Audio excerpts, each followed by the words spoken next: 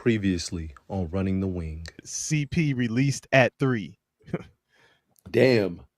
It's been reported that they sent him home on the trip. And Chris Paul is the one who tweeted that I'm being sent home. So what's kind of crazy is he beat them to reporting the news. LeBron, at least that play was looking like I don't give a shit about what's going on. Like he's out there laughing and joking. They down by like 20 points. A small little pivot. I'll bring up some stuff that happened in the NCAA men's basketball, which was the Players Era tournament during the season, how the NBA has their midseason tournament. The Players Era has their midseason tournament. It was 18 teams. The winner got $1 million to split amongst the players on the roster, and the runner-up got $500,000.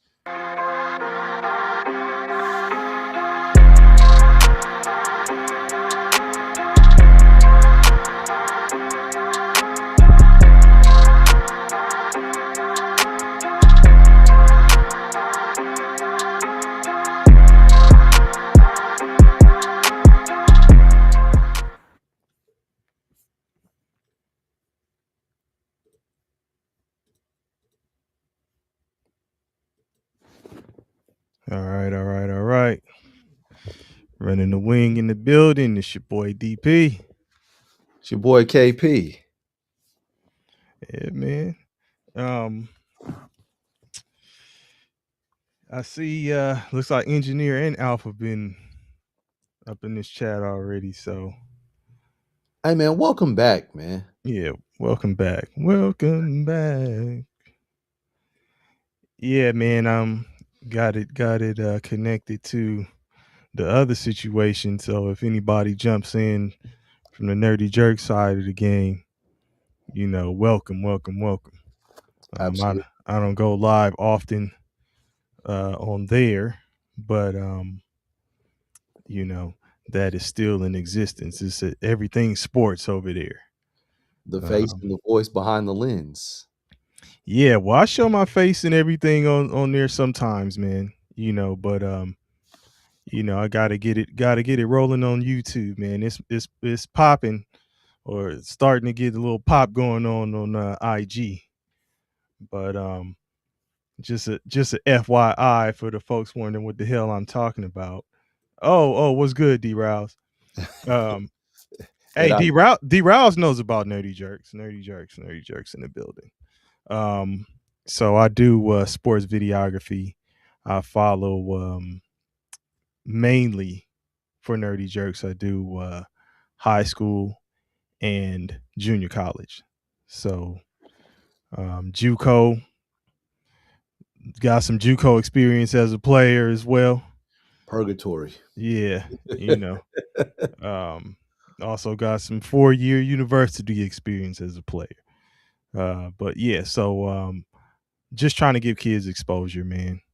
We didn't have it when we were coming up, so I go out, shoot games, chop up highlights, send it out to kids, post it on IG. If they ask me for it, I just send it to them and stuff. And a lot of people are out here charging these kids and stuff for this. Like, that's not what I'm in it for, man. Somebody asked me, "Did you get that play?" Yeah, man. Let me check and see if I got it. And then I'll just shoot it to them, man. Who knows? It could help them, if they trying to put something together and send it to some coaches and all that. So, and for all you videographers that's trying to steal my man's videos and throw it on your page, screw you. Hey, that happens. Yeah, that happens. That happens. Yeah, that happens. Hey, yeah, he said CP released at 3 being the first clip. Here is a huge shout out for your boy. No, shout out to you, Alf, for sure. Like, hey, Alf, Engineer, like 2 for sure that rock with us. D Rouse rocks with us for sure. Alf, man, you're a real one, man. You're a real one. So yeah, man. I know right now I was asking you about this in-season tournament. I know you said you ain't been following it too much. Me either. What Uh, happened to the game I love? I just saw OKC beat the Sun off of the Suns jersey earlier today. It's the moon. Yeah, it's the moon, and now they seeing stars. It's Like, getting goodness dark. gracious. Like, man. Getting dark in Phoenix. Yeah, it's getting dark in here. Like, dang. But yeah, you say what happened to the game you love, huh? What happened to the game I love? What happened to it? I'm not feeling this NBA Cup. I don't like it, man. And Look, Al said they eclipsed them boys for sure. at first it was like, okay, let's see what it is, but the games don't really count for your records. They don't count for your stats. It's a little weird to me, man. I don't even understand the real format of it. I know it's single game elimination, but you look up and teams are still playing other teams in the NBA Cup. It's Yeah, like, it's what man, what are we doing, man? Like, yeah. do you really hang that banner up and celebrate it? Locker room. Like, man, come on, man. Yeah, Like, in the locker room. man, come on. It is I think it's I do think it's a little neat the way that they do the floors at the arenas. The arenas are a little, it makes the floors different. Sometimes it's a So little busy. so why is the Lakers situation looking regular? I mean, I don't know. I'm wondering that too. I see This is a cup game, right? the A quarterfinals game, right? supposedly, Yeah, like what? I guess they changed it. They got the purple jerseys on at home. They don't wear the purple jerseys in LA. Okay. Does it make a difference because they got Michelob and FanDuel on the court? I don't know if that's really on the court or if it's a hologram. Nowadays, man, Right. it might be like the yellow line on the NFL field. Hey, there First you down. go. There you I, go. I, I don't know. Nah, I don't know, man. But it's I don't know. Does it make it more interesting for you that they have this tournament, this in-season tournament? No, because I mean, after you lose according to the in-season tournament, the games don't count on your record. So I'm like, I yeah, I don't understand it, man. It's a little too much going on for me. Oh, And with shout out that to said, Alf. He said he just subbed up. Appreciate it. and with that Boy. said, count me out. Hey, D Rouse kind of is segueing into what you were talking about. Look. Off air. Look. He said I the saw it. Euro step killed the game. Rules changed once that came into play. We got to D talk about it Rouse, it's now, man. crazy I because wasn't gonna go there, but since you going there, D Riles, he said, I love the old game we played. All right, let's get into it yeah, then. that's why I say what happened to the game I loved. Hey, do you remember the time, man? You saw the SGA on there. I don't know if I don't know if it happened with the Euro. Maybe the Okay. Euro opened up the floodgates, but I don't know if it was the Euro for me in particular. I always think it's a interesting thing, man, because it's like, well, how did you get if Ginobili came to the league and started the Euro, it started with Manu Ginobili and he's Argentinian, how is it a Euro step? Was it because he was playing in the Euro League and they were doing it over there and then he popularized it? I don't know, but I've seen old clips of like basketball plays in the 80s and 90s where they were kind of doing that step and the referee was calling it a travel. Was it Rod Strickland who was busting It was out? Rod, exactly. Yeah. It was Rod Strickland. Rod Strickland was doing this step. Yeah. And yeah. And it was a cold move. It was It was clean. pretty smooth. Yeah, it was clean. It was clean. Yeah. Was pretty smooth. And he got that. Absolutely. He got that turnover. Nah. Uh, Mm. so I mean, from a standpoint, the Euro step to avoid the contact, I don't like that. Like, because you're shying away from contact. Um, so and I should say I didn't like that for children because when you're teaching children the game, you want children to kind of go into the contact and get the take the angle. And I thought with the Euro step with children, it taught them more to avoid the contact, and by avoiding the contact, you didn't always have a good angle. So it was like, I kind of don't soft. know, man. I kind of used to. You remember how I used to split, like two defenders? I Pause. remember. I used to do that a lot. Um, and that's kind of along the lines of that. So I don't mind it if you say to avoid contact with the defender. Yeah, I said on the youth level in teaching it, Okay. like showing it on the youth level, you don't want the youth to practice avoiding contact and take bad angles where they have to be great to finish because they don't want to be touched. You want Okay. them to, get used to the contact. So I didn't like the Euro step from that standpoint. What's good, Dizzle? Dizzle in the building. What up, Dizzle?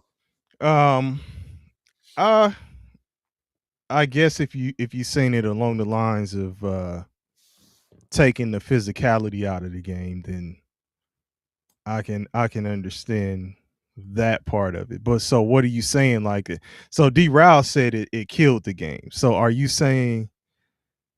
agreeing with that? So is the Euro step like basically the prelude or the preface to like we just working on these specific Yeah, skills yeah. and these specific moves because they look good, and we're not thinking about playing the actual game of basketball? I don't I don't know if that was the prequel. I think D'Antoni was the prequel. So my take, I think D'Antoni killed the game. With his 7 seconds or less, we're going to jack up a lot of three-pointers. I think that was the start of it. It helped some guards with their careers. It helped Nash with his career, um, elevated Harden to MVP status as well. But I think that was the start of it. So you look at a situation where Houston played Golden State in the game 7 to go to the NBA Finals, and I think they missed 41 three-pointers. And that was when it started. And then came analytics, and then it was like, you want to shoot the three, and if it's a 3-on-2, instead of getting the layup, you want to take the three because the three's Oh God. nah. And I listen, Uh-oh. that reminds me of the 3-on-2, 2-on-1 drill. Crenshaw Yeah. High. Shout out to Yeah, Crenshaw High. D. Loved it. Rouse. Hey, Loved it. you trying to yam on somebody in that. Absolutely. I'm Get your waiting for ass you. hooked on. Yeah, I'm waiting for you Bunch of to ooh. overcommit that weight, Yes, drop it to absolutely. me, and come meet me at the rim. And if you can't, sorry for you.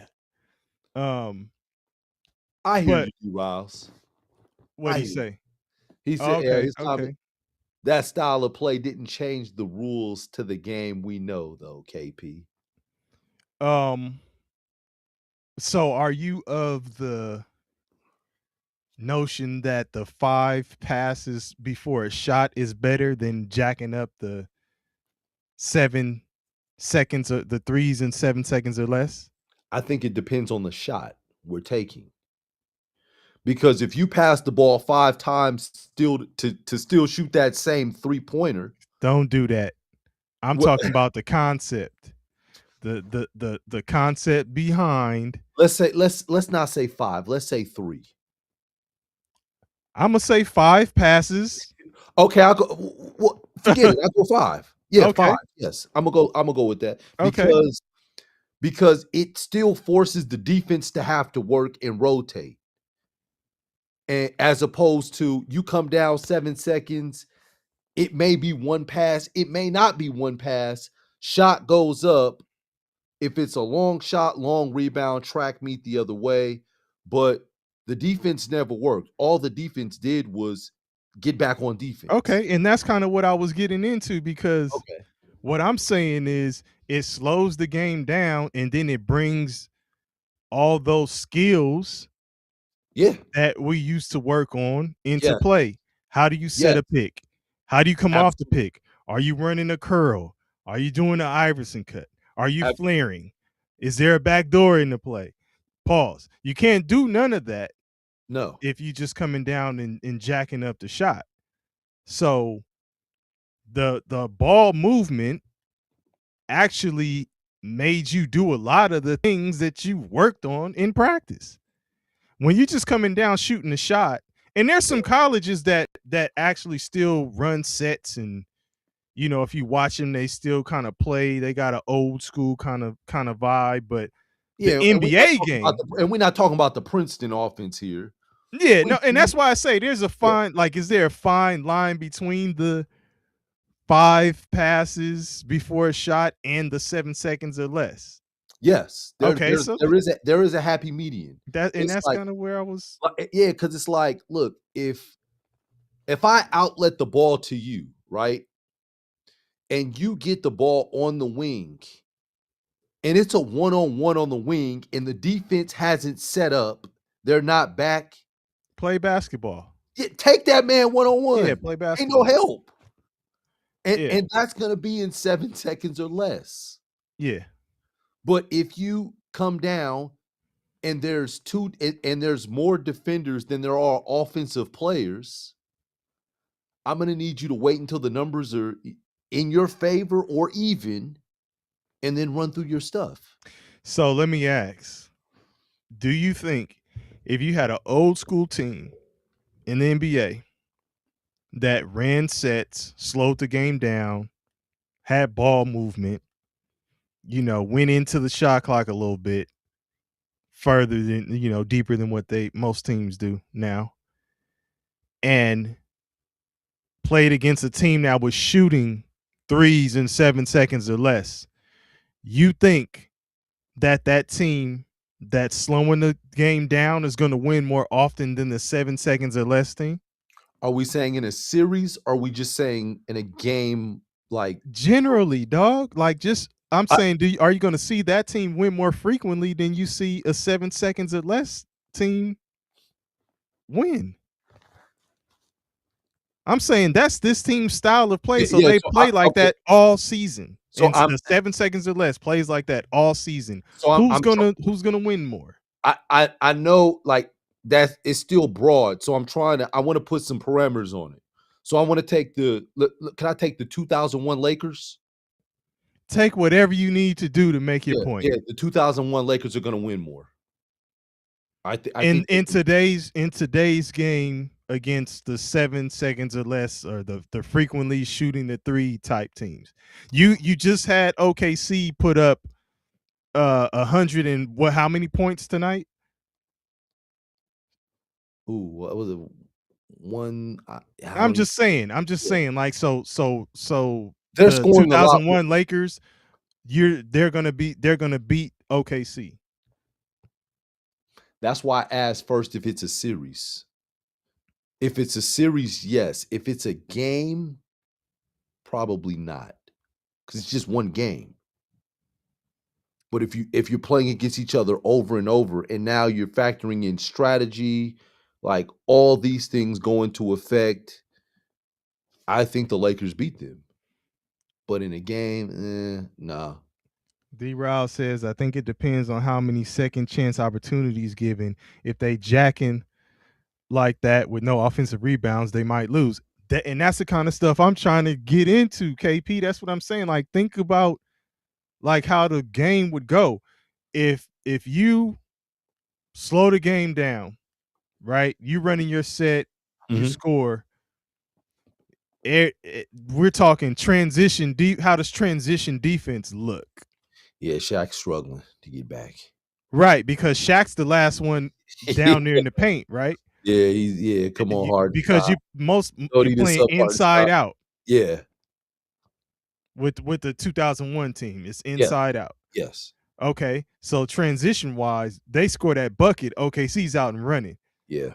How are they getting those second chance opportunities because they're not Possibly set? because Shaq still isn't That's down there. that's what I'm getting at. Yeah. Yeah. So I mean, it's hard to say, but it's just things that you think about when you discussing how it may have played out. I hear you. That's why at first I was trying to protect myself in what I was saying. That's why I said a series first, Yeah, I mean, as opposed to one game. and honestly, you've seen teams slow it down a little bit in the playoffs too.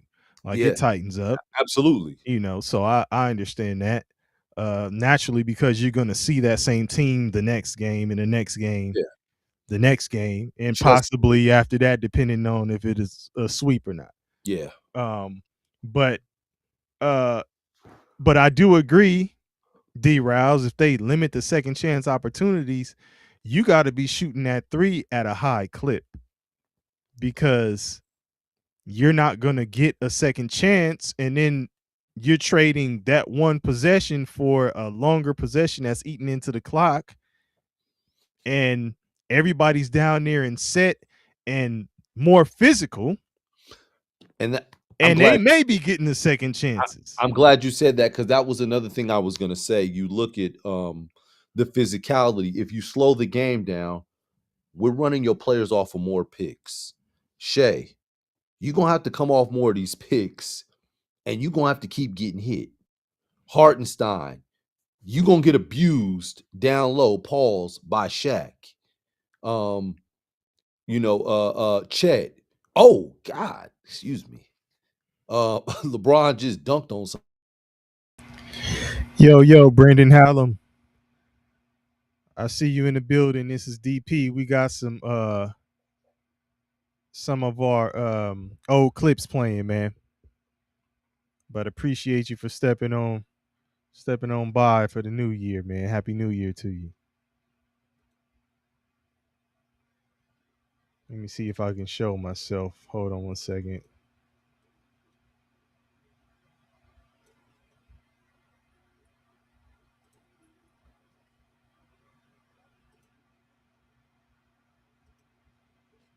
Yeah, so we got the old clips playing, man. I see a few people stopped in for a second. And then everybody left when they figured it was a rerun. But yeah, we got a mini marathon going on, man, for the new year. So appreciate you for stopping on by. Hopefully you staying safe with whatever you got going on tonight. But I'll peek back in the chat, man, and respond to those who do stop by. You said we fooled y'all. Nah, man, just trying to attract new people while we're, chilling, trying to capitalize on it. We got some content, so just throwing it up for people who may not have seen it before. But we are gonna go live at some point over this weekend still. So, but yeah, man, I'm let it roll, man.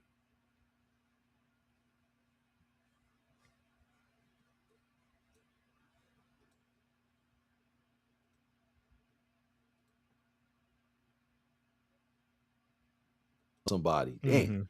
I see. Chet, if you help, Shaq's gonna put you through the rim, through the backboard. Yeah, You're gonna be Chris Dudley style. yeah. Oh no! One of the most got the duck the one of the most disrespectful plays in NBA history. I don't know if that's one of the That's one of the most. No, that might be the most. Yeah, it's I give it that. And then you got Sean Kemp pointing at Alton Lister. I was gonna say Dwayne Wade when he dunked on Varejao. Hey, Scottie Pippen when he dunked on Patrick Ewing. Oh yeah. That might be number 2. He pushed you down too. Yeah, that might be number 2. And then was talking shit to Spike Lee too. That might be number 1. Nah, Oh, that's number God. 2. Shaq is number 1. Oh man, yeah. Hey man, and Dudley with that damn aim pegged him from like 50 feet away. Oh man, What that was hilarious. the F, man? With the jersey fitting nasty coming off the shoulder, Ooh-wee. like chicken falling off the bone, paws. Like, Hey, man. D Rouse says Shaq when he dunked on Brad Miller. I remember when Shaq swung on Brad Miller. It missed him completely. Like, man. Oh man. That's when you know Shaq wasn't trying to hit him. But Hey, look, they replayed the LeBron dunk. oh, It was a low key squeezer. It was nice. No, it though. was. It was nice Yeah. though. It was, but he got him. Yeah, he Threw my got him. thought off, man. Yeah, he got him. Off. But Ooh, okay. It's the back end the back angle made it look like a squeezer, but that was nice. yeah, Oh yeah. yeah, he got Yeah, it. no, that was nice. Do you think LeBron screaming at him and shit? Okay. D-Ryle said that was after the dunk, if I'm not mistaken. Oh, And the D-Ryle, swing. you on here, man, and I know you're talking. Hey man, while he's saying that, look, I'm gonna pull up my YouTube. I can't show all the videos, but I'm gonna look it up myself and make sure as we bring all of this old stuff up, I'm gonna take a look at the highlights myself. Okay, and D-Riles, I noticed you were kind of quiet on the 3-point shots. D-Riles was a shooter. I know he was. Yeah, exactly. D-Riles was a shooter. 3-point shots, D-Riles. I remember you were a shooter. So you're like, no, that the 3-point shots didn't ruin the game. That enhanced the game. You're like, don't get rid of the 3, baby. Nah. And higher up in the comments, engineer said that. Imagine if they removed the 3 points and just make everything worth 2 points. Shit, it used to be like that. It did, engineer. Do you remember the time? It was like that. They was playing in chucks. Oh man. Yeah. Imagine that, dog. People playing in chucks. I remember my uncle. My uncle was a hooper. Rest in peace, my uncle, man. Was a hooper. Uncle Sonny, shout out to him. Oh no. Hey, the Shaq swing was after a Brad Miller foul. Okay. Where he whiffed and missed him. Yeah. Hey, if he would have connected, that one would have been. He missed on purpose though. He's like, I can't do this. Oh, that one didn't look like he. They'll never hire me as an analyst. Hey, I don't know. That didn't look like he missed on purpose, but you know, man, if Shaq really was trying to hit him and he walked away and he missed like that, hey, oh man, I'm not taking your boxing serious, Shaq. I can't. I know you missed on purpose. Oh wait. Hey, look, D-Rouse talking about no second chance needed when I let it go. Just get back on defense. And then hit with the okay, yeah.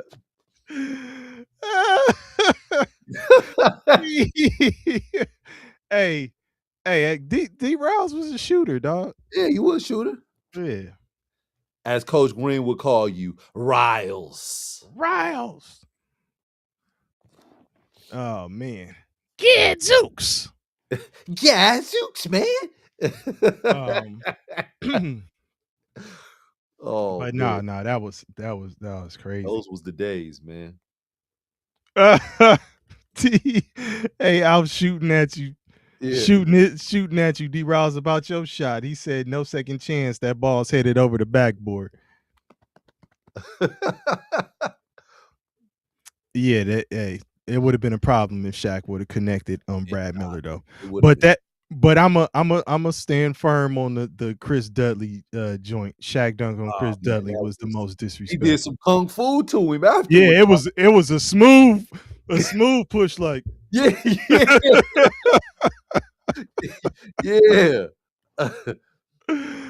Oh And shit. D. Riles heard the Coach Green, Yeah, the yeah. Coach Green quotes. Yeah, man. Riles, did Coach Green ever go off on you? Oh man. Did he ever hit the high voice? Man, he always went off on me. Always went off on me, man. I Hey don't know man, what it was. I There's nothing some was stuff I could say. I'll keep it off cam. I'll tell you off cam. nothing was. Oh, he said all the time. Nothing was worse than Jeff Roberson. Oh. Hey, and the thing was, he would walk off and be like, "Oh, so that's what we doing? Okay, okay." You running your And own. no, he didn't say that yet. Oh, He would be like, he'll walk off and be like, "Okay." What the hell are you doing? What are you doing here? We're supposed to be running the play. What the hell's going on here? Get Jukes! Oh, I know what it is. You running your own program. with the poke in the chest. You your own man. You your own man. You running your own program. What the hell do you think you're doing? Shit. Oh, God. Every time. Yeah, But hey, everybody has their own style, and I think that team we went undefeated, right? absolutely. Yeah, so all good. It is what it is. And D. Rouse sorry, said he went off on everybody. Hey, and D. sorry, Rouse, he went off on me. For those stopping by, we're running replays of some of our older episodes, so we appreciate y'all for stopping by and checking it out. So some of the regulars jumped in the chat, and I see y'all left because these are the replays. But for those who are new, these are replays. Check out the content. We appreciate y'all stopping by. I'm going to go ahead and let it run again. So shout out to y'all. Happy New Year.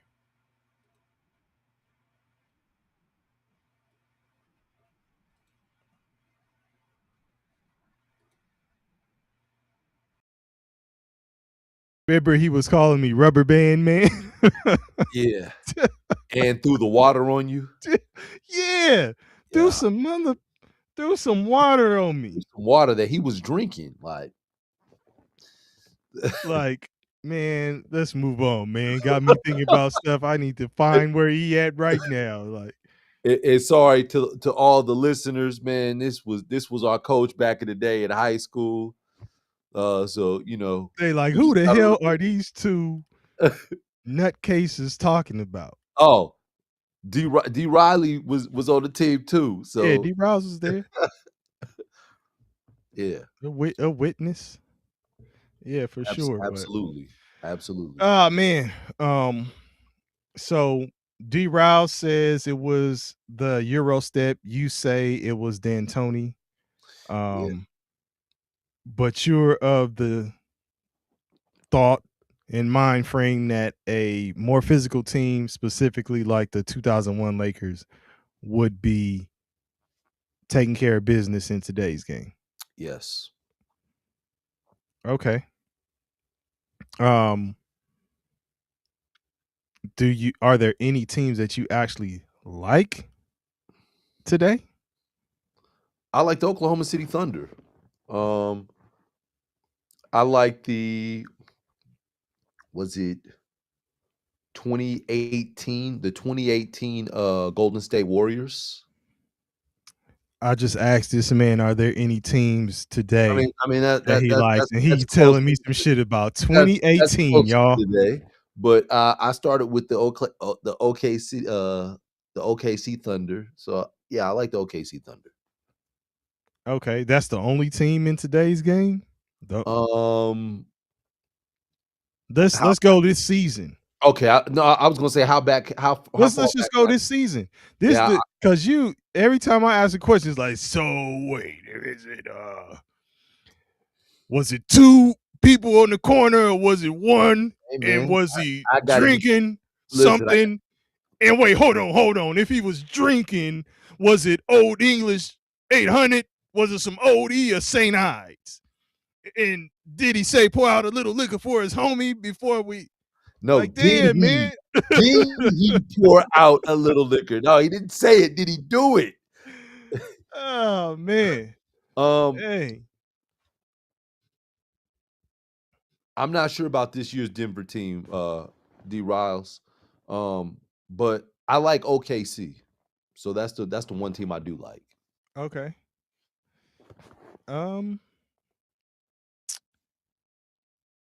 Man, I think when you were talking about Atlanta the other day, I think you said something about them, that they were competitive, and I forgot what games we were talking about, but I know they've got some young guys who actually play both sides of they play defense, play offense. And they're gonna I'm not gonna go and say, oh yeah, I like Atlanta. I think they're gonna make a push or nothing like that. But they're gonna have some decisions to make in terms Yeah. of how they move forward. Like, are they building around Trae Young? Are they going with the youth and trying to trade Yeah. Trae Young and Get get Trae some Young's other out pieces in there. there? You know. But they may be, depending on moves they make, if some are maybe for the trade deadline, they may be one of those teams that it's like, okay, look out for them. I'm not gonna call it a second coming of OKC, but a lot of youth and energy basketball, right? Where your defense is up, offense is up. It's not just a one-sided thing, and it's not just a one-man show. So the teams that are kind of like building stuff out, those would be the ones I would say look out for. I thought it was going to happen in Orlando.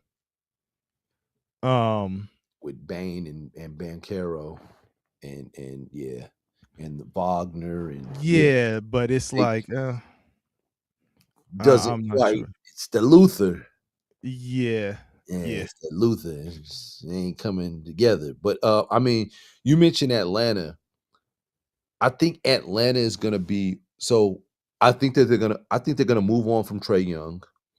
This injury is like the gift and a curse because it's allowing Atlanta to see what they look like without Trae Young.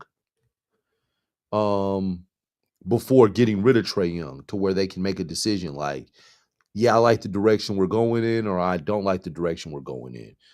But Okay. I think they're gonna move past him. The But I don't know if they have like a franchise player.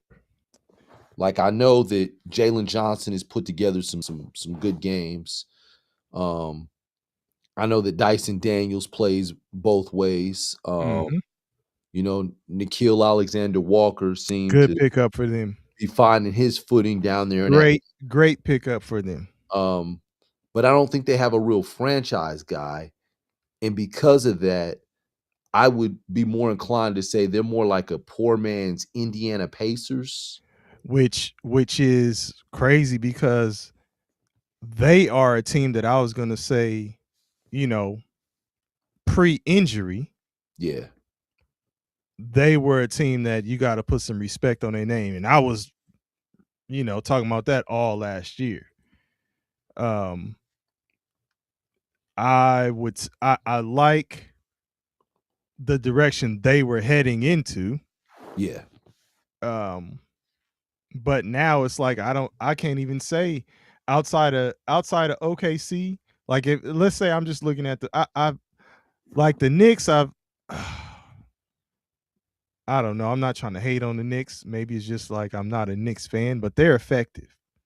They are.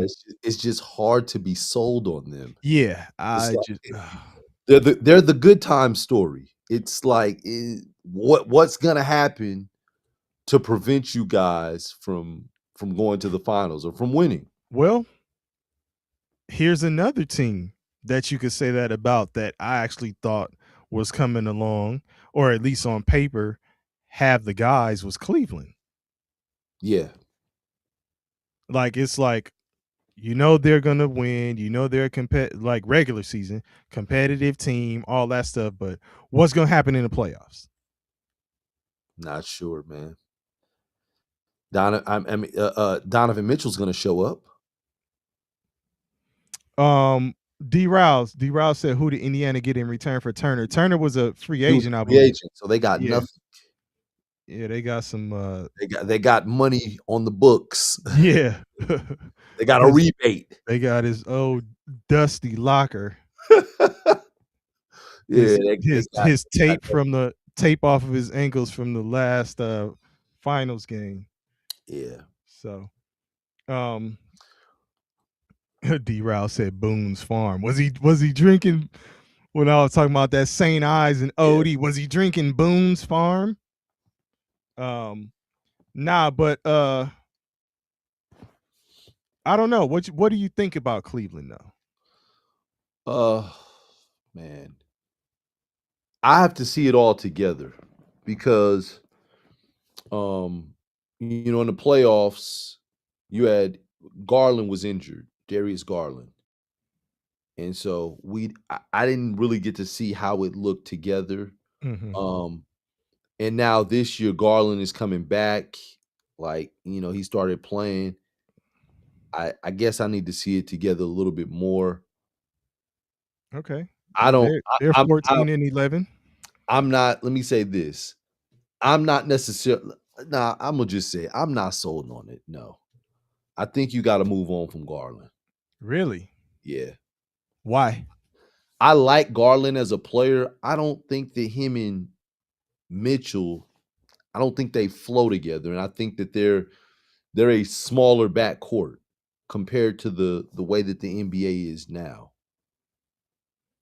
So yeah, and then you have Mitchell. Mitchell in the playoffs has the ball in his hand a lot. He Yeah. plays more of a scoring point guard because he's a facilitator too. So I think that takes away from Garland. So then what are you saying? If you have that type of scoring guard in Mitchell, what would you is there a player out there that you would say this is a more effective combination than let's say running he and Garland out there as your backcourt? Huh. I know it's kind of putting you on the spot, but like No, I'm fine with that. I'm like like right now. if a trade was made Yeah. with the Lakers, would Austin Reeves be a better fit with? Nah, I think Donovan. I think what would be good for Donovan is a floor spacer, someone that can catch and shoot. They don't necessarily have. I don't think he needs a really good player. Not like that. I mean, like, yeah, he just needs someone to space the floor because you also have DeAndre Hunter, And as I who say that, Austin Reeves gets his pocket picked. yeah. So I don't think Austin Reeves is the player. I think like let's see how Lonzo his health is for the whole season because I think he can give you good minutes as a point guard as well. No, Coming in, no neck 5206. Shout out to you. Appreciate you jumping in the building. Sorry, KP. no, You it's said fine. something. So yeah, I don't even think it's necessarily a Drew Holiday type player. I think it's a guy that can space the floor and hit shots. And Okay. they had that guy. I can't think of his name. I have to look at the roster because he's on roster. He's hurt right now. But would a Drew Holiday type player work? Because now you take the defensive pressure off of you know, you put it on Drew Holiday, take it off of Spider, and now he's just rolling out there and just score the basketball and take the secondary guard who's probably not putting as much pressure Well, on you offensively. I think that's part of the reason why they bought DeAndre Hunter in. And so DeAndre Hunter can be the pest on the perimeter. Like you got length inside Pauls with Mobley and with Jared Allen. And Okay. so So you bring so that's why you brought Hunter in. So you don't really that's really not gonna matter. Uh, okay. Well, I'm just saying, like, uh, if you if you take the Knicks, Mhm. right? So they obviously would have to get past a team like the Knicks if they're Uh-huh. trying to go to the finals. You got Brunson. So Yes, you're saying you take Hunter and put him on Brunson I would. because now, but then don't you create a mismatch where you now have Donovan Mitchell having to guard one of the bigger wings at that Yeah, point? we put Donovan on, I would put Donovan on Mikal Bridges. Okay, that's what I was gonna Yeah, say. Okay. I'm putting on Mikal Bridges, and yes, he gives up, like, length, pause, but Donovan Mitchell has enough physicality to make, Mikal Bridges a little bit more one-dimensional. Like, you keep bumping him, then Mikal's gonna stay out, and he's gonna shoot a couple more jumpers as opposed to driving in, and plus, if you do get beat, you still have that length inside. You still gonna have to shoot over the top of Jared Allen and Evan Mobley. Shout out to Bong. He said hit that like button on your way in. Yeah, Absolutely. no, Nick, hit that like button, man. Appreciate you jumping on in here. Um, I hear you. I hear you. I don't think Drew Holiday would be a bad pickup, but I do understand what you're saying as far as like creating space. Yeah. Um, but then at that point, um, that guy's got to be a knockdown shooter. And then is he a defender? Are you talking about like a 3 and D guy? Because right, so then it's just a shooter, So the which takes another, defender off the court at that point. the guy that I was saying that they have on roster was Sam Merrill. Okay. And Sam Merrill, 6'4", shooting guard.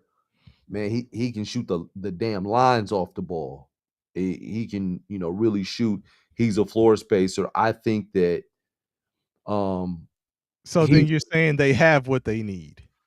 no, you can get somebody else because he's still an asset in terms of Garland. So I think Garland's still gonna afford you a good player. Now what Okay, so wait. Let me understand this. Okay. You just said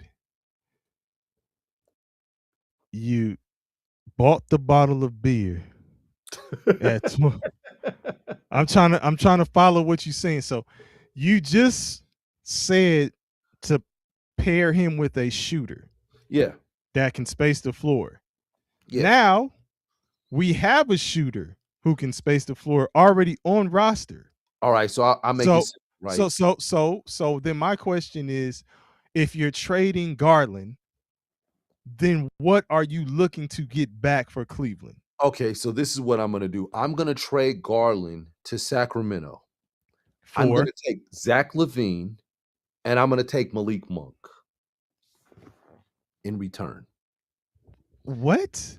You think Cleveland's making that deal? You I got to do something else. I'm making that deal. Sorry, not Cleveland. I meant Sacramento. Sacramento. You think Yeah, Sacramento's making that trade for Sacramento. Garland? They're giving up Monk and Levine just for Garland. Yes. Yeah.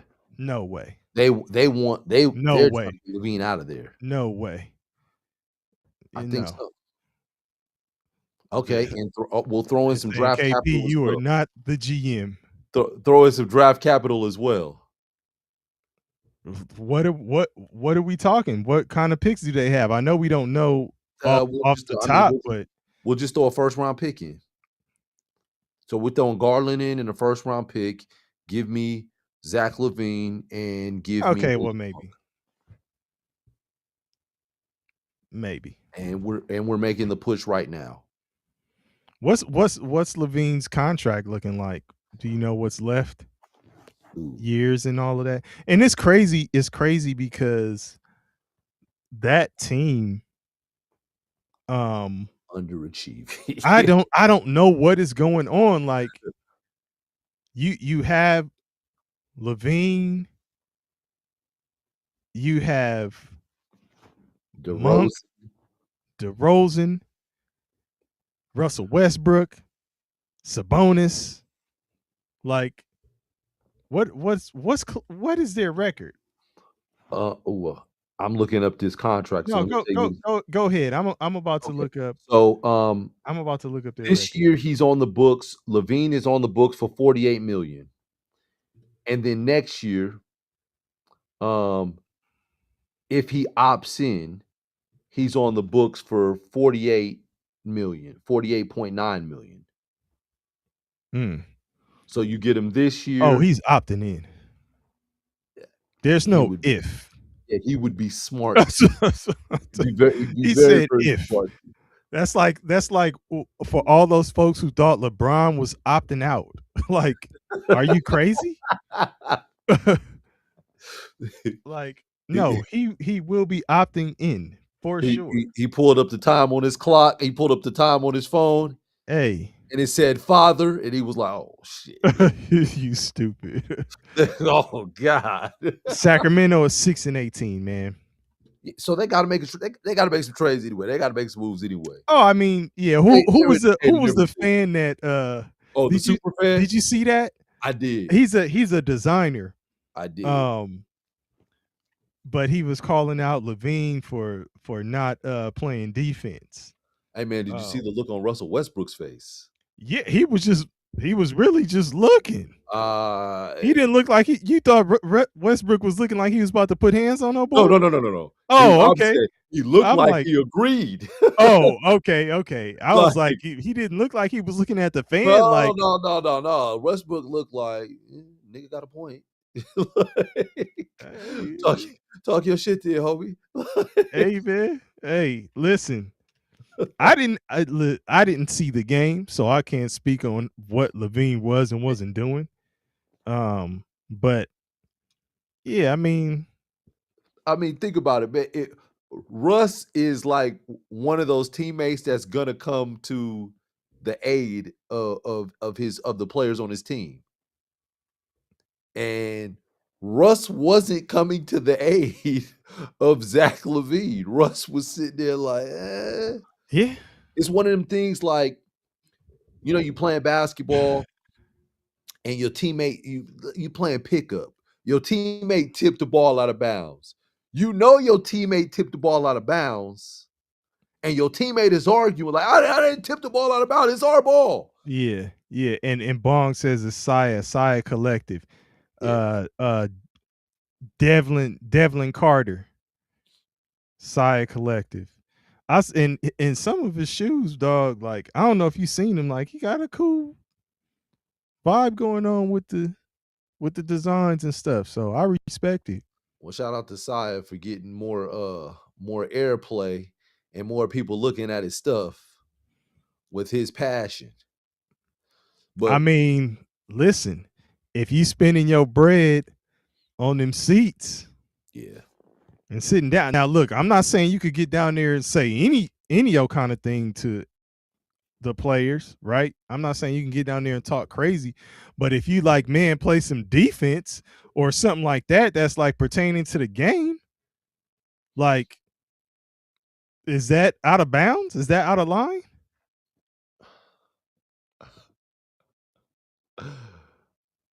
I don't think it's out of line. It's What is it? I wouldn't do that. I wouldn't, but I don't think it's out of bounds. I just wouldn't do that. Okay. I mean, hey man, look, we just sat down there. We just sat down there and we didn't see some bullshit down there. We have. And yeah, we didn't. Yeah, we didn't act. Yeah, like but I'm just saying, if you just like man, play some defense. Like, you done left him open the past 5 times. Like, man, won't you play some defense? He didn't say Like, it like that's that. nigga, play some defense. You done left. Like, Yeah. but that's what I'm What the saying. heck is wrong with you, man? He was yelling like he lost his parlay. Like, Okay, well, maybe he did. that's what that was. Like, I need you to LaVine, get one steal. Nigga, get over there and yeah, play. Hey, absolutely. Bong said he wasn't clout chasing. Nigga, real life wanted LaVine to do better. I don't. If Yeah, you, I'm I don't just think saying, I like don't think it's out of bounds. I just, that's kind of what I'm asking you. yeah, I You would. may not do that, Yeah, but is it wrong for somebody to be like, man, play some defense if they put a nigga this, nigga that on it, or some drop a F-bomb with it or some shit, but they saying play some defense. They not saying, hey, you bitch, play some, like, you know damn. what I mean? Like, they not doing nothing like that. They just really talking about something that's happening with the game. Like, man, you out there stinking with you ain't playing no defense. He done cooked you like 5 times, nigga. And Like, and, that's and no, that's it's true. And LaVine, you know, why are you interacting with the fan? told Like, him to go home. yeah, that's what. Like, Like, that's where you're out of bounds. You're getting cooked. Your team is 6-18. You ain't got time to talk to the fans. You know as well as any other athlete knows. Fans talk shit all the time. hey, well, LeBron been talking a lot to the fans this season. Hey man, you remember LeBron flinched at the lady got scared and he Yeah. cried. Like, yeah. What kind of that's when you knew he was getting old. Hey, LeBron was talking so much to the Phoenix bench that he didn't even hear JJ Redick calling him. That shit. Bron, I saw the video. That shit. Bron. Yeah. If it's any other player with LeBron's production this season, he's sitting on the bench.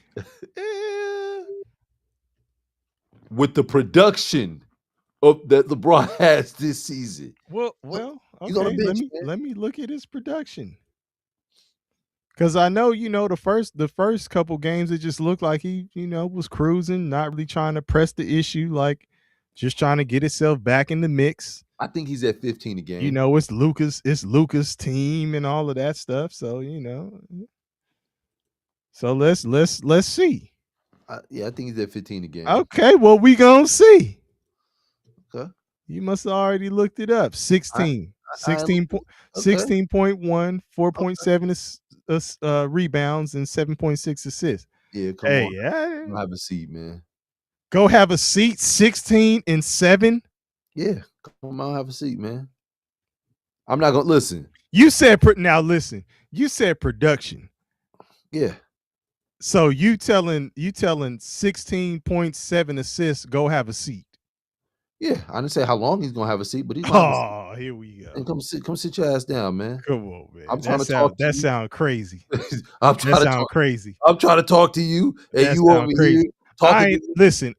I ain't even a Lakers fan, but that sound crazy. Yeah. And I'm not saying that he's, I got to look at the flow of the game and consider like how he's playing with other people and who's doing this and all that stuff. But you just said production, and he's producing 16 points, 7 assists, and that's just sit out. So any other player that we looking at, and I'm looking at their production, 16 points, 7 assists, just go sit down? During the game, I'm trying to get your attention and talk to you, and I'm trying to run something, and you are talking to the other team to the point to where I can't get. KP, I feel you. You threw on with his production this year. Because that's the part I'm like, no, because I'm saying, because like I can't do this with Luka.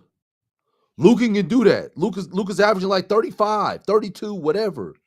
You do that. Luka, do whatever the hell you want. Austin Reeves is averaging like 25, 26. Okay. I mean, LeBron. I see what you're saying now. You massaging the conversation in a different direction.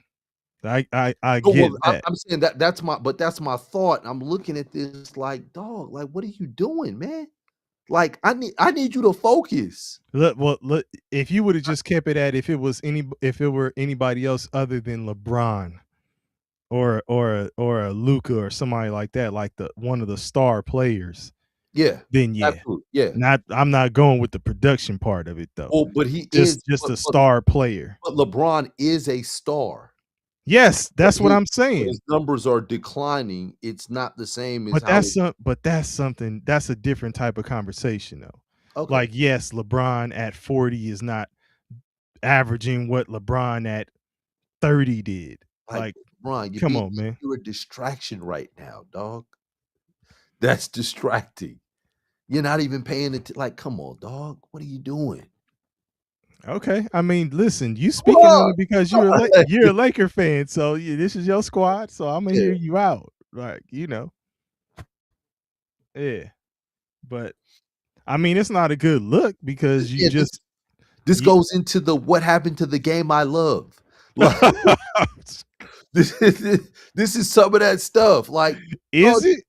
you're fraternizing with the bench, and you're on the court, and it's the other team. Like, what are you doing, dog? Nah, I hear you. Like, could you imagine you at Crenshaw High? You on? I'm playing against you, and I'm on the bench. You're on the court, and you laughing. Ah, nigga, this is crazy, man, and cracking jokes, and the coaches are trying to call your name to get your attention. And like, how does that go over? You already know. Yeah, niggas is pulling you out for missing a dunk. Yeah. Like, come on, man. Yeah, you can't do that, man. You Yeah. can't do that. Say No, that I shit hear you. after the game, man. No, I hear you, but you know, Yeah, maybe LeBron is having his farewell tour by himself. yeah, man. Maybe he's throwing it without people knowing, low key. The Tim Duncan. That's the Tim Duncan. Talking to the players like, yeah, That's the you Tim know, Duncan just talk tour. to me while you can, because you know I'll be out here next year. That's the Tim Duncan tour, man. You know, Timmy D did that. Okay. All right. Nigga lost to OKC and was just like, yeah, I'm done. By the way, Tim Duncan retires. Like, oh, did he? Yeah, Okay, yeah. yeah. He's out of here. All right. Hey man, but we were talking about the teams. One of the teams that I actually do like, Mhm. is Detroit. Okay. Um, JB Bickerstaff. and you know, just when people were ready to ball up their lottery tickets when it comes to Cade Cunningham, I like Cade, man. you I'm know, been a fan. just give it some time. You heard the numbers wrong. They said it was a 4 and a 2. You got both of those on your ticket. Wait for the last few numbers to see if you hit. Let's see You if you know, get that bingo. yeah, like calm down, give it some time. But nah, he's doing this thing, man.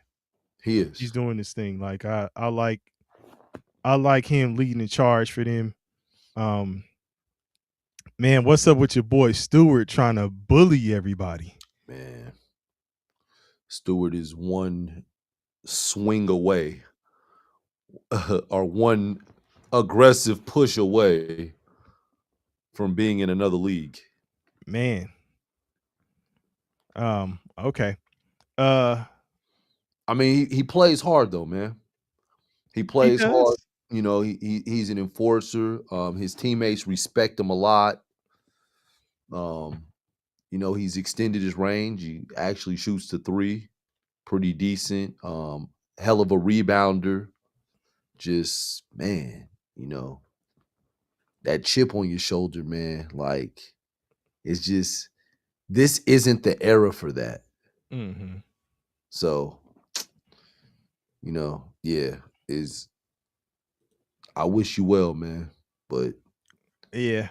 I don't see how long he's gonna last with that, especially as he was trying to charge after LeBron. I think what saved him was that his eye was really busted. He really had some blood leaking from his face Yeah. at that time, But but they don't want that. man, they got Karis LeVert over there. Sneaky situation. Still got Tobias Harris in the building. Tobias, man. Jaden Ivey coming off that injury, when it's going to take him, I'd say 2 years to really learn the new body. Bong, Hopefully they don't trade him. Bong is already chiming in like it's a gimmick. Hopefully they don't trade him. In the words of the critic, Bong, it stinks. Let's see. They also have Asar Asar Thompson. Thompson. Yeah. So I mean, they got some Jalen Duren. I don't think I said Duren. Duren. Yeah. Yeah. Duren's Duren's a double guy, a consistent double guy. A specimen. Pause. Right. Man, that dude he just turned 22 years old. Yeah. I remember seeing Jalen Duren, video of Jalen Duren at the CP3 camp when he was in 8th grade going into 9th grade. Mm-hmm. And I remember thinking, God damn, they got to play against this guy? Oh my gosh. Like, he was insane. I remember he was playing against a dude that we knew named, Sada Sadrak. Sadrak was one of the top players in the country, right? He came in a freshman. He was a top 25 freshman in the country. Mm-hmm. He was destroying Sadrak at the camp. Like the videos that I saw, like he was just too physical. And I was like, God, dog. And but I'm looking at Sadrak like Sadrak is nice. I know this guy is nice. But I'm seeing him in the post again. And Sadrak is like 6'9", he handled the ball, all that stuff. But I'm seeing him in the post against Duren. Like, damn. Hold on. Al said I put a trade proposal including Ivy in the Discord. I'm about to check it out right now. Let's see what we talking about here, Alf. And it might be, well, Ivy has a chance because Malik Beasley isn't with the team right now. Get well, Malik Beasley. Not sick. I just hope that he is well. And then Tim Hardaway Jr. isn't with the team anymore. He's with Denver. And then Dennis Schroeder isn't with them. So if he could get healthy, he may have a chance to carve out a role with the team. It would have been a little harder if all three of those guys returned back to the squad after the playoff run they had, where they could have easily, beat the Knicks. Okay, so he's got, and this is Alf's trade proposal. He's got Michael Porter Jr. and I'll just name the 3-team trade. Mm-hmm. So the Nets, the Warriors, and the Pistons. So he's got Michael Porter Jr. and Buddy Hield going to the Pistons. They need shooting. Nick Claxton, Cam Thomas, and the 2027 first rounder from Detroit going to the Warriors. And then the Nets getting Tobias Harris, Jonathan Kuminga, Moses Moody, and Jaden Ivey. I just don't like what the Warriors get in return. Can you read that again? The Warriors are getting Nick Claxton, Cam Thomas, and a 2027 first rounder from Detroit. Nick Claxton, that would be, I think that he would fit in with their system. It's the Cam Thomas because Cam Thomas only signed a 1-year deal, and he's got like a player-friendly not player friendly, a team friendly contract. I believe it's like $6 million or something like that, a 1 year, $6 million contract. He's kind of betting on himself to, to have one of them seasons to where he can get paid. So I don't know if the Warriors do that if he's not willing to sign some kind of extension or something like that, because you're only getting him for 1 year. Okay. That's Um, yeah, that's the only thing from that I'm looking at.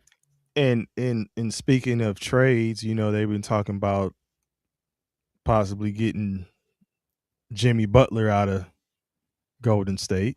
Damn. What would you say about that?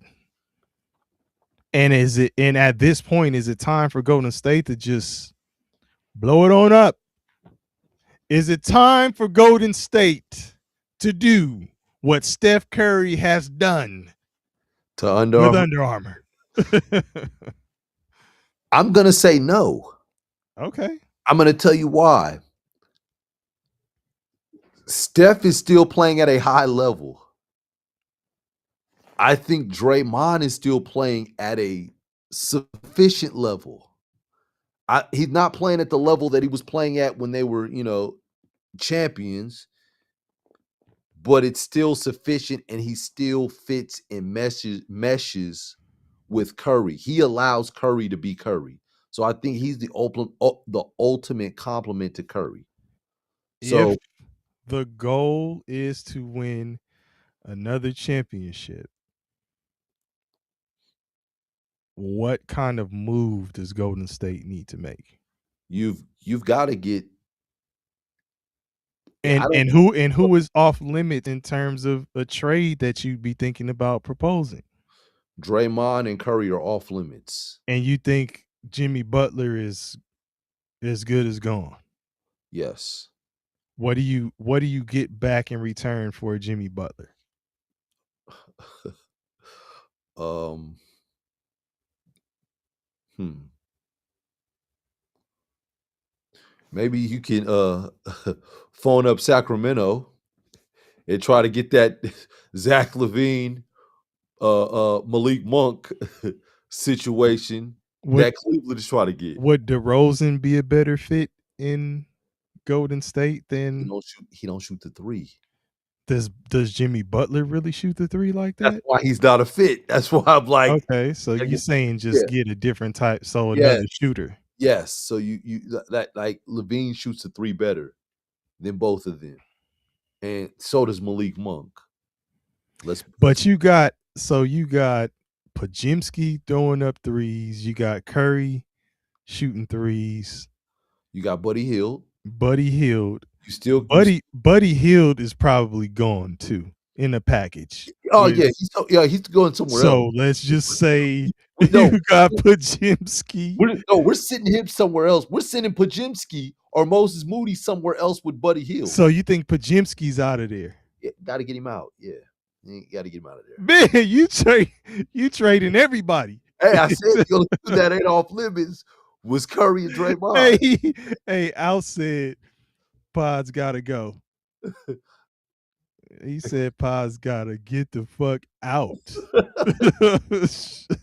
Hey, listen, I ain't saying he's trash. I don't I didn't say that listen, either. I never call these NBA players Yeah, trash. You say that and meet them at your local 24-hour fitness or LA Fitness and see and it's a wrap. what kind of trash Yeah, they exactly. putting It's up. a wrap. Yeah. So I never really call them trash. They Hey, uh I ain't go. I I I ain't I, never. will- I will say as it pertains to you and your peers, the guys you're playing against, Hey, you hey, know, man, you got to I step it remember, up, baby. I remember one day at Arizona State, man, we was all in there hooping, and it was one NBA player. I'm not gonna mention his name, but he's a shooter. Uh, won a 3-point shooting contest. I believe. I think he won. Or I don't know if he won a no, he three was point in it. shooting He was in the contest. 3-point shooting Okay. contest at one point, and yeah, we was leaving his ass open that day. Like, oh man, leave his ass open. He ain't hitting shit, and he was just clank, clank, clank, clank, clanking. Like that shit was bad. Hey. He was an NBA guy. He was in the league, and Hey, that shit was not looking good. and he was older at that point in time. The guy that I'm thinking about is our age. Because I was thinking about Nah, I'm talking about the one from Glendora. ah He was in there. Clank, clank, clank, clank, clank. yeah He was yeah click clack. Like, oh gosh, he okay got a job? but you come on, it's probably just today. It was the day. Yeah, like It actually was. yeah, it's just the day. But if you ain't seen him any other day, and that's the day you seen him and you going against each other, you like, Yeah, oh hell yeah. no. But yeah, the Golden State Warriors, they need shooting. They need, they operate off spacing, and I think Levine could do that. I think that Malik Monk could do that along. Man, Monk just needs the I like a Monk in like a trade to get Monk to Cleveland Mm, with with with that Mitchell. yeah, with that roster Yeah. with Mitchell, with Mobley. They already got like throwing him in those three, that Mhm. would be a cool because I think Monk is talented. Oh, he's nice. Yeah. Very nice. Yeah. Shoots the ball well, Just athletic. needs the right opportunity, man. Yeah. Yeah, he just needs the right opportunity. And he was able to kind of show it a little bit. Was it last season or before the I wanna season say a before couple years last? ago. Yeah, a Yeah, couple the years. season before last, but now there's no way. He's boxed in Absolutely. Stuff. on that squad. So Yeah. free Monk. Man. But no, I think he would be like a good fit for Cleveland. Another person to look at is the young guy, Or even if you got Monk in Detroit, yeah. like Another young guy is, what's his name? From Sacramento. It's not Chris, is it? The twin that from went to Iowa. Sacramento. Yeah, he played for Iowa. Him and his twin brother plays for Portland. Oh, this Alf always talks about him too. He just re-upped Yeah. on the contract. Uh, he Keegan Murray. Yeah, Murray. Yeah, Okay, Keegan Murray. his brother's Chris Murray. Yeah, try to get Keegan somewhere Yeah. Yeah. because I mean, Keegan came into the league shooting very well, Yeah. and he's in a situation where he's the young guy playing with the old heads, and the old heads is like, nah, youngin, it ain't your time. Listen though, I'll say this, like Russell Westbrook is still effective. Absolutely. And Russell Westbrook has the right kind of attitude to me Yes. because he doesn't take it, at least it seems like he doesn't take that stance like, man, I'm a former MVP, Yeah. like I need to be starting, sit your ass down, like nah, he's coming in and he gets in where he fits in. I think the Clippers made a huge mistake when they let him go. Absolutely. He would have retired a Clipper. Yeah, that was Like a bad decision. that the Clippers actually became a breath of fresh air for him because it's in LA and given what happened with him and the Lakers. Yeah. Yeah. So it was like the Clippers is like, okay, it's my second chance. I'm back at home. Yeah, this is cool. And then it got way too log jammed at that guard spot. And Yeah. I mean, but he's still gonna play hard. absolutely Like nobody plays harder than Westbrook. I Nobody. gotta you may not like his game. I know before, like a long time ago, in his prime, we were saying it's probably hard to play with him if you're a guard, like another scoring guard who wants the ball and all Yeah, that kind of stuff. yeah, But like, nah, I think it's nothing but respect as far as I'm concerned. Like absolutely. he's and I think when we were talking back then, it was like thinking of an ideal facilitating type guard because Mhm. he can pass, obviously getting triple double. He's effective in Yeah, Sacramento. it's just I don't know. I think people just I don't know. I don't know why people hate on I agree with you, Russell Al. Westbrook. I think Durant might have nixed that trade though. Like, oh no, no, no, no, no, no.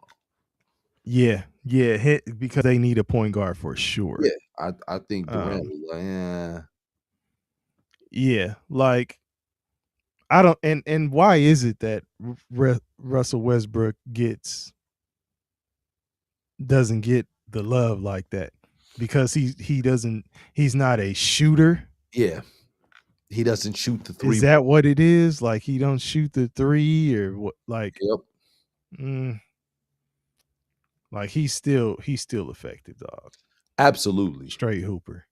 No, absolutely, man, absolutely. If it wasn't for Nikola Jokic, he'd be the all-time leader in assists. I mean, not assists in triple doubles, and he is right now. But Nikola Jokic is gonna pass him up. Yeah. If he wants to play long enough. Yeah, that too. Yeah, because I don't know if he's actually in love with basketball like some of these other guys are. Season is over. He ready to get back to the crib. Before the season is over, Right. ready to get back to the crib. I'll buy my ticket now. Yeah. I buy. Okay, you gotta. I defer flight one time. Dog, look at you. you, you, you know, you win game 7, you got another. You got another round of play. Oh, we don't win game 7. I make sure. I Yeah. bet under. Bet. I Yeah. get stats, but we not win game. He That's ready to the just get Kobe. back with his horses. Absolutely. Yeah. And And, the weather's changed, so it's summertime out there. Weather's good now. yeah, he may be more and that I don't know. I can't speak for him. I don't know him personally, but shit, maybe that's something that interests him more. Like so, he may be one of those guys. He's just a great basketball player. So this is what I do. Yeah. Like really, that listen, that interview when they were done, when they won the championship, he was ready to get back to the crib. Do you remember that? He Yes. was ready to go. Disgusted like, God. You will not find him crying with a trophy like Jordan or kissing it like any of the other players. Like, hell nah, he was ready to go. Yeah. He ain't giving Kevin Garnett anything is possible or Come to on, man. remix Tatum. You gotta sing the John Legend. What? The green light. I'm ready to go Oh, right now. right. That's exactly what he was, man. So shit. Absolutely. Hey, Bong is watching right now. I'm assuming he said the Lakers look bad with LeBron on the floor. Currently, the score is 114-93. Spurs over the Lakers. And then the Spurs are another team. I just had it's just they have to figure out how they really approaching this situation. Like I don't know, Dylan Harper has been hurt. They got a lot of guys who like do some of the same stuff. The Spurs do. They do. They do. So I don't And know. this is with no Victor. What's his name? Wimbenyama, Yeah. not to be confused with Yama. So I mean, yeah, he's not even playing tonight. No, I see. Yeah, this dude, he's in But Dylan Harper is. Dylan Harper's playing. he is. He's in some kind of karate monk type of fit. Stephen Castle is playing. I like Castle's game. Yeah, he's nice, man. Yeah. Yeah, But again, like, you mess around and a few years go by, who did you say that they'd be parting ways with? I said De'Aaron Fox. Yeah. Yeah, said De'Aaron Fox, man. Oh, that was a travel Ooh, and a turnover. by De'Aaron Fox? No, by Marcus Smart. Oh, And I'm like Luka looked like he was looking at the bench like, "Get him out." I don't know if Marcus Smart is a good fit for them. He's not. Yeah. He's not. Like, I thought Marcus Smart really had game at Oklahoma State. Oh, and he was cooking at yeah, Oklahoma like, State. I think he really had It's not thought. okay. No. Okay, so I'm not okay, and then, No. it's like, dog. No, Marcus Smart has game. It's just this is the thing that I think happens. These guys go to the next level, go to the NBA, and they find themselves in situations where these are all the grade A guys, right? And if you're not the coach's guy, if you're not the one that they want to make the star of the team or the focal point of the team, you have to get in where you fit in. So if it's like, hey man, we need you to play defense and get, at least 5 Turnovers. assists a game. Yeah. Yeah. Like, create 3 turnovers a game and 5 assists and 6 rebounds. Hit those targets every game. That's what you should be focusing on. You become that. And then you find yourself flopping to try to get another turnover. Hey, the flop, you get the flopping, and so whatever you want to say. But but I'm saying, like, he has game, but that's not what the Celtics needed him to do. Right? So then he became this defensive player who does these things, not the stuff that you saw at Oklahoma State. With the coach reminding him that he needs to flop. Fish out of water, fish out of water. He's like, Oh my God. This dude is, man. It was one flop in the playoffs, man, that was so awful, man. Like, he flopped and fell all in the damn crowd. Like, man, what? Hey, I'm gonna address this, Alf. Spurs gonna be real nice with Giannis next year. No way. Giannis and your boy Victor Wembanyama. Hey, man, That I was saying this in what's his name? you think that works? I like that landing spot, but I was also saying the Houston before Durant went there. Giannis, I just feel like Giannis and Victor Wembanyama would be getting in each other's way. Victor don't want to be inside. He wants to stay on the perimeter. Like, But okay, so I forgot who said it, but it's a matter of, yes, we understand you would like to be outside, but dog, take advantage of what you do have, which is a super ridiculous height advantage over everybody. So you gotta get down there sometimes. Dude is 79 feet tall and wants to. And look, this is what Alf is saying the same thing. He said Vic doesn't want to play in the paint anyways. Look, I don't give a fuck if you want to play in the paint or not. Get your 7'9" ass down there and play in the paint sometime. You gonna have that attitude with Hey man, you Vic. sitting up here talking about the game I used to love. No, I'm saying you gonna have that attitude with Vic. Yeah, man, what the hell is he wearing, man? My bad. And you got LeBron fraternizing with the other team, and you gonna be like, LeBron, Man, cool. that's 2 different things, and I didn't say it was cool. When did I say it was cool for him to do that? I didn't say you said it was cool, man. I No. Hell no. But no, I'm just saying. No. Does he have to get in the low post, or will you let him work out of the mid post? He can work out of the mid post, but not to be a post at all. Dog, so you would be okay as a coach with Victor Wembanyama just shooting threes? No, I would not. If free throw playing offensively playing free throw line and up. No. And yeah, that sounds ridiculous. No, that's butt backwards. So no, I'm not. I don't think him and Giannis, I think they would be getting in each other's way.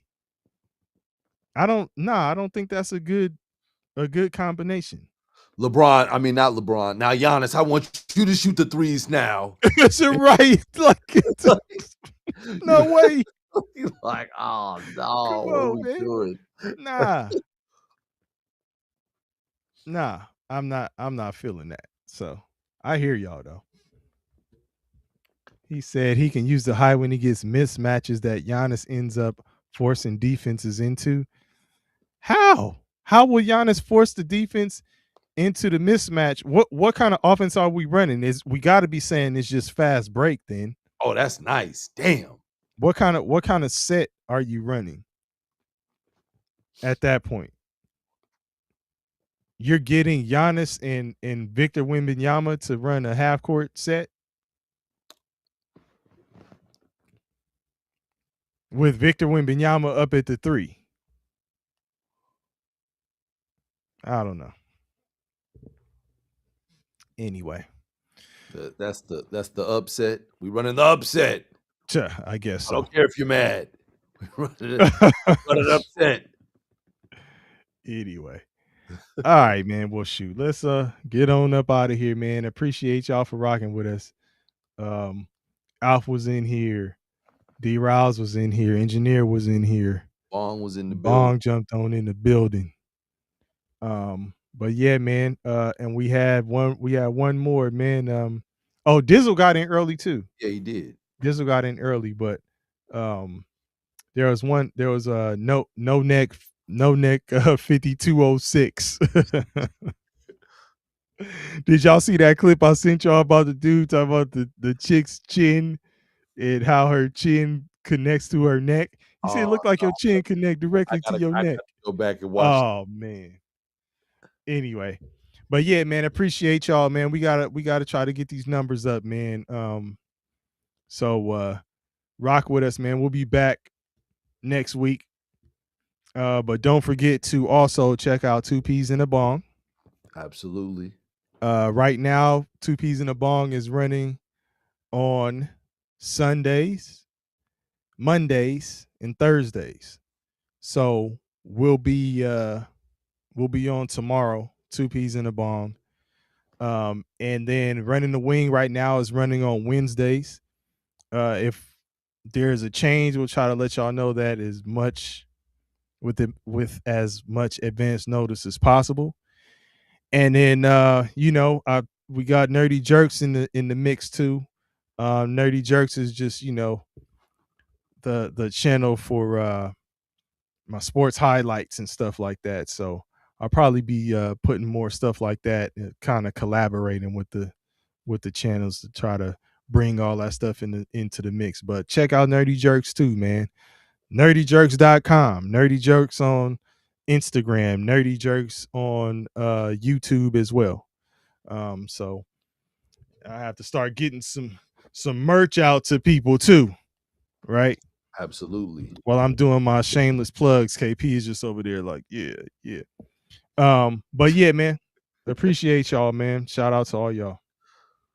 Yep. Appreciate y'all running the wing with us. Absolutely. Previously on Running the Wing. You say what happened to the game you love, huh? What happened to the game I love? What happened to it? It's a little weird to me, man. I don't even understand the real format of it. I know it's single game elimination, but you look up and teams are still playing other teams in the NBA Cup. It's like, it's what are we doing, man? I think D'Antoni killed the game. With his 7 seconds or less, we're going to jack up a lot of 3-pointers. Listen, that reminds me of the 3-on-2, 2-on-1 drill. Crenshaw High. Shout out to Crenshaw High. Yeah, D-Rouse. Hey, loved it. You trying to yam on somebody Absolutely. in that. I'm waiting for you. Yeah, I'm waiting for you to overcommit that weight, drop it to me, and come meet me at the rim.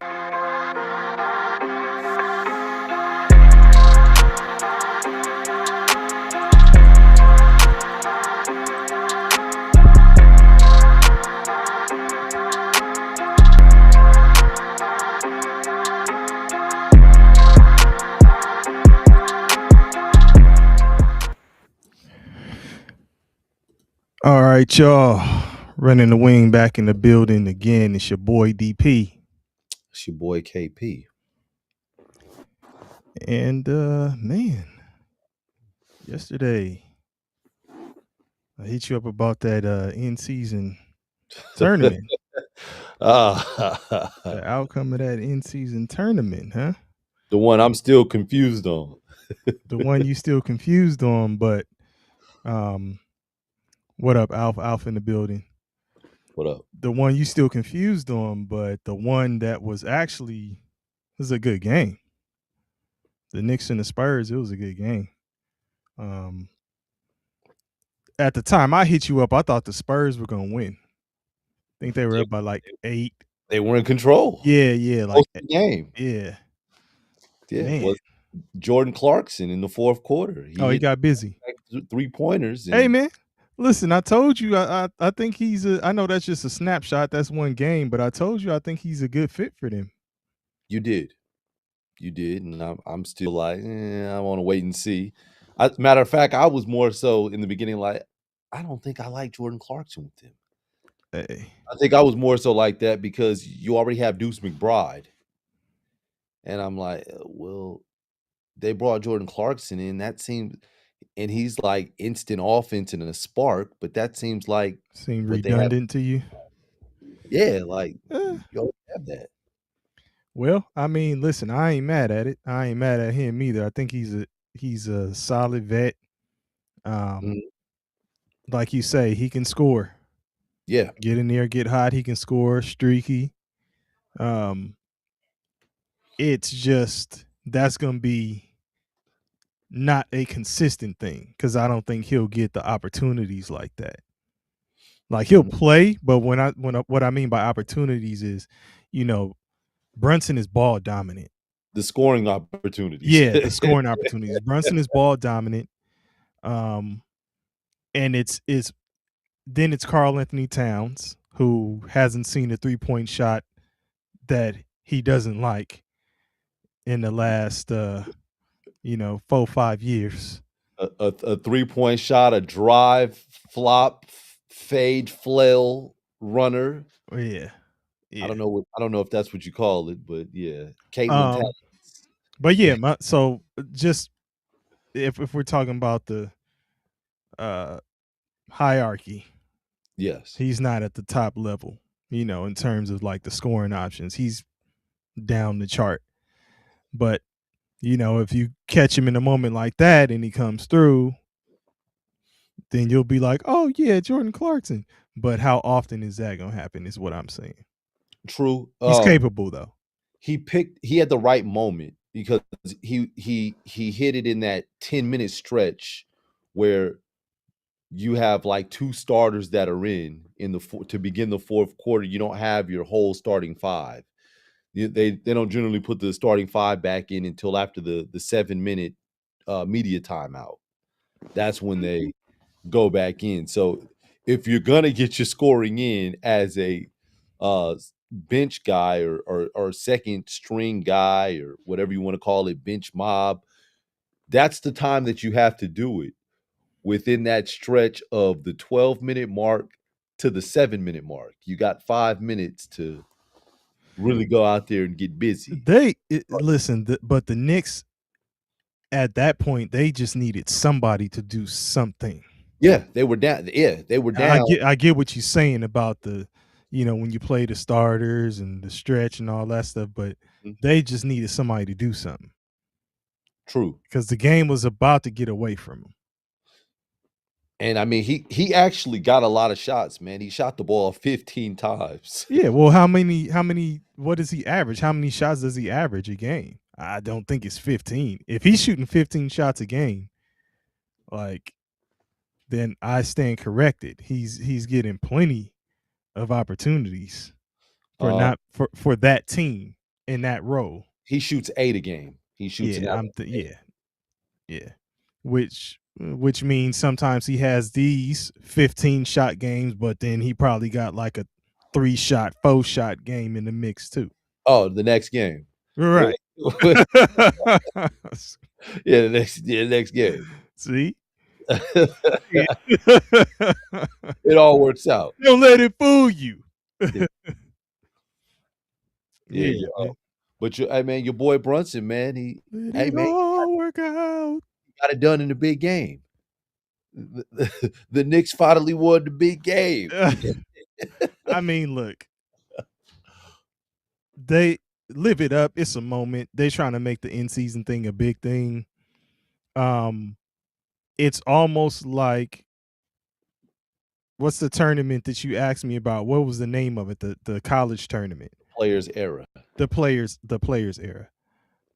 It's similar to that in the sense of you have the big money guys who getting paid anyway, right? Mm-hmm. But then you got these guys on the bench who they're essentially cheerleaders at this point because they're really not getting in the game, but they getting paid, right? So it's similar to that in the sense of you got the big NIL deal guys on the college team, but when they win that tournament, everybody gets some NIL money, right? The walk-ons. Even the walk-ons. Okay, so in Yeah. this case, it's like, hey, everybody in the everybody on this roster, like y'all getting paid. When we win this, you getting some bread in your pocket. And some of them don't have the fat contract like a Brunson Yeah. or a Carl Towns. You know what I'm saying? Yeah. So Shout out to Kevin McCullough Jr., who is on the New York Knicks roster and got paid. okay, what's it? Do you know his contract? I don't, but I'm willing to Okay, I guess. thought that's why you pulled it up. Oh no, I don't know his contract, but I know it's not very much. Like, Okay. not to disrespect him or shade him, but yeah, he doesn't have the big contract. He's in his rookie contract, and he was a second round draft pick. And as far as understanding the tournament, Al says it's okay. He said it's okay, man. Nobody understands it. Yeah. All I know is Knicks and Spurs were playing for the championship. That's about it. But Alpha's asking, are the Knicks the best team out east? Regular season or in a 7-game series in the playoffs? Listen, Detroit almost beat them last year. Well, Yeah. I'm not gonna say almost beat them. Well, no, yeah. Okay, all right. If you want, if you want to say that. Let's just say it was a competitive series between them and Detroit, right? Yes. And Detroit is actually looking like the hottest team in the East right now. Yes. I know we were talking football the other day on Two Peas in a Bong, folks. We also have another show, Two Peas in a Bong. Check that out. Bong ain't in the building here with us right now, but he's on that. Two Peas in a Bong. Check it out. But we were talking about unfortunate with Patrick Mahomes going down. It's a window of opportunity for the other guys to step in and win a championship, the other quarterbacks to step up, Yes. win a chip, right? Yes. Similar to Michael Jordan retires for a moment in time, and who wins a title? The dream is like, these are mine. Hakeem wins the titles. So now you have, in this case, the Pacers go down. I'm not saying they were they didn't win. Yeah. You know what I'm saying? But they went to the championship, went to the finals. A game 7. A fully healthy team may have been considered the best out east. Alf, I don't know. Maybe the Pacers, if fully healthy, would have been coming into this season with a lot of people saying that. But now they're gone, so there's another opportunity. You would think usual suspect as of late, Knicks may step in, and now it's their chance to go. But it looks like the Detroit Pistons have something to say about that this year. And you know what, DP? So the Pistons played a competitive series against the Knicks. The Boston Celtics squandered the series against the Knicks, and the Boston Celtics in the process They lose Jason Tatum. Right. So that, that window's closed for this year as well Yeah. for them, Or but open for for the Knicks the Knicks and or the maybe the Pistons. Pistons. Yeah. Yes. So it's like And the I'm glad team you said that because I didn't even mention Boston. so the teams that were probably just as good or more competitive than the Knicks, as of last year, they're done for this particular year. So you're absolutely right. There is a window of opportunity open for them, but it's also open for Detroit. And if Orlando can figure out who they need to move from, then they have a chance as well. And when I say move from, I'm being facetious. You don't move from Paulo Banchero. Mhm. You probably move from Mo Wagner because Desmond Bain, without one of the two of them, is a problem for the league. Yeah. Yeah. But when he's got the two of them and he's the third guy, it's a problem for the Orlando Yeah, Magic. you're not getting rid of Ben Carroll though. No, you're not. That's Yeah, that's not why I said I even started off. I'm being facetious. yeah. You're gonna have to figure out something with Mo Wagner because you just bought Desmond Bain there. Um Alf, he said Boston looks capable of getting in this year. Could we see Tatum make a return before the postseason? And if so, do they squash those? Pyrite. Yes. Pyrite. No, no, That's no. Tatum, relax this entire season and playoff time. If they get in, relax. I'll you heard of just the come San back Francisco next year. you heard of the San Francisco 1849? Yeah, this is 1868 New Mexico.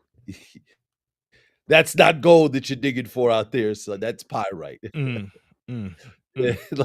like, that's Man, come on, Alf. Let's not be fooled. so they're number 4 right now. If I run down the standings in the Eastern Conference is from number 1 starting with Detroit, then the Knicks, Toronto, Boston, Orlando, Philly, Atlanta, Miami. I And then think coming in at 9 and 10 you got Cleveland and Chicago. That's going to shake up. I don't I think it remains yeah, I was that gonna way. say I think that's but I think that's also the state of where we are with basketball and people trying to figure it out. Like Boston, with or without Tatum, they still have an identity. Okay. A lot of these other teams, they're still trying to figure out. They don't have identities. So I don't think that Boston is a contender, but I still think that they're better than other teams. Okay, so would you say somebody like a Cleveland, you don't think they have an identity right now? I still think Cleveland has to figure out their backcourt situation. Okay, so do they have an identity or not? Yeah, they go as far as Donovan Mitchell takes them. Okay, so do you think they make a run and jump in that top 4. 4? Yes. Yeah, Okay. yeah, they do. Okay, when it's all said and done, who's in your top 4? Detroit, New York, Cleveland, um,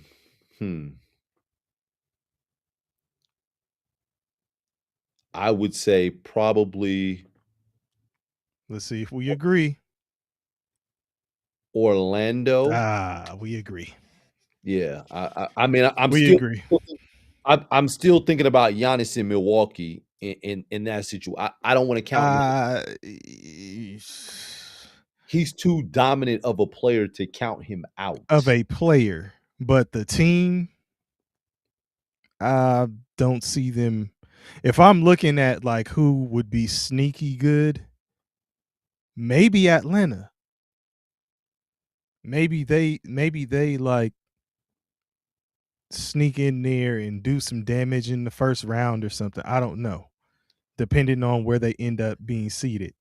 But I don't know if Milwaukee will turn the corner, man.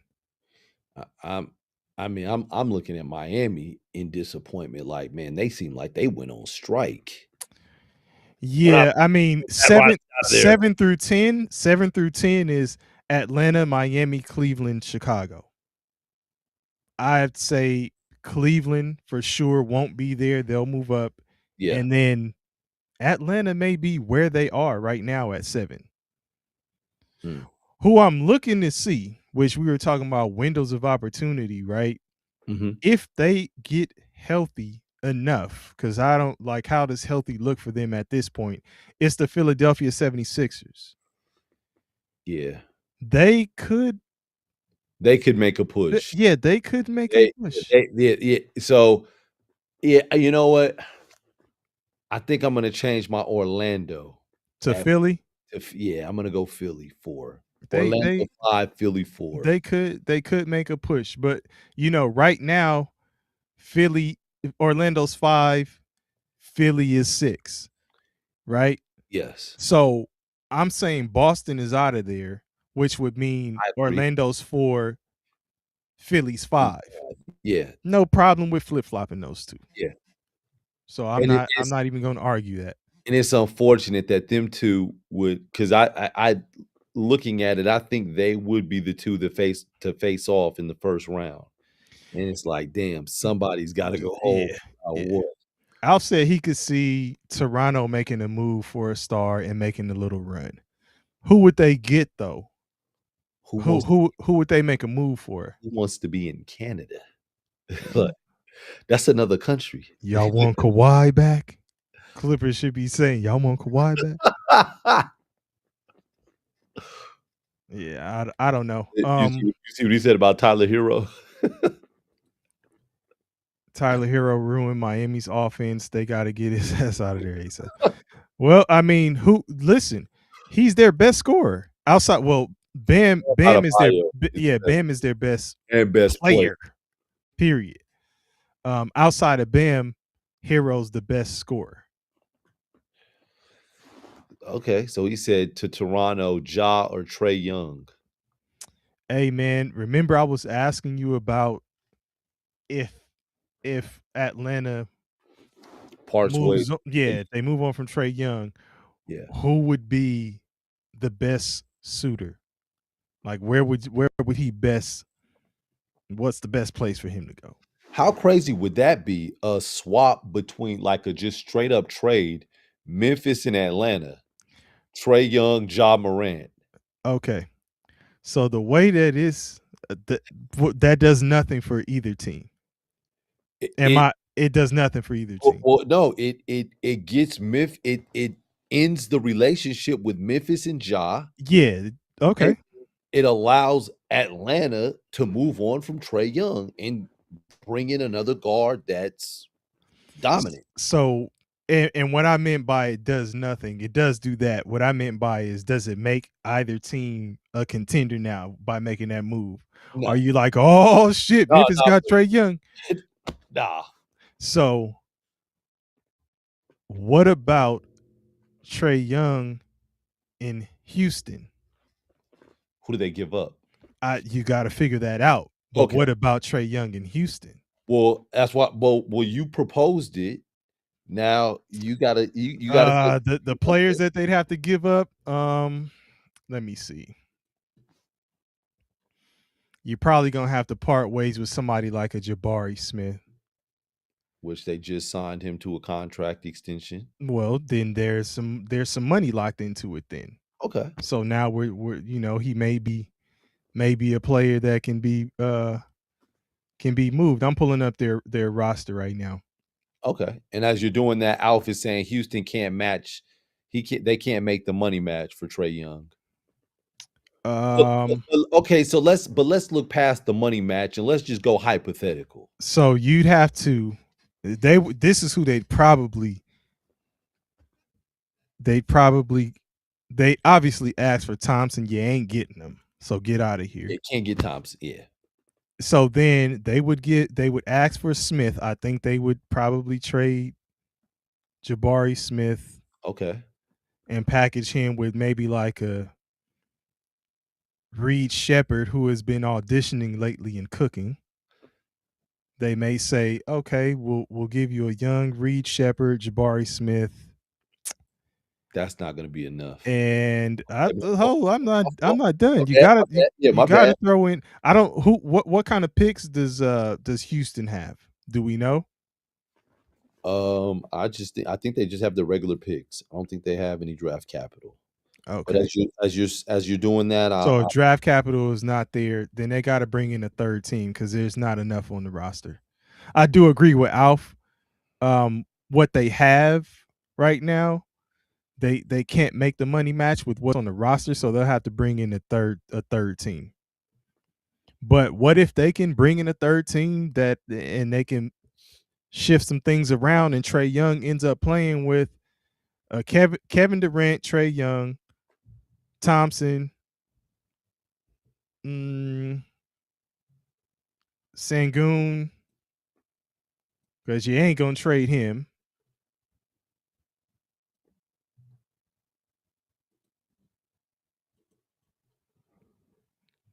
Houston doesn't even have a first round pick. Yeah, that's bad. Van Van Fleet. Van Fleet, Reed Shepard, Brooklyn's first in 2027 makes it work, but that's too much for Trae Young. Yeah. Van Fleet, Reed Shepard, Jabari Smith. Yeah, now that we laying it out, that's a lot. I don't know if that's too much. That's a lot. That's a lot. I don't think so. I mean, because Houston has an abundance of wings. So you have an abundance of wings. That's not a problem. Your problem and your need is the point guard spot. You need shooting. Okay, you got rid of Reed Shepard. You're bringing in Trae Young, who is just as good a shooter, probably a better shooter. What's gonna make it look like a lot at the end of the day, because we always talk about these like we have a snapshot, right? But Brooklyn's pick is gonna be high. And if that's a good rookie, then that's gonna seem like a lot. I don't know. I'm just thinking about the idea of him there. I know they need a guard, some consistent scoring from that position, somebody who can kind of get other people involved and stuff too. So wait a minute, man. The Oklahoma City Thunder. I'm sorry, this is off subject. They have 3 first round draft. You didn't know that? Oh my! You didn't know that? I didn't realize it was 3. I thought it was 2. Man, nah. 3? Yeah. 2 of them arguably 2 of them lottery picks. You got 2 lottery picks. Oh, where's the Clippers first rounder? Right now they're the lottery. I'm saying who has that? Oklahoma City. Right. Come on, man. That shit is. And the Jazz. Yeah, man. And Houston's. Well, Houston will be. Saying, yeah, it's going to be a first round. It's still a first round pick. Yeah, it's still a first round pick. Yeah. What they'll do is it just depends if they want to get another vet or somebody to throw in the mix, but they draft. They're probably going to use all of them. Absolutely. Yeah, they draft. I don't see them trading the pick to anybody else. They could potentially get AJ DeBonsa. unless I can only see them trading the pick if somebody wants to move up in the first. Let's say the pick from Houston is later. Somebody wants to move up. They may swap a later pick and take somebody's higher second or something like that. Gosh. But yeah, I don't see them. They'll be using those. You talking the rich getting richer. Oh yeah, my gosh. But you know what? That's Atlanta has young players, right? They got some young talent. Like, is that the way to go? The Spurs. And speaking of Atlanta has 2 lottery picks. They have the Cleveland won't be a lottery team, but right now, as it stands, they will be picking in the lottery, and they have New Orleans first pick. They will be in the lottery. This is Alf says Rockets lineup would be Trae Young, Thompson, KD, Sengun, Adams, with Aaron Holiday, Finney Smith, Eason, Okogie, Capella off the bench. That doesn't look attractive. It doesn't. I'm sorry. It doesn't. I'm It doesn't. sorry. Look, that's not it. So Yeah. and let me I'm just thinking about the idea of like a Trae Young playing with KD, right? Yeah. That doesn't seem like an Ime Udoka type squad, right? More bring Holiday's brother in. And that looks more like a Eric, call your brother Drew. Yeah, that looks more like a Ime Udoka kind of squad there. Yeah. I mean Sheesh Main in the building.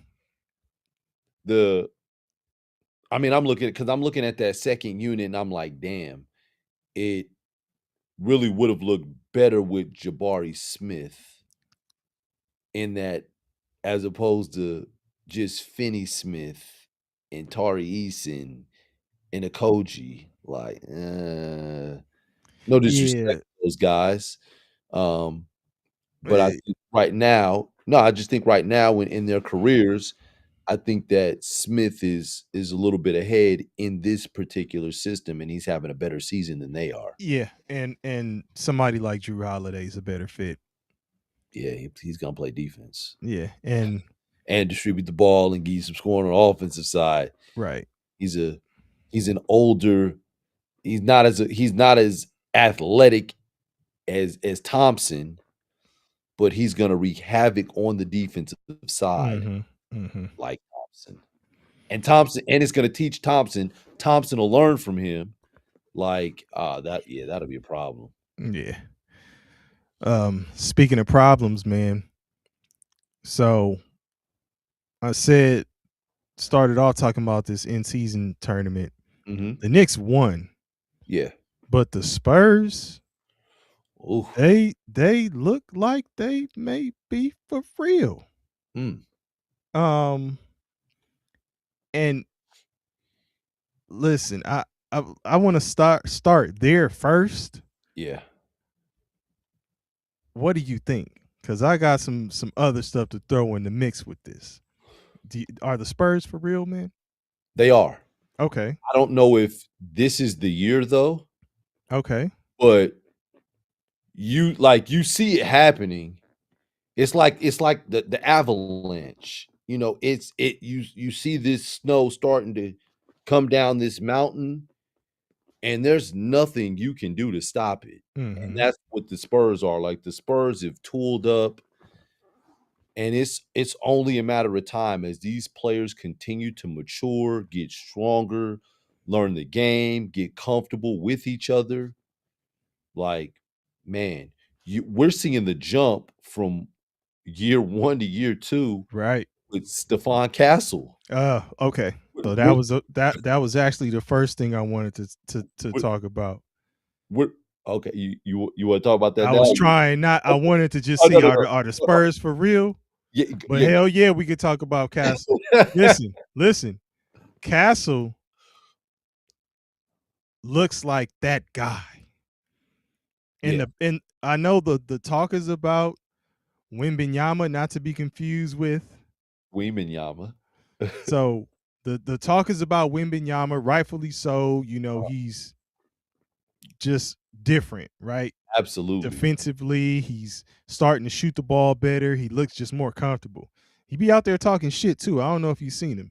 Yeah. He be out there talking shit. So he looks like he's, coming into his own. So but Castle from year 1 to year 2? Absolutely. Shit. House of Pain. Jump around. Hey, he's and it's offensively and defensively. And he's physical. Can I ask you something about that? Go ahead. Was he being held back with them having Chris Paul on the roster last year and I him don't. being I rookie? I think Chris Paul taught him a lot. I think Okay. he learned. I think he actually learned a lot from Chris Paul, and I'd be interested in seeing if somebody could actually talk to him about how it was playing with Chris Paul and how he influenced him, whether it be in a bad way or good way. If he would be like, completely honest and Yeah. transparent about it. But outside looking in, everybody says all these things about Chris Paul and hard to play with, and a lot of people don't like him, all that kind of stuff. Man, he is top 3 pure point guards in the history of the NBA. Pure point guards, I'm saying. I see you carefully worded that. Yeah, like a pure point. No. I'm messing with you. I hear you. I'm just Yeah, saying like carefully I'll worded say that. I'll say top Someone 5. I'll say someone top listen and be like, hey, top 3 I'll point say guard. I'll say top 5 pure point guard. But you know what? I He'll so he'll get the knock because he didn't win a championship. which So is he'll fair. fall down the list because he didn't win the championship. I said that piece of is Chris Paul holding him back.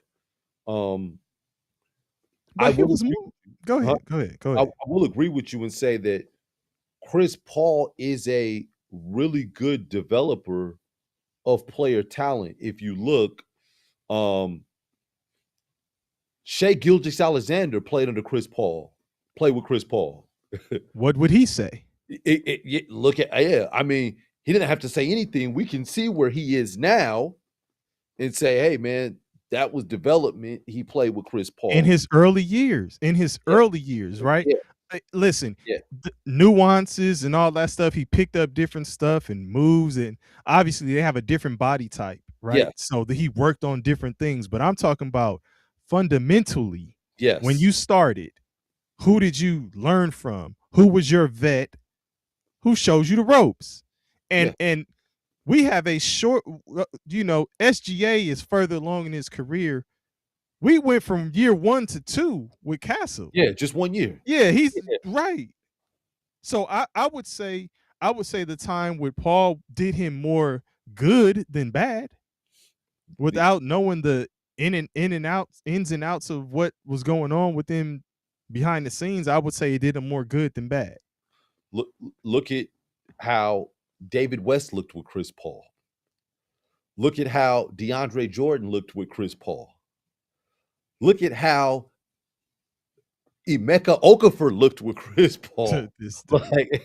Like guys have looked better with Chris Paul. But that is a different comparison because you're talking guard to big. We're talking guard to guard and trying to see It, like it did he is, but I'm just influence the saying guard play? developing. I'm just saying a developer. He is a developer. Okay. In that sense. But no, I do agree with you. Like the part of the held back, what I mean by that was throughout the course of the season, when he could have probably got more minutes and been able to do a little bit more on the offensive side as a facilitator versus playing alongside Chris Paul and having Chris Paul do more facilitating than him. How many minutes did Chris Paul average last season though? I don't think he was playing all the time like that. It wasn't that, but it's when you're in the game, he's got the ball in his hands. I don't know, KP. I would have to see like how much time Castle got to be the lead guard and when he was playing alongside with Chris Paul too. That'd be advanced. That's advanced analytics. Yeah.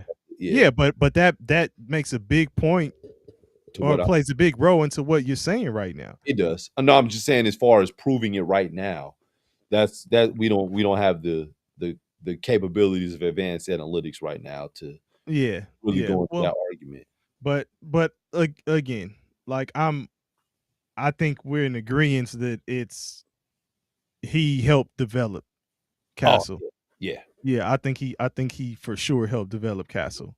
Crazy jump though. Crazy jump. Yeah, and Listen, and I know you talked about Fox.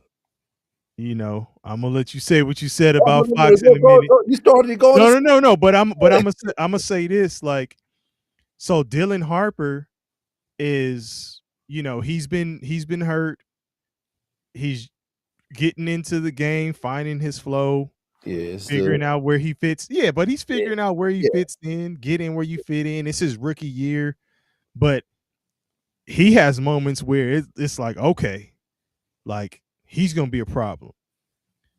You got Wembanyama, obviously, he's Yeah. a problem.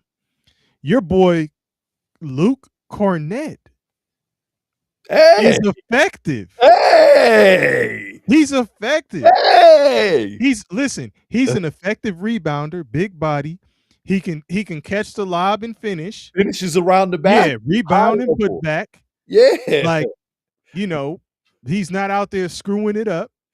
exactly. You know what I'm saying? Doesn't look aesthetically good. No, but it's effective. Exactly. Yeah. Yeah. Nobody knows what it is, but it's Yeah. provocative. Real Mr. What? Chairman Daremanish. Oh man, come on. Nah, but I'm you know, I was like, you know, KP was talking about him with Boston, right? You were saying Yeah. Cornett, and I was like, man, get the fuck out of here. But with the right squad Yeah. and the right so like, but Chris Paul would make Cornett look good, right? Absolutely. But Castle was like finding him right at the rim. Yeah. Like, get your ass down there. If they come to me and I'm, you know, if I draw them, I'm gonna lob it up. Yeah. He does that with Wembanyama too. Yeah. Which is why I was saying the other day, I was like, you know, I think the last time we were on here, I said you can't be 7'9" and just play free throw line and up. Like, you got to get down there in the post, in the paint at some point and finish around the basket. And they do throw a lot of lobs to Wembanyama and stuff. Cheating. So That's cheating. I'm saying it's cheating, but it's, man, it's actually clever, and it's like, damn, that's unstoppable. okay, this is RT. Is it RT Mars TV? Says Wemby is better than Jokic. Oh, whoa. Hold your horses now, brother. Okay. There's people who think that he will be when it's all said and done, but at the moment, nah, I don't think so. Hey, man, okay, so it looks like he's comparing them to Denver squad, because then Yeah. he says Castle's better than Murray Come on, man. Come on. and Cornett is better than Gordon. Come on, man. Yeah. All right, Yeah. man. Come on. Now you trolling, man. Shout out to you, man. Hey, man, listen, man. I'm glad that you got the vision of Cornett now. You're like, okay, he's effective. Okay. It's not aesthetically pleasing. No, definitely not. The other guys that they have, like they have good role players. Uh-huh. Evan Vassell. Vassell has been playing well. Yeah. And he can score. Johnson. And and remember, let's stop there with those two. I said Vassell and Johnson were kind of similar. Yeah. Right. Both of them can score, you know, hit a hot streak and get it going. Yeah. Not small. They're not small guards either. Nah, Keldon Johnson's a rumble tumble nigga like Slim.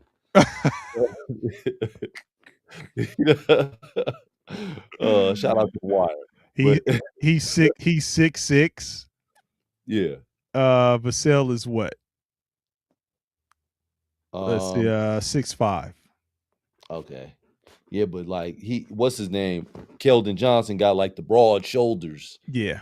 Got like the he doesn't have the typical basketball build of the slender frame. And look, I mean, we've been talking about OKC. You can say that the Spurs have drafted well. Oh, absolutely. Because they got Johnson. He was 29th pick in the 2019 draft. Yeah. Dylan Harper, second in this the 2025 draft. Wembanyama, obviously, first overall 2023. Castle, number 4, 2024. And still got Carter Bryant on ice. Yeah, I was with Carter Bryant Letting this past him draft. just develop. He's developing in the shadows. Yeah. And then when it's time, they're gonna unleash him, and it's like, oh man. Hey man, they got a young core. They do. It's and what I would say. So, to people that are paying attention, that were watching, what DP started off talking about Oh was, yeah, come on. me and him were talking yesterday, text last night, and I said that I believe that Fox is the odd man out, and that depend. And I didn't go into more detail about it with DP, but I'll say it now. I would say, depending on the development of Castle and Harper, that's gonna dictate how long Fox is on the roster.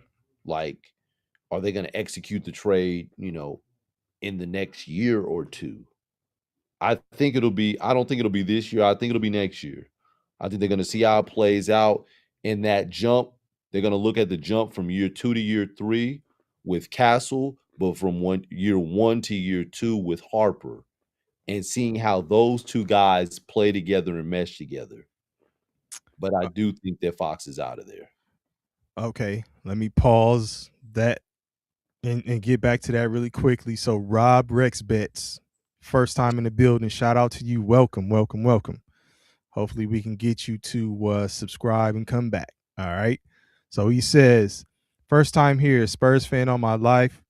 Hurt to see my boys lose that, but New York was undeniable that night. If Wemby played the whole game, it definitely would have been a different outcome. I won't argue and say that it wouldn't have been. And I would have to go back and watch because there was I don't know, was Wemby in the game when they were at that stretch we were talking about, KP, where Jordan Clarkson had made his run and kind of brought him back? Because that would have maybe putting him back in when you see like he was in the game. Okay, he was in at that point. Yeah, he was in for Devin Vassell. Okay. Yeah, he started the fourth quarter. Yeah. It was a difference because New York was playing. They went all out for the World Cup. Like, OG Anunoby played 40 minutes. Brunson played 41 minutes. Mikal Bridges played 33 minutes. Towns played 30 minutes. Like, you had 4 of your 5 starters play 30 or more minutes, with 2 of them playing 40 minutes. The one starter that didn't play 30 minutes was Josh Hart, who played 29 minutes. Now, on the flip side with the Spurs, Stephon Castle played 35 minutes. Like, you had 3 starters play 30 or more minutes. It was Fox played 32, Vassell 33, Castle 35. Wembanyama played 25. Not to be confused with Wembanyama. So they didn't play anybody 40 minutes, and they only played 3, and they played 3 of their starters 30 minutes. So it was just a difference in the way that they played their guys. The Spurs could have played their guys longer. And I'm gonna let y'all read the name here. That shit's funny. Real talk licked my butt. Pause. First time here. Did you hear Wemby's post game? He said his grandma passed away, and that's why he was down the whole game, the morning of the game. So I did see a report about his grandmother. So condolences to him and his fam. That's a real thing. It could shake you up. So I'm sure that played a role in how we felt that night. He was still balling, still doing this thing, but definitely understand if that shook him up a little bit. KP, it looks like you having a little trouble with your internet. So I'll keep it going. Horace Lughorn 69. Wemby settled for too many threes. I watched the whole game. He could have driven to the basket on several of his 3 attempts. So Horace, this is one of the things that I was talking about, and it's a Horace Slughorn 69. This is one of the things I was talking about the other day with KP, which was that Wembanyama at 7'9" has got to play in the post at some point, has got to attack the basket at some point. Last night, he saw, a couple of those threes go in. And then at that point, he's feeling like, okay, cool, I'm catching the rhythm. You start seeing that. Then he did settle a little bit as far as I'm concerned, my opinion. So I do kind of agree with you in terms of that. Him attacking the basket a little bit more. KP is back. Him attacking the basket a little bit more would have probably put more pressure on the Knicks and got them in foul trouble, because there was a point where Robinson was kind of getting in the mix and, dominating the glass, even scoring a little bit. Mhm. And, if Wembanyama puts more pressure on him on the offensive end, Spurs offensive side of the game, then maybe he gets him in foul trouble. That shakes the Knicks lineup up, and then the game looks different in that sense as well. So I kind of agree with that. And you see the last comment with Rob Rex Bets. Who do you think is the better if the Texas teams in order of the Texas teams in order? I was debating this earlier. People say Houston, but I would seriously take Spurs in a series. Thoughts? Right now, I would say Spurs In a series? I'm saying who I think is better right now. Yeah, I think the Spurs. I think the Spurs beat either of the other two in the series right now. Dallas isn't even. And Dallas is 3 for sure. Yeah, they're not even in the Spurs, Houston, Dallas for in me a right now. series between Dallas. In a series between Houston and the Spurs, I'm going to take Houston. Okay. And I'm only taking Houston because right now I think Houston still has the best player on the court in a 7-game series in Durant. And I know that one would say, but there's no answer for Wemby. But what I would say to that is will Wemby play in the post? You saw Horace Slughorn was saying that when your internet was tripping out. That's what he was talking about. Yeah, like will he play in the post for the duration of the 7-game series? So and I don't think he will, but I think Kevin Durant is going to be consistent, and I think the way that I think Udoka is a better coach. So his game plan, his strategy, and the way that they attack the Spurs, I think is going to be better. Okay. So here's my argument for the Spurs, where you say that you're talking about the answer for Wemby. I don't think there's an answer for Castle. I don't think Houston necessarily has that. You're going to put Thompson on him? Absolutely. He's going to get in foul trouble.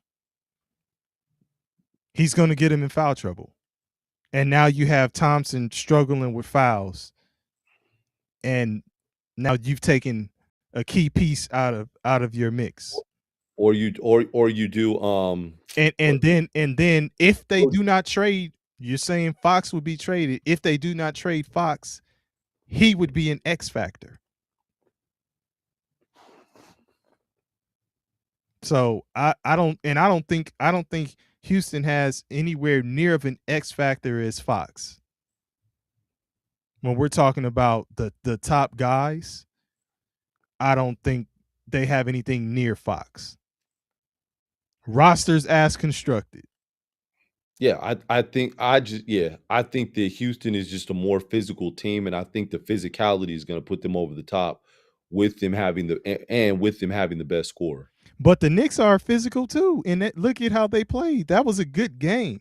Like the Spurs did not back down. They played and play physical. Like, and we were just talking about size. Mhm. They have big Oh, the guards Spurs too. Yeah, yeah, so it's like you can't say, "Oh, we're gonna go big," and no, like they got a big front line yeah, with Fournette and they're Wimby. listen, they're a problem, dog. I hear you, and good, like Horace says, good point about Udoka. Not gonna fight that, but the Spurs look like they can do some damage. Definitely. And I'm not mad at anybody who bets for them in a series against Houston, because that's Yeah. where my money would be. So I'll bet my bottom dollar, but not the ones on top. Okay. Hilarious. But yeah, so I'm I don't know, man. I'm interested in seeing how it plays out. And interested in seeing like what what we're gonna have to do. I know we're not gonna be on here much longer, but we're gonna have to start breaking down more trades. Alf, are you still in the building? Because I know you've always got some proposals in the Discord. The Yeah, scenario. some crazy ones too, where Yeah. it's like, damn, if they pulled that off, that would be crazy. And you know what? Shout out to the folks who are here that don't know that we do have a Discord. Um, it's I believe the link is in the bio or the description for the other show, the Two Peas in the Bong show, because we also had that show. And I don't know where people are looking at this from. If you're looking at it from the Running the Wing page, please go subscribe to that channel. If you're looking at it from the Two Peas in the Bong page, subscribe to that one. Subscribe to both. I think we got it running on a few channels. It's also running on the Nerdy Jerks channel as well. So subscribe to all of them, y'all. Rock with us. We appreciate y'all being here. Y'all make it better, for sure. You make me better. Oh man, but man, so I was, and like I say, I thought the Spurs were gonna pull it out. Pause. I thought they were gonna win. Whoa. And they felt. Hey man, I hit you with it before Yeah, you I even said, started anything. whoa. I thought they were gonna win. And it just kind of fell apart at the end, man. Let's see. Let's take this before we get out of here. Rob Rex Bets, shout out to you, man. Active up in here. Where does Giannis do best at? I see a lot of reports that he was actually interested in New York or San Antonio. Not sure what other teams he would look good on. Rob Rex Bets, we talked about this last week, like Last last show. episode. Man, we talked about this, and somebody was saying that he would look good in San Antonio with Wembanyama. And I said it doesn't. I think that they would get in each other's way, Wembanyama and Giannis. And then that's when somebody said, "Well, Wembanyama I think it was Alf. Alf said Wembanyama doesn't want to play in the post anyway." And I said, but he needs to. Yeah. He needs to play more down there. Yeah. So I think they would just get in each other's way, man. It's not like Giannis is going to create for Wembanyama. Giannis isn't a great pass, like a great lob pass. Right, like you were like this. Yeah, those going to be some hard lob passes hitting Thanasis on the bench in Milwaukee while the Spurs are playing Houston. So nah, I don't like the Giannis to San Antonio deal, I think he'd be a better fit in New York. But you'd have to break up the essence of that New York team to get Giannis there. Yeah. Wingstop. You can't break up Wingstop. But you would have to. Yeah. And I'm mad you didn't get it, DP. Do it like this. I knew what you were talking about, man.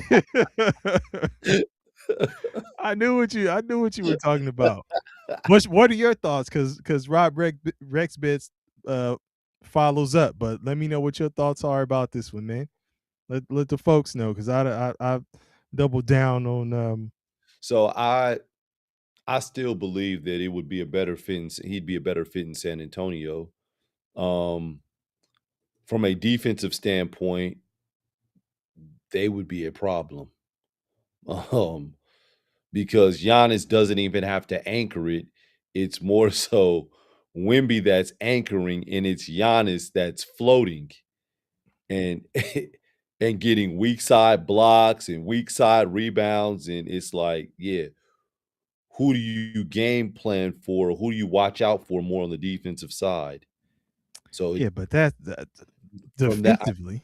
yeah, I'm saying, so from that standpoint, and then I think from the offensive standpoint, Giannis doesn't have to score as much.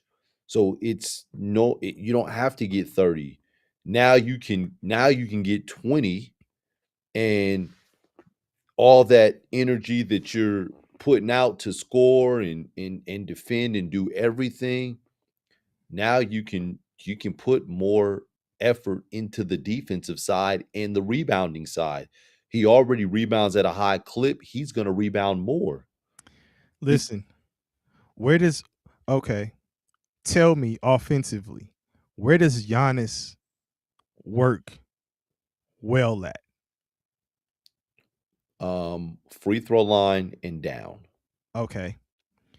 Where is Wemby working well? Free throw line and up. So free throw line. You need that free throw line. So free throw line, right? Yes. Free throw line, and then it's mid post. Okay, so mid post area. They would get in each other's way. So Giannis is really effective in transition, having the ball, pressing the issue. Yeah, that's not what the Spurs need. The Spurs need. I agree, they need a shooter. They could use shooting, like a straight knockdown shooter. He said Curry to the Spurs would win a chip. Or who do you give up for Curry though? No. And my man Scotty Boy in the building. Scotty Boy said they trying to promote the Spurs. And my man Sheesh Man said something like he really made a valid point, came with the boom. What, with the Hakeem and Ralph Sampson? Yeah. Hakeem Ralph Sampson, boom. That's actually a good comparison. That's a good comparison, but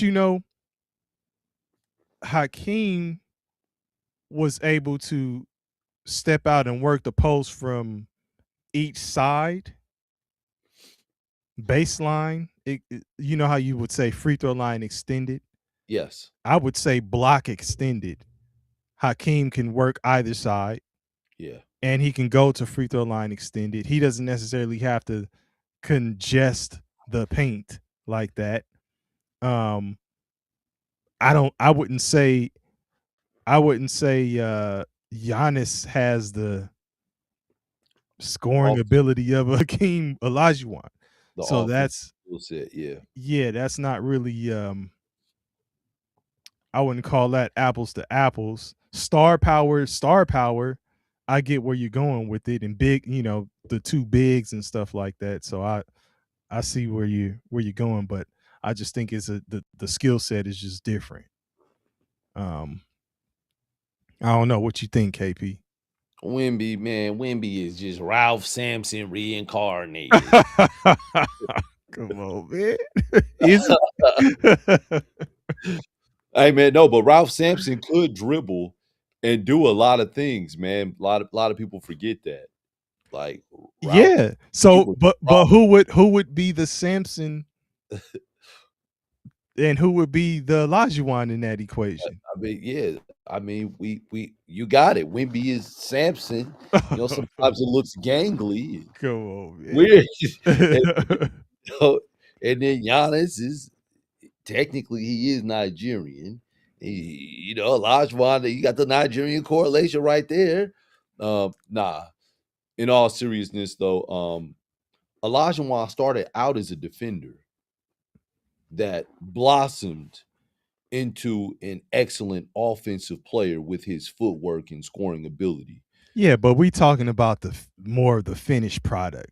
We're not talking Well, about when they first started. okay. Wimby, of course, Wimby's just starting out, but Giannis is in what year? Got to be like 10 or I something was like gonna that. say 13. Yeah, like I yeah. know. So, Well, I was saying it because when uh Olajuwon was with Ralph Sampson, it was early in his career. So that's why I okay, was a I little get that. Yeah. in that. Okay. Fair point. Yeah, as opposed to yeah, like this wasn't 93, 94 Olajuwon where he's, dropping 46 on David Robinson because David Robinson got the MVP. It wasn't that time frame. Okay, looks like Al says it's year 10 or 11 for Giannis. Uh Luka Doncic. I like the name. Shout out to you. Appreciate you rocking with us. Hopefully we can get you to like, share, subscribe, all that. We already got you talking to us, so go on and subscribe, man, and come on back. Um, do you think Jokic and Wemby would be better? Um, Jokic is a better passer. I really have to think So about that. yeah, so I think Like I listen, Jokic and Wemby, it's half court. It's not yeah, fast exactly. break. Yeah, So and I'm now we got to talk about like how does the set offensive look half side. court? Yeah, Yeah. yeah. Um and Yeah, and and that's where because Jokic's free throw line. nah, he steps out to the No, 3. I was gonna Yeah, say hold on. he's free throw line up, Yeah. and Oh, he no, no, no, he's no in no the no post. no no hold on, man. Let me say what I'm saying, My dog. bad, my bad. He's free throw line up where he can initiate the offense Uh-huh. and play like a point center. Yeah. So his passing ability is better than both of them, Yes. right? But then he can also play the block. So then it's like you can alternate the two, but you would have to get Wimby to buy into actually playing in the post because Jokic is you don't want to take that part of his game away from him because he's a facilitator. Yeah. So you gotta think about that. That's what I said. I'm really thinking about this. Like, I think I could go either way on this answer. It's Okay. because even with Jokic's defense, you still got Wimby back there to make up for it. Um, and Jokic is physical, so it allows Wimby to be finesse. So it's gonna complement him and help him in different ways. Um, like let's say if you're playing against the Houston Rockets, where you got Steven Adams and Şengün. Şengün is finesse. Wimby can guard him, but Jokic can bang and fight with Steven Adams. And you Yeah, don't but okay. So if I break it down traditionally speaking, right? yeah, And you use Shangoon and Adams, who's the yeah. trail man out of those two? When you're running, Sh- you're Shane often right. Shane Who's the trail man with Wimby? and he's the finesse guy. You said so. You Yes. call Wemby the finesse guy, but who's Yeah. the trail man out of Wemby and Jokic? It could be either one of them. Who is it going to be more consistently? Yeah, I don't know. You know, you'd have to figure it out because then it looks different. It does, but I'm saying I don't know because of both of their skill sets. They could both shoot the three. They could both handle the ball. They could both initiate the offense.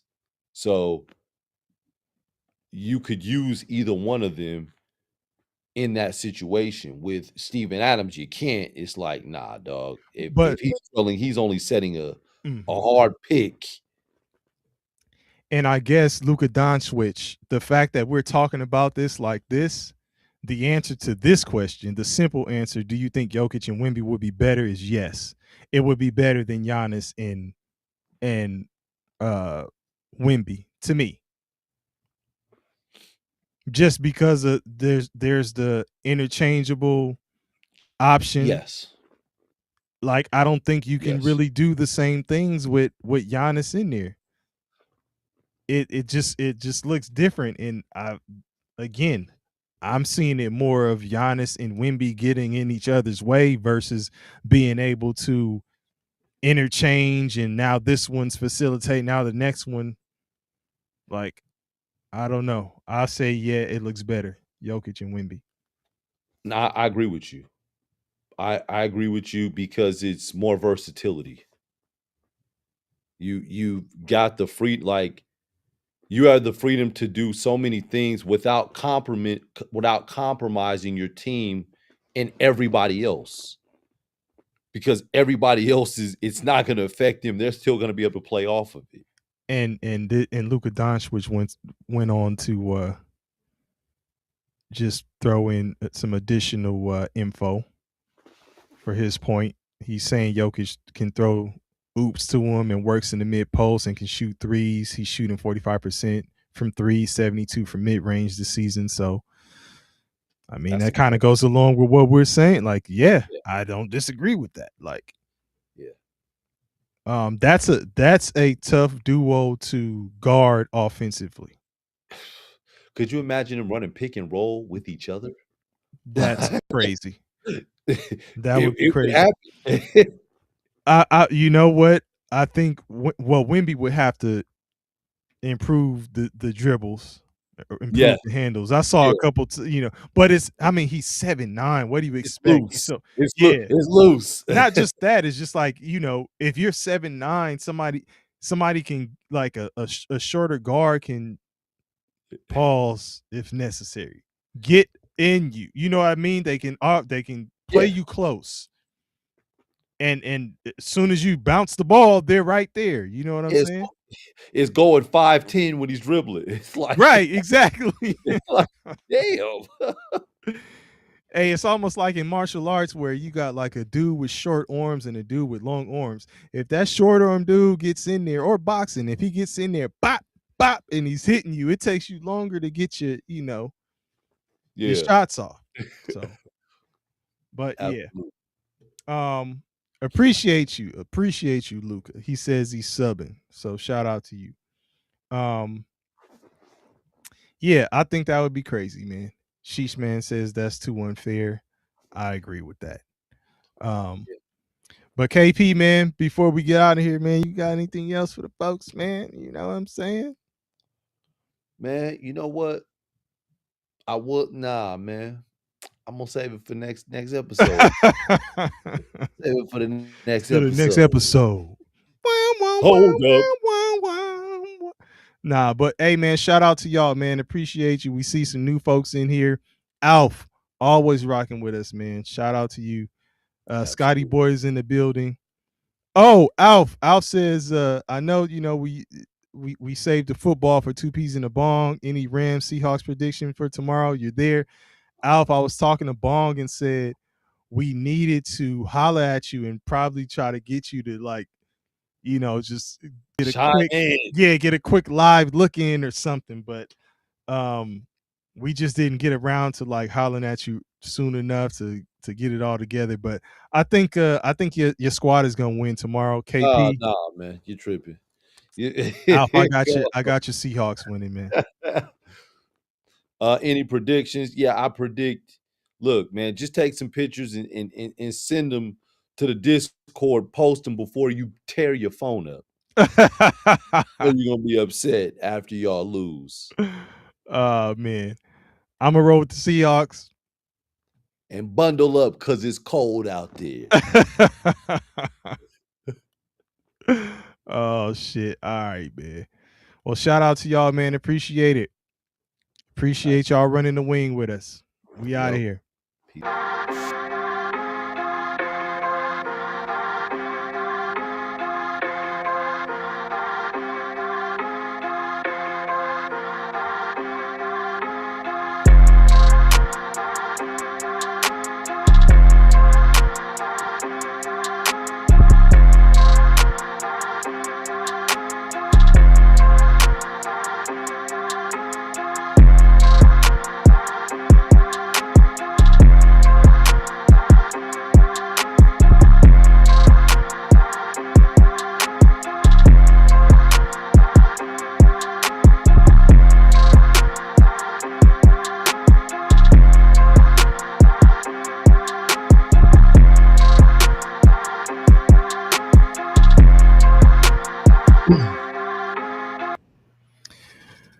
All right, y'all. Running the wing, back at it. It's your boy DP. And fashionably late, it's your boy KP. Why fashionably late? Cause we was on that 6-7. Yeah. And, you know, we good, close to that 7-8. Yeah. Oh man. So man, let's go on and get right into it, man. So if you follow the NBA, you know that there is a gambling probe, gambling scandal, whatever you want to call it. It's a mess. Sticky. Yeah, you were calling stuff the Wild Wild West with the NIL in college. So what is all of this with the NBA now? So just gonna run over a few dates. There's several instances that have been cited in this indictment, but we're not gonna go over every single thing. But the NBA folks who are involved in this scandal at the moment, those who have been named, Chauncey Billups, Terry Rozier, and then Damian Jones. So Damon Jones. I said Damon Jones. So Damon. So you have a former player in Damon Jones, a sitting coach, which I don't know if he even has his position anymore, in Chauncey Billups, and a current player in Rozier. So, and waiting in the wings, Malik Beasley. Yeah, well, I don't know. They said Beasley was being investigated. Then it was reports saying he was cleared, but yeah. So he ain't on the NBA roster. Hey. So man, so the FBI it's been reported that they said this has been going on for years. Yes. So April 9th, 2019, the authorities alleged there was a rigged poker game, and that the mafia was involved. Yeah. You've heard that they were using the folks who were actually participating in a poker game were using, allegedly, glasses, X-ray tables. Yes, X-ray tables, cards with invisible markings that can only be seen with the glasses. This is an elaborate scheme here. And listen, there was a shuffling allegedly, we'll have to we'll have to keep throwing out allegedly. There was a shuffling machine that was altered, and there was some technology that allowed them to read the cards in the deck, so they were able to kind of predict, the probability of which player would have the best hand, and then they would relay that information to the people who were participating in the game. So this is like real, detailed, thought out, sophisticated. Yeah, like you said. So, but that was 2019 the initial findings, or the earliest date I saw with this particular situation. Then in October 2020, you had $50,000 allegedly wired to Billups, Chauncey Billups, and that money is believed to have been associated with illegal poker games. Now, the year 2020 just kind of stands out to me as COVID times, right? Everybody's supposed to be around each other. No, not even that. Where folks was sitting at home trying to come up with a scheme to make some bread because that water was being shut off. In all across the board, different industries, all kind of stuff. Now, I'm not saying that that's what these folks did, but it's being alleged that they had these illegal dealings. So December 2022, so a couple years later, that's when they first cited the date first cited that I saw for the gambling related to the games. There's non-public information that's being gathered and sent around to co-conspirators and different people who were involved in this elaborate scheme. And that information it's almost like insider trading, right? Something's going down. So that's exactly what it is. Yeah. So almost like So you make the call to your folks, you say that. So February 9th, 2023, you had Damon Jones, not to be confused with Damian Jones. You had Damon Jones on that phone. Well, it was alleged. On that phone. It was alleged that he was on that phone.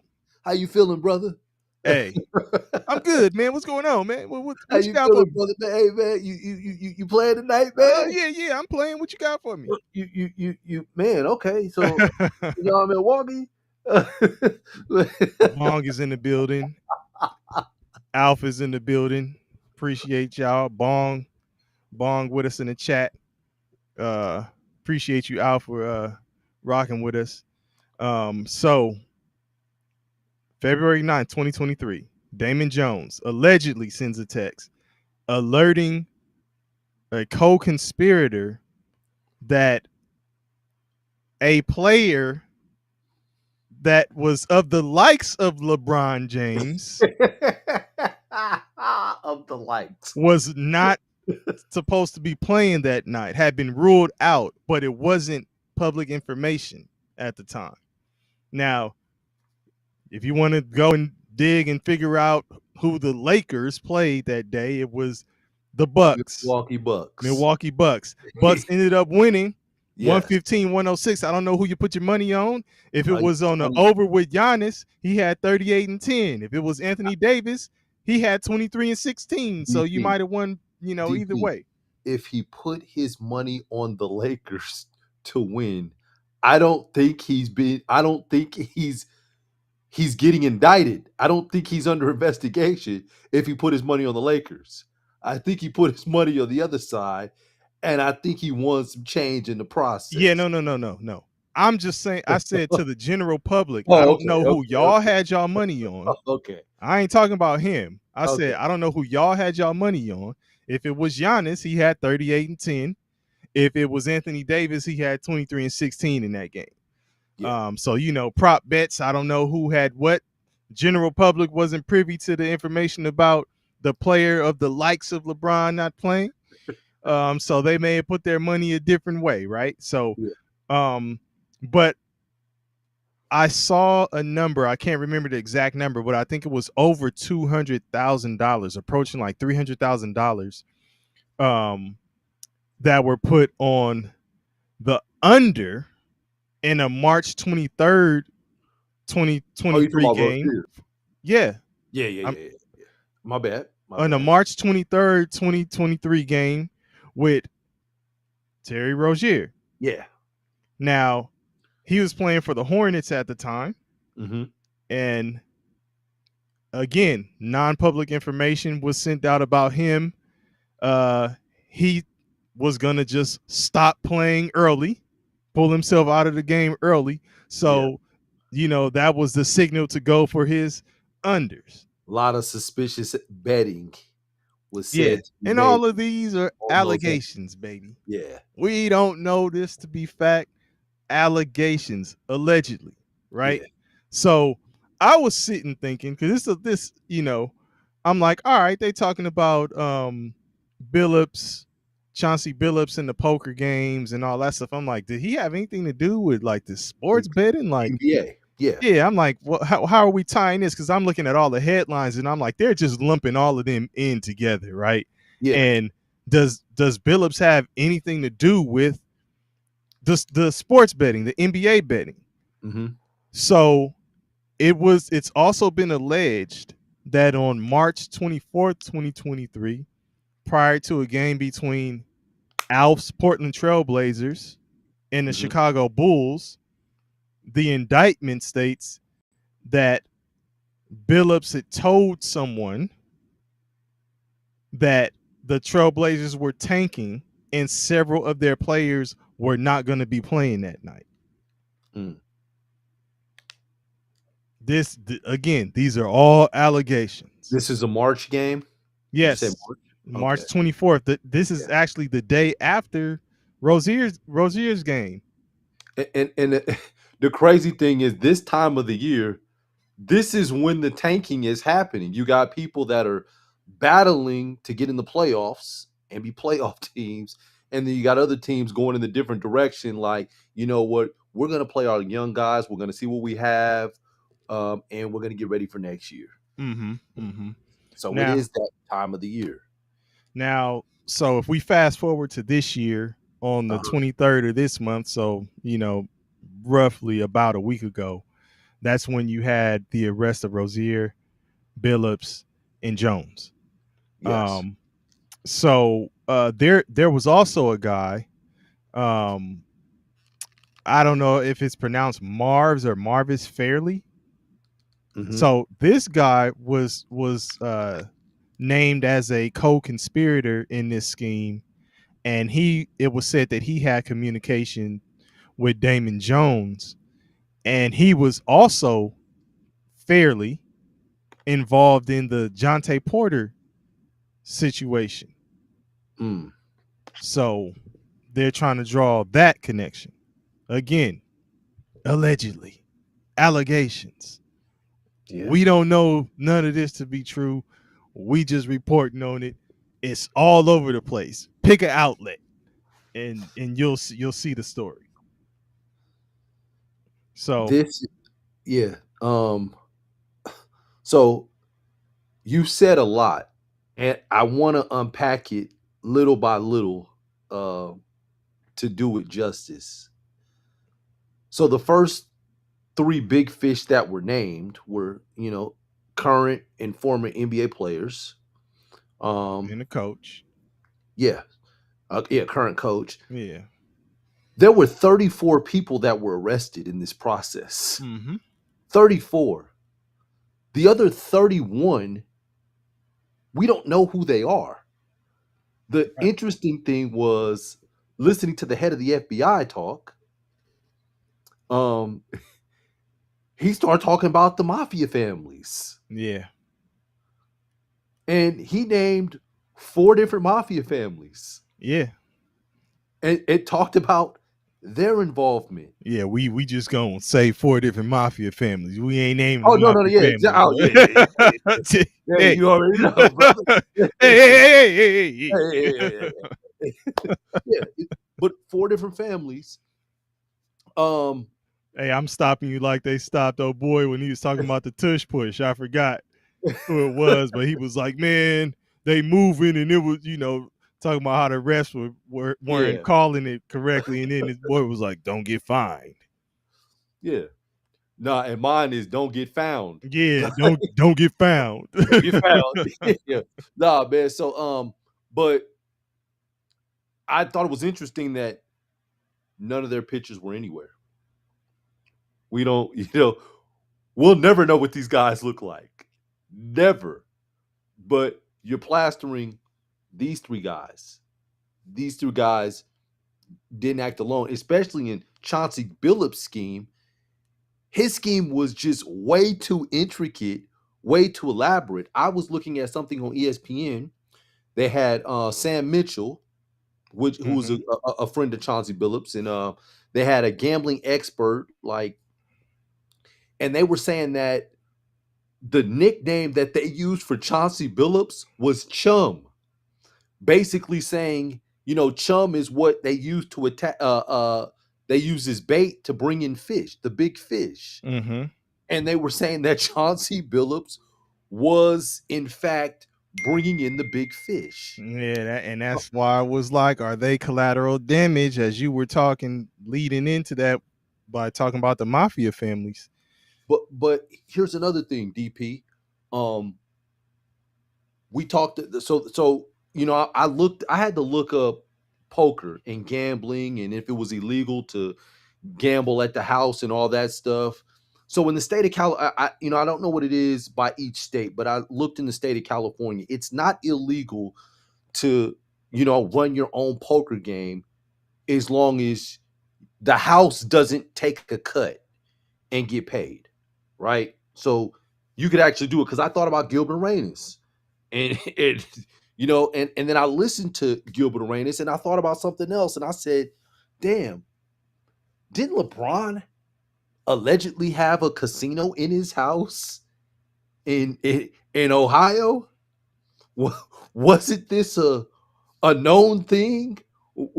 Were players like it doesn't say what games they had, but you listen and you hear some things. I've heard some things, Mm-hmm. and I heard allegedly that you know Gil was there, Braun was there, and Damon Jones was there, Mm.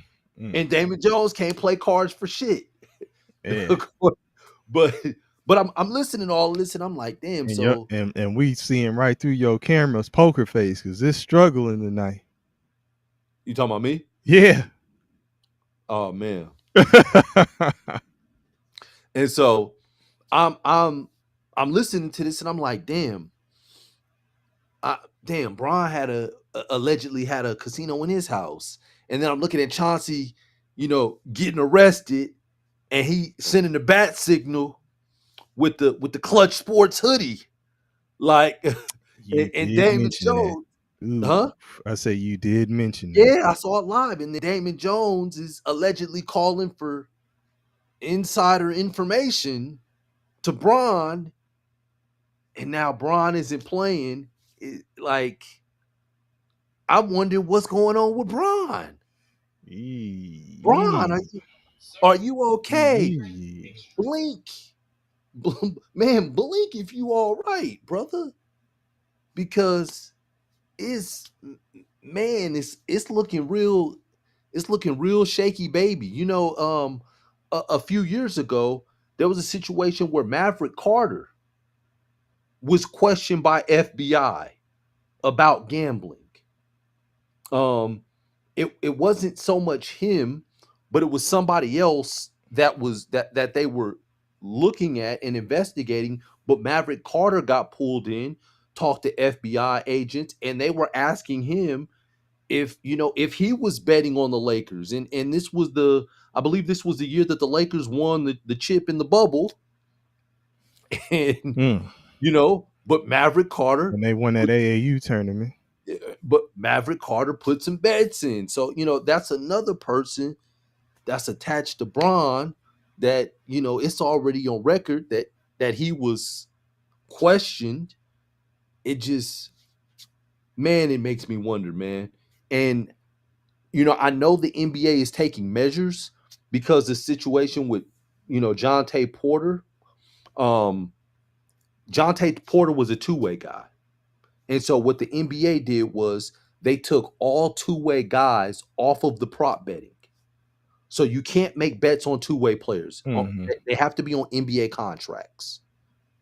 So I know the NBA is trying to do something, but with the NBA being a part of the betting sites Yeah. and the players getting Partnered with yes, them and DraftKings yes, and and the players getting 50% of the revenue sharing, so them mhm. profiting off of this too.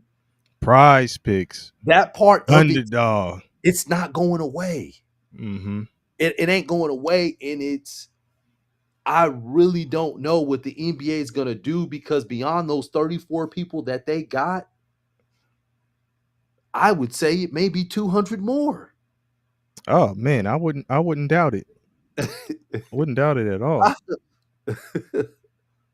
So, yeah, Yeah, no, it's definitely it's crazy. And to think that it's only 3 people yeah, would be, and this is again, it's still allegations, so you don't know what's going to happen with them, but um to think that it's only a few people who there could be some funny business around, like, nah. Betting has been a part of a part of shit for the fabric. since inception. Yeah. Yeah, So this is the fabric because I mean it's more competition. yeah, I mean, and I don't know if there's, you know, more who will be named, but I can put my money on. I can bet on that indictment has does 1 through 100 or something like that, so they can continue bringing people in as doe 1, 2, 3, 4, 5, and so on, because this is an ongoing investigation, and as soon as they start connecting dots with different people, they're gonna be replacing that doe with, you know, such and such player and this player and that player, or coach or GM, or, you know, who knows. So my question to you is, what does this mean for the league? Like, can they fix this?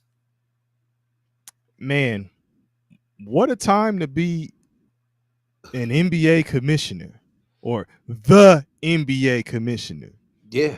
Um, because you got the shit with the Clippers where you had Pablo Torre on your ass, Oh you man. know, talking about what was going on with Kawhi Leonard and Yeah. whatever deal he had with, Circumventing the salary cap. yeah. Then you got this, right? And we just getting into the season, right?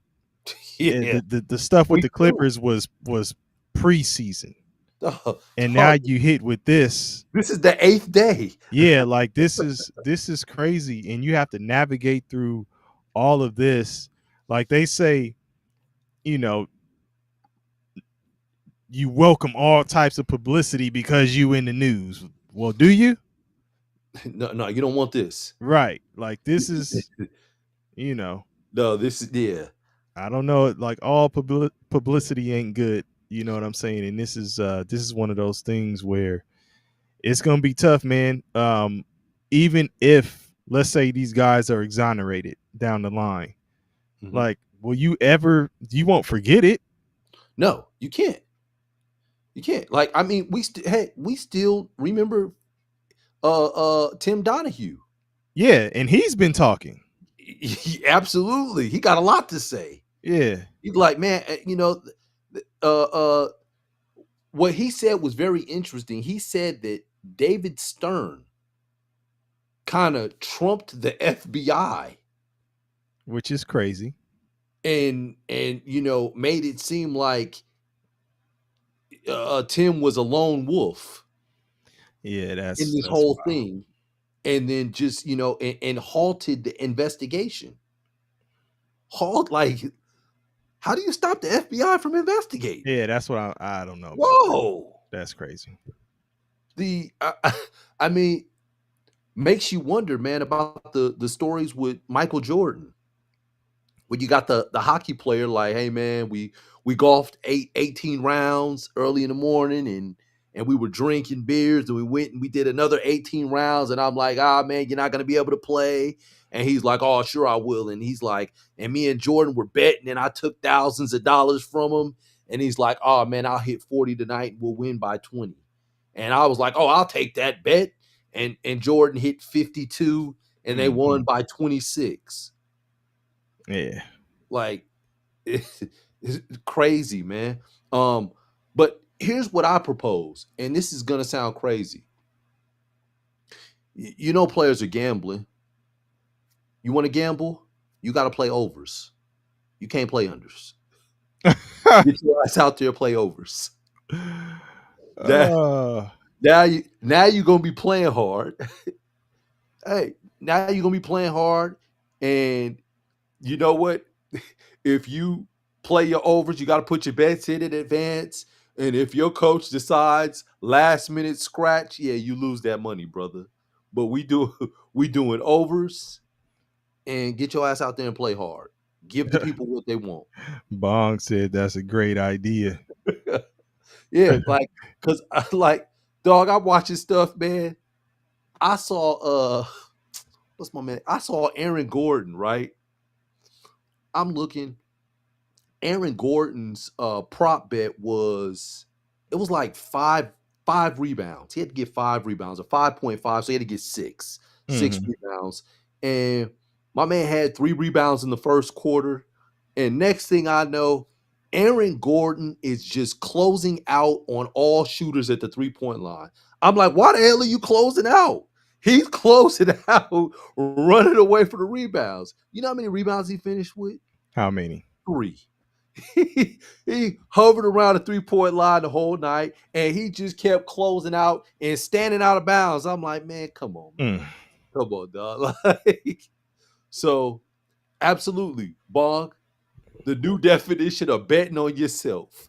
Absolutely, yeah, you got to play overs. We ain't playing no unders. I can fuck with it. Yeah, I mean, since y'all want to play, but I don't know what it means for the league. I mean, shit.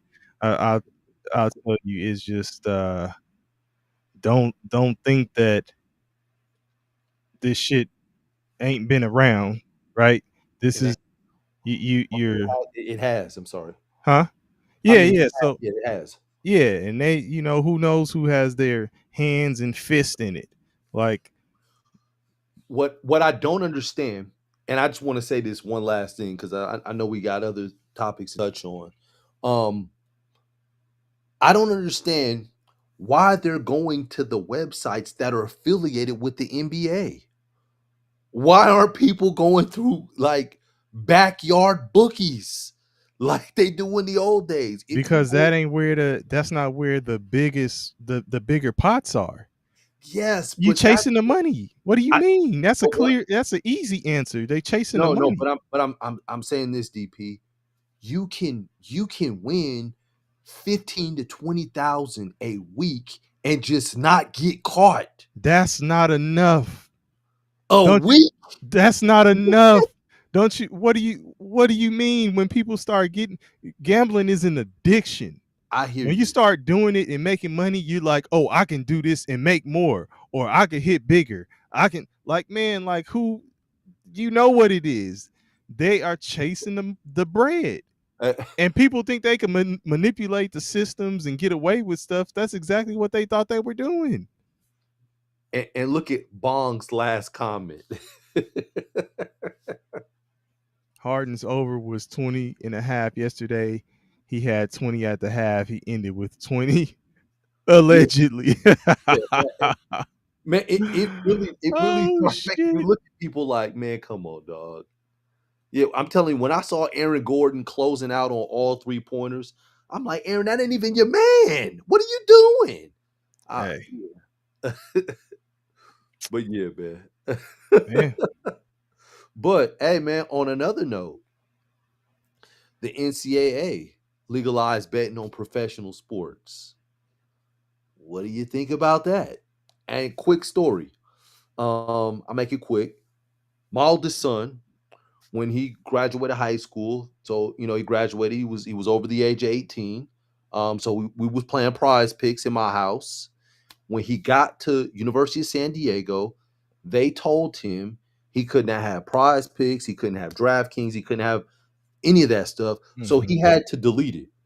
He had to, take his money out and he deleted it. So he didn't have it all, not betting it all, not doing anything. Yeah. But now they will be opening the door. It was supposed to be November 1st. It just got pushed back to November 25th that they will start. Oh, is it the 25th? I thought it was the 22nd. Man, Uh, what the hell? Now you got a thumbs up button what are you talking that about? popped up on your screen. You did some kind of my thumb was up. My bad. yeah. Like, Yeah. this dude got the animated features. So they've they've pushed it back, so it's going to be in November, and they are going to let NCAA players bet on professional sports. Mm-hmm. They got that NIL money. Yeah. They got that scholarship money. They get a form of some like revenue sharing as well. But my question, but this is what it turns into though. Now you have insider information because some of these NBA players were your teammates a year ago, 2 years ago, 3 years ago. Or you train with some of them in the summer because you're trying to get to where they at. Yes. So you contacted your favorite player and he said, yeah, come on through. We're going to be at XYZ gym. And now you got your workouts and you've been working out with them all summer. Absolutely. So now y'all cool. You're still staying in connection. And yeah, you have inside information because you're in there now. Yeah. And these are young kids. Look, man. Let's just say this. Anytime there's going to be a black market for anything. Everything. You can create a system to the powers that be can create a system to monetize off of something. Absolutely. You saw it in the cannabis industry. You think it ain't niggas out here still selling weed? I mean, you're still gonna have an underground black market where people are handling transactions that fit outside of the parameters of what the powers that be considered or have deemed legal. So absolutely. All these illegal transactions will continue to transpire. Like, you're not going to stop it. It's going to happen. Same thing is going to happen NCAA with all of this sports betting that you guys trying to legalize. And it's almost like that parent that says, oh, well, I'd rather they be in my house than when it smoking. Yeah. Yeah. You think you stopping it because that's what's happening? Like, I'd rather you smoke in my house than be smoking on the street.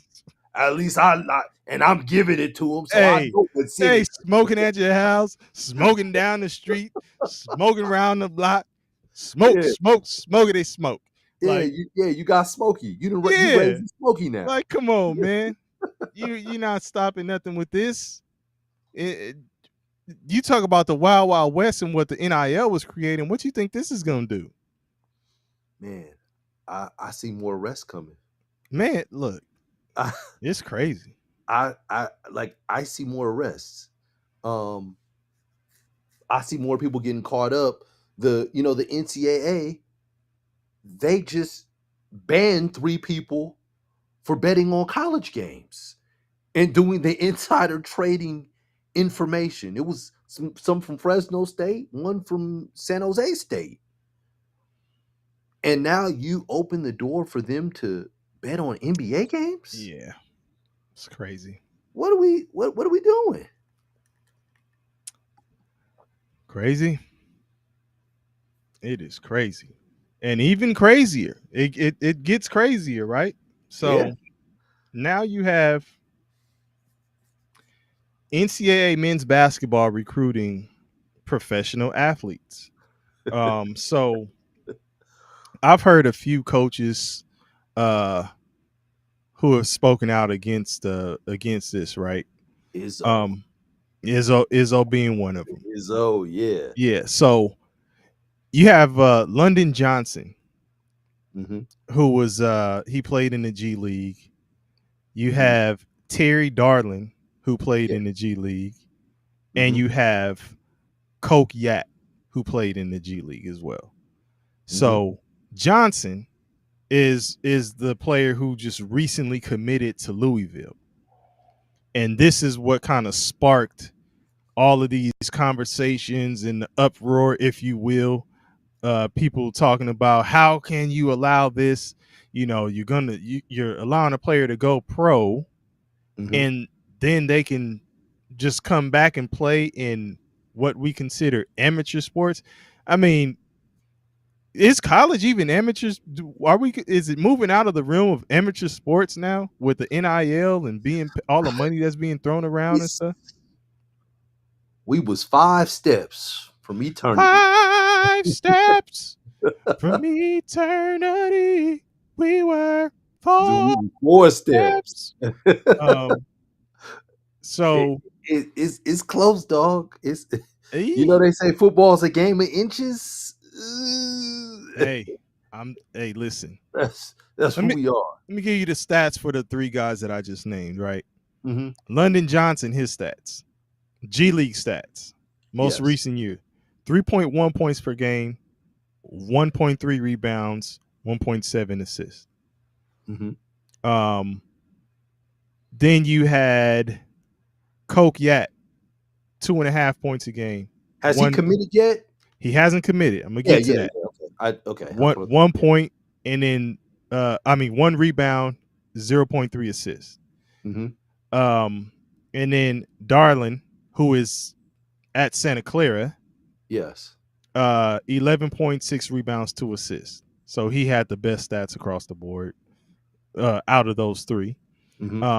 Johnson, as I said, London Johnson has committed to Louisville. You have the likes of Louisville and West Virginia pursuing Coke Yat. And BYU as well. I've heard that there's interest, mutual interest with West Virginia and Yat. I don't know how true that is. These are just reports that I'm seeing swirling around, but reach out to my West Virginia people. Go ahead and do that. Let us know. So this, I started thinking about this whole situation, and we already know that this happens all the time with foreign players. Matter of fact, you brought up a story about your oldest son. I was watching a game, West Coast Conference game. There's a team, St. Mary's, and I said, "Hey, man, that Augustus Marshallonis, he played professionally before he even played in college." So I didn't know. Right. On it. Right. I'm like, nah, man. And I was like, the announcer just said it. So we looked it up. Lo and behold, yes, he did. In Lithuania, you lost your eligibility because of that. Okay, well, but that's what they're doing, right? And that's kind of what they're that's what they're doing or saying they're going to do with the G League players. Yes. So they're saying that if they went for, you were 2 years in the G League or whatever you did, that's 2 years of eligibility that you're losing. Yeah, you're a junior now. This guy played 4 years at St. Mary's. Yes. Marshallonis. He played 4 years. I think he came in during COVID. Okay. So he got that COVID year too. Okay. But then, I'm like, all right, well, I'm thinking about current players, and you may throw some more out there, but Lauri Markkanen, just in the news for dropping 50. First one in a while since Karl Malone, right? For the Jazz. Yep. He played professionally in Finland before he went to U of A. Wow. Was everybody talking about that? Absolutely And he not. played 2 years. Swept under the rug. Yeah, he played 2 years professionally. Whether it's a second tier team or whatever tier team that they have overseas, I don't know exactly how all those break down. That will be something that maybe we can actually do a show on one day, to look at the ins and outs of how that overseas basketball is structured with the tiers and all of that stuff. But these are considered professional leagues that these players are playing in before they even step foot on a college basketball court. Absolutely. And we not tripping until it's a dude over here in the US. Now it's a problem. So a couple things. No one was talking about Terry Darling at Santa Clara. That kind of went under the rug. It wasn't until London Johnson went to Louisville that everybody was in an uproar. Mm-hmm. And it was Izzo, it was Kelvin Sampson. Yep. Yeah, quite a few. It's funny. Of a lot of the coaches that they interview, one of the coaches that was like, Dan hey, Hurley too. They're doing it overseas. Mm-hmm. You're taking players from overseas that are professional. You can bring it, like if they play in the G League, they were not on an NBA team. They were not on a two-way contract. He was breaking it down. They weren't on a two-way contract. So they technically were not NBA players. They were G League players. They should be able to play college basketball just like professionals that played overseas are able to play college basketball. You know who that coach was? Who? That coach was Kevin Young of BYU. Hmm. Same coach that's in the running to get the G League play. Listen. Who had a player that you referred to as Denim, or if it's the men, who also played professionally. And Kevin before Young, he played at BYU. And Kevin Young is an NBA guy. So he knows because he was coaching with the Phoenix Suns. He was working with Kevin Durant the year before he got to BYU. So he went to Kevin Durant to BYU. But I totally agree with you. It's like, how are we taking players from overseas that are playing professionally and playing multiple years, 5, 6, 7? I know a player that played 7 years professionally, has came over here and is considered a freshman. Like I know that, like, yes. And you're trying to, get upset with the American players? Yeah. Wait a minute. And let me throw this out there too. You may know more about it than I do. How does the NBA Academy in Africa work? Because wasn't Darling a part of that too? He was. That's almost like a prep school funneling situation thing. Right. I'm like, how does that look though? Yeah, but So that puts you on that's putting you on the trajectory of being a pro. But then you go from there to the G League and then to college. Yeah. Which he's still young. He's still only 21. Yeah, I mean, listen. Listen, there's 25-year-old guys still playing in the NCAA, right? So absolutely. So so I'm not mad at that, but I will say this: you're gonna have some lawsuits. Like if I'm the parent of Ryan and Matt Bealey, the two twins, and players that went to OTE and lost college eligibility. Oh, because they went to OTE, I'm suing. I mean, you can't make a move like this and not think that there's going to be some kind of retroactive reach to be like, y'all need to fix this. Because there was one kid by the name of, Ryan and Matt Bealey were two twins. They were supposed to graduate in high school in 2023. They were ESPN top 10 children. They're twins. They went to OTE. and some of the first players there. So, you had the Thompson twins, you also had the Bealey twins. The Bealey twins decided that they wanted to go to college after they finished at OTE. And they were supposed to go to Chicago State. Well, they enrolled in Chicago State. The NCAA ruled them ineligible. Mm-hmm. They tried to fight it and petition it. They were still ruled ineligible because of the benefits that they received while they were at OTE. Now, the interesting thing with OTE was OTE, they started signing contracts in like March, April of 2021. Mm-hmm. And then, the NCAA came through with the With the NIL NIL, in July of 2021. which I think was a direct move Yes, to because of put a that. stop on that, because Yes, they knew more players were going to be going that OTE route.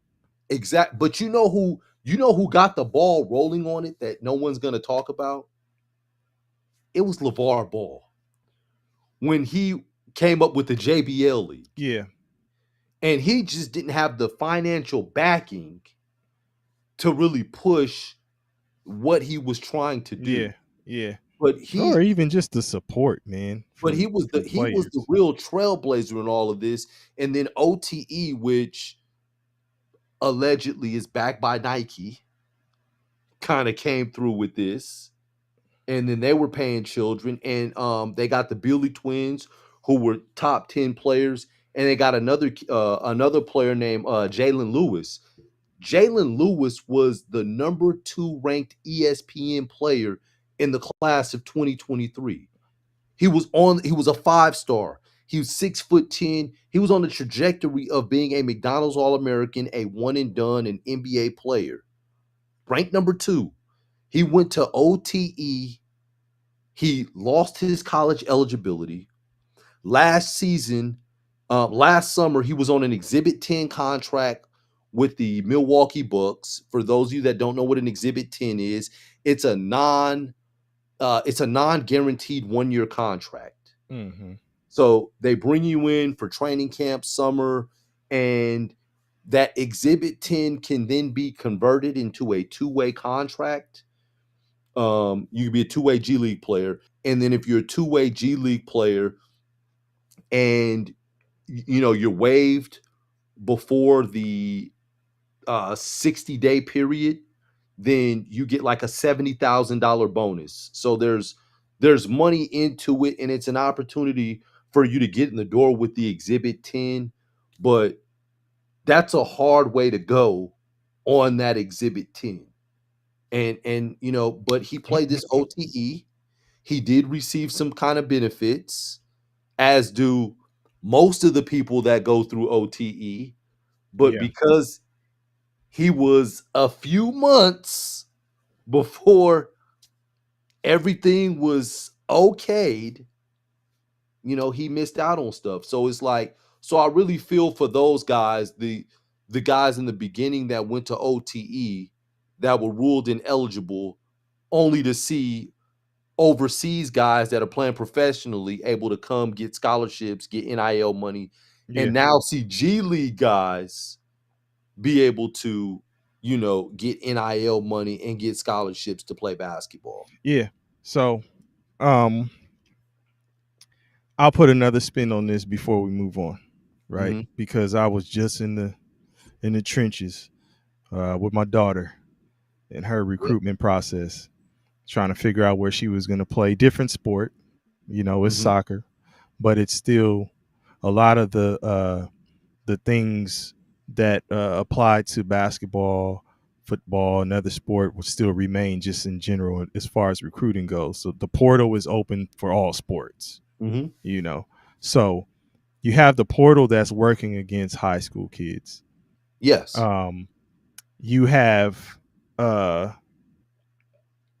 this now that's going to work against high school kids, Professional athletes. Yes. which you bring in professional athletes. The league itself, the college platform itself is moving to older, More mature. more mature players in general, Mhm. right? Sprinkled in with, you know, youth. Yeah, we'll hit the portal.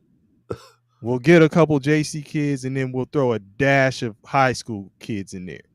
That's a dash is too much. A speckle. So I'm just saying. So as a high school kid, if you're getting an offer, you know, you need to strongly consider your offer.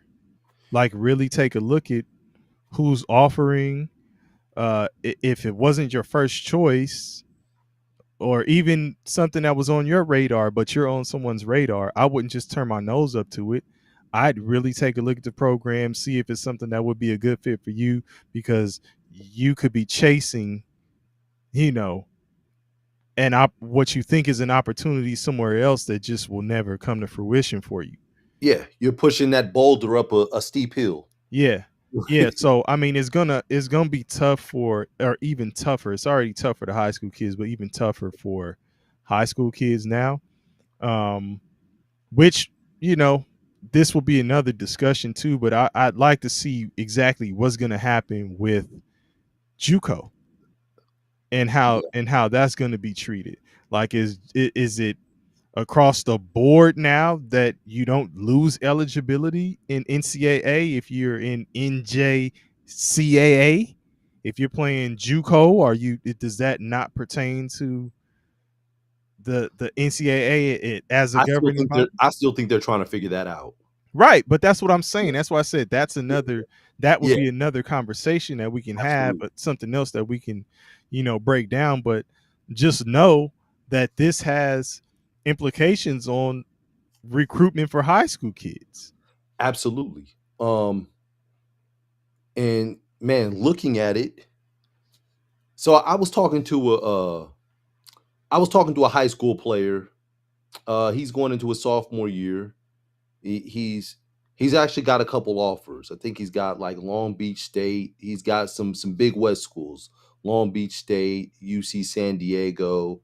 Um, I think he's got UC Irvine. So he's on a great trajectory in terms of recruitment because Mhm. he's just starting sophomore year and he's already got some offers. Now, this player is about 6'2", so he's not big, and he's kind of he's got a little muscle build to him.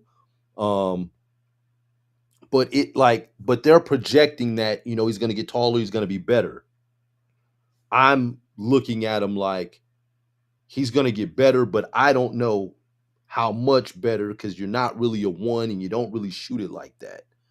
But he plays hard, all that stuff. So I'm talking to him and the father, and I'm like, they knew about they knew about my sons. They watched us go through the recruitment process. So we're Mhm. kind of talking about the recruitment process. And I asked him, I was like, man, well, where do you want to go to school? And he was like, man, I'm trying to go to Duke. And Mm. dad is like, yeah. It's Duke. We set on Duke. And I'm like, man, that's cool. Um, do you understand the landscape of recruitment right now? Mhm. And unfortunately, they don't. They don't understand the landscape of recruitment to what your point and what you're saying. And I'm trying to tell him without crushing his dreams. You want to keep talking to these schools Oh, that are yeah. recruiting you. Yes. You don't want to turn your nose up Don't and, turn your and, nose. and, and don't start saying, "Well, I could do better." Like, Yeah. I mean, No. look, I'm sure you You probably probably could. could. I'm sure you Yeah. probably could, but hey, man, keep massaging these relationships because and I asked him. I said, "Hey, as a freshman, would you be content with sitting on the bench, or are you trying to play?" "Oh man, I'm trying to play." Well, these are the schools you really need to look at because this is where you have an opportunity to play. Yeah. And the sad thing is, me and you see it as old, washed up, former players ourselves. We see it and we see the storm that's coming, but a lot of these other parents and these children, they don't even see it, man. They're oblivious to it. And they're Scotty not gonna boy in the know. building. They're not gonna know until it's too late. Yeah. Just a sad thing. But yeah, like the landscape of recruitment has changed drastically. Yeah, and it's, I mean, you thought that for a minute the portal was all in favor of kids, and I mean it allows for maneuverability and people to just not be stuck in a situation. But NIL money and all that stuff that's being thrown around, like that, every player's not getting that. Like every player is not getting a big $1 million NIL deal and Not at all. hundreds of thousands and all this stuff. Like, you Oh, know, and in some cases, like a kid is really like shooting for that scholarship. And there's a lot of kids out here who, in particular, those who aren't getting the NIL deals, who are in need of the scholarship, yes. like the sports scholarship. Absolutely. So, you know, there's so many ways that the organization is able to like manipulate this and have it work in their favor, and still like these kids are out here getting done dirty. I've heard, you know, even with football, with the on the JUCO scene, where they eliminated that second open door for the portal in football. Yeah, I know what you're talking about. You're talking about the spring portal. Yes. So Yeah. you would think that that's, oh man, that's going to be all good for JC and all of that kind of stuff. But I've heard some coaches say, nah, they're not, you know, waving their hands or pumping their fists like, yeah, that's a go. This is a win for us. And these are JC coaches, because they're saying, man, these kids get the offers from spring during spring, right? Mm-hmm. They get a preview of the kid from when they get on campus. They if they have already qualified, they can leave JC. They go early, enroll well before the season. They have a preview of how the kid is. If they ain't feeling them, they snatching a scholarship before the season is even starting. Damn. Previously on Running the Wing. Man, NCAA men's basketball is back. There are some college teams I would like to discuss. The Arizona Wildcats. UCLA is one of mine. Ooh. Boise State. You can't lose the Hawaii Pacific at home. Also, Houston, dog. I want to see if Houston can get over the hump, if they can win a national championship. Shout out to KP, Koa Pete, that is. 30 points, 7 rebounds, 5 assists, 3 steals in that win over Florida. Donovan Dent.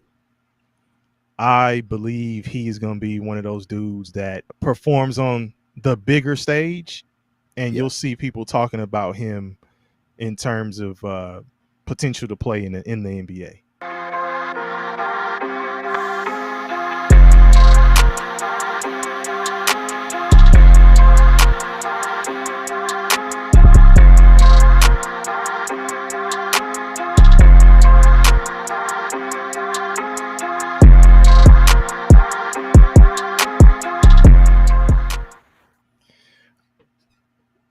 All right. Running the Wing, back at it again. It's your boy DP. It's your boy KP.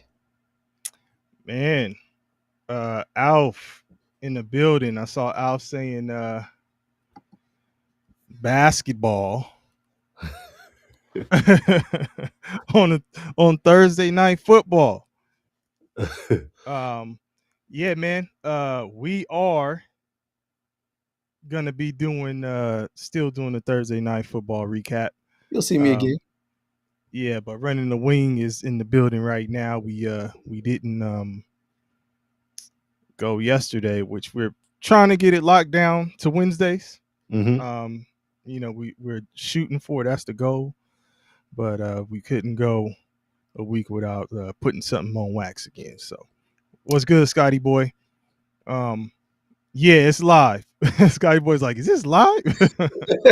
that was snippets from the last show. Y'all gotta subscribe to the Running the Wing channel too. I think We just started that one, so it's only like 5 subs on there. So make sure y'all go to that too. It's just under, running the wing. Some other shit might pop up first though, because we just getting started. So it's not really, we won't be the first thing to show. So yeah. Yeah. Brandon Hallam in the building on the football talk. Brandon Hallam, this is the basketball session, running the wing. Absolutely. So we're gonna be talking basketball on this one. We'll be in the football studio though.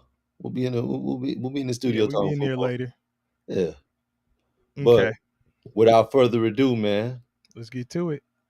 some stuff going on in the NBA, man.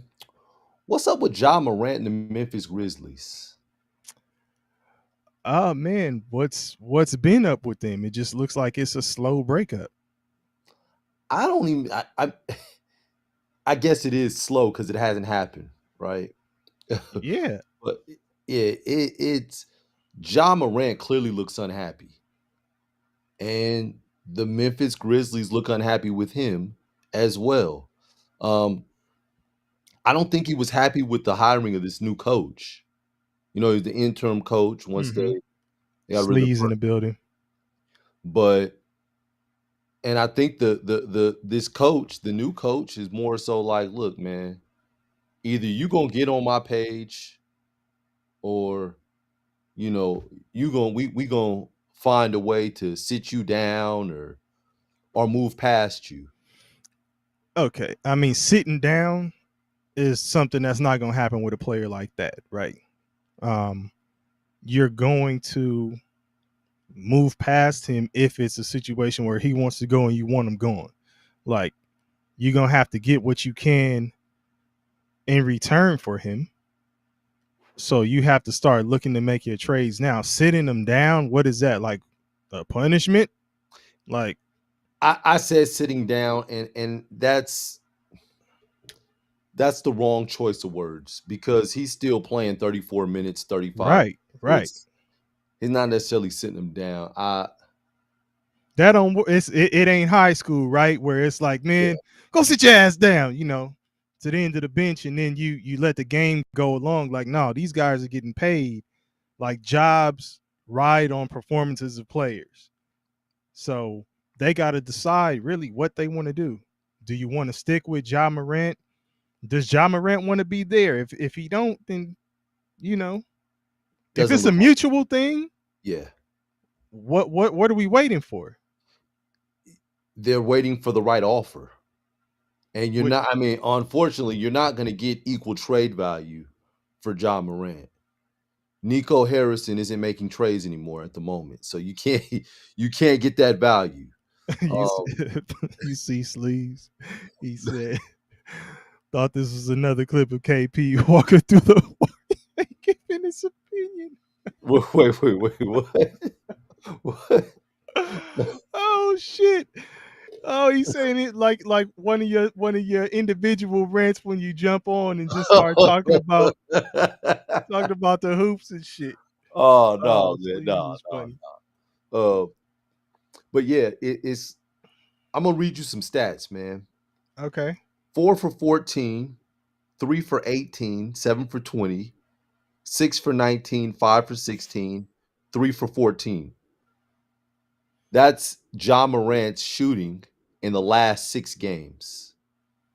It's been, the last game he shot 50% or more from the field was December 29th against the Phoenix Suns. He was 10 for 19. And they did win 114, 113. He had 28 points. But it's just a thing, man, right now where it's clear that something is off. In the last game, he had 8 turnovers. The game before that, he had 3, but the game before that, he had 7. Then he had 6, then he had 5. It's at a point where he has more turnovers than field goals made.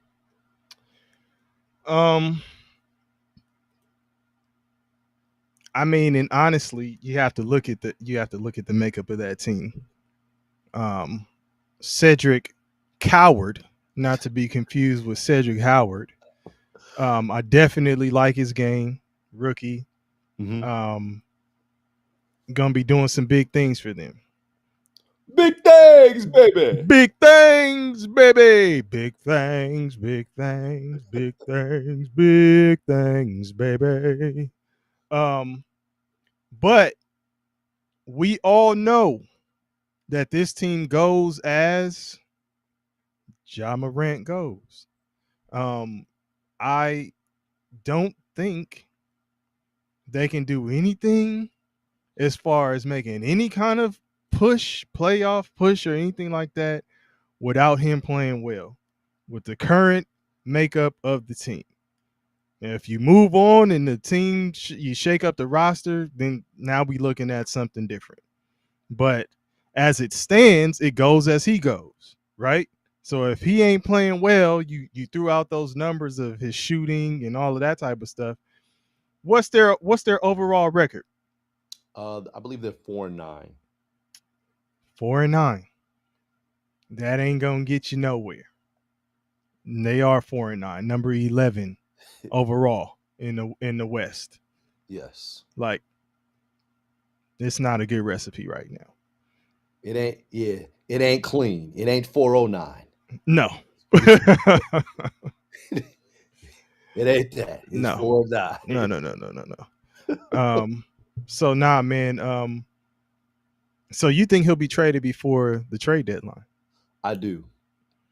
I think he finds himself somewhere cold, freezing, where there's frigid winters. Hey, And did you see what Alf said? no, He says Ja will be in Minnesota. that's the place I'm thinking as well. Okay. What? And I kind of thought that's what you were saying. What type of deal does that look like to you?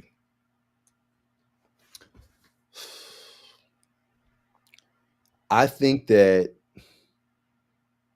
so Is Minnesota, DiVincenzo on the move again? DiVincenzo's on the move. Mike Conley goes back to Memphis where he could retire. Let's see. They may even part ways with Big Jelly. Well, Um, Alf is saying I know that- Dillingham, Gobert, and 2 first. huh. I don't think that I don't man, if Memphis takes that, I think that's a great deal. If Memphis is willing to take that. Yeah, I think Memphis will try to get a right now guard too, like somebody to steady the ship for right now. Yeah, because In Dillingham, addition to what they plan to do, like in the future. yeah, I think Dillingham still has to continue to just develop and get stronger in this league because he gives up a lot of size. Pause. And the only reason why I threw DiVincenzo out there first is because He's a he's a solid hooper. guard. Yeah, he's a hooper. Yeah. And when you're making a trade like this, they're gonna be looking for That savvy vet. somebody. Like, Yeah, no. You gonna keep getting it. No. That ain't gonna work. That's the wrong president. So Yeah. no. No, that no, I've my thought is that Big Jelly's in the trade. I know that he just signed a contract with Minnesota, but if I'm Memphis, I'm pushing to try to get him. I'm pushing for that. Like, man, we gotta get something in return. You're getting you're getting our franchise player, so we got to get something. So let me get him, and we'll take Conley off of your hands. We'll bring Conley back with DiVincenzo. But if they could get off, if they could get off with 2 first rounds and Rudy Gobert and Dillingham, if I'm Minnesota, I'm gonna hurry up and pull the trigger on that trade. If Memphis is entertaining that offer. Yeah, I'm trying to see what Nas Reed's contract is looking like. Since you mentioned him, 5-year, $125 million. I think, and that's team friendly. And Rudy Gobert has what left?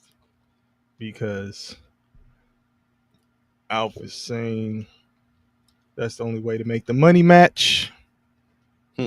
Okay. He signed for a 3-year, $109.5 million contract. Well, then why can't Nas Reed money match? Yeah, it probably can. Yeah. How many? I don't know how many years Morant has on his contract. But that'll be something to. Let's see, Ja Morant. So he signed a 5-year, $197 million contract. When was that? Okay, so this year he'll earn close to 40 mil. So he's at close to 40 mil. Gobert at around 35 mil. And where is that putting Nas Reed at? What did I say? 125 for 5? Yeah. Or 120 for 5.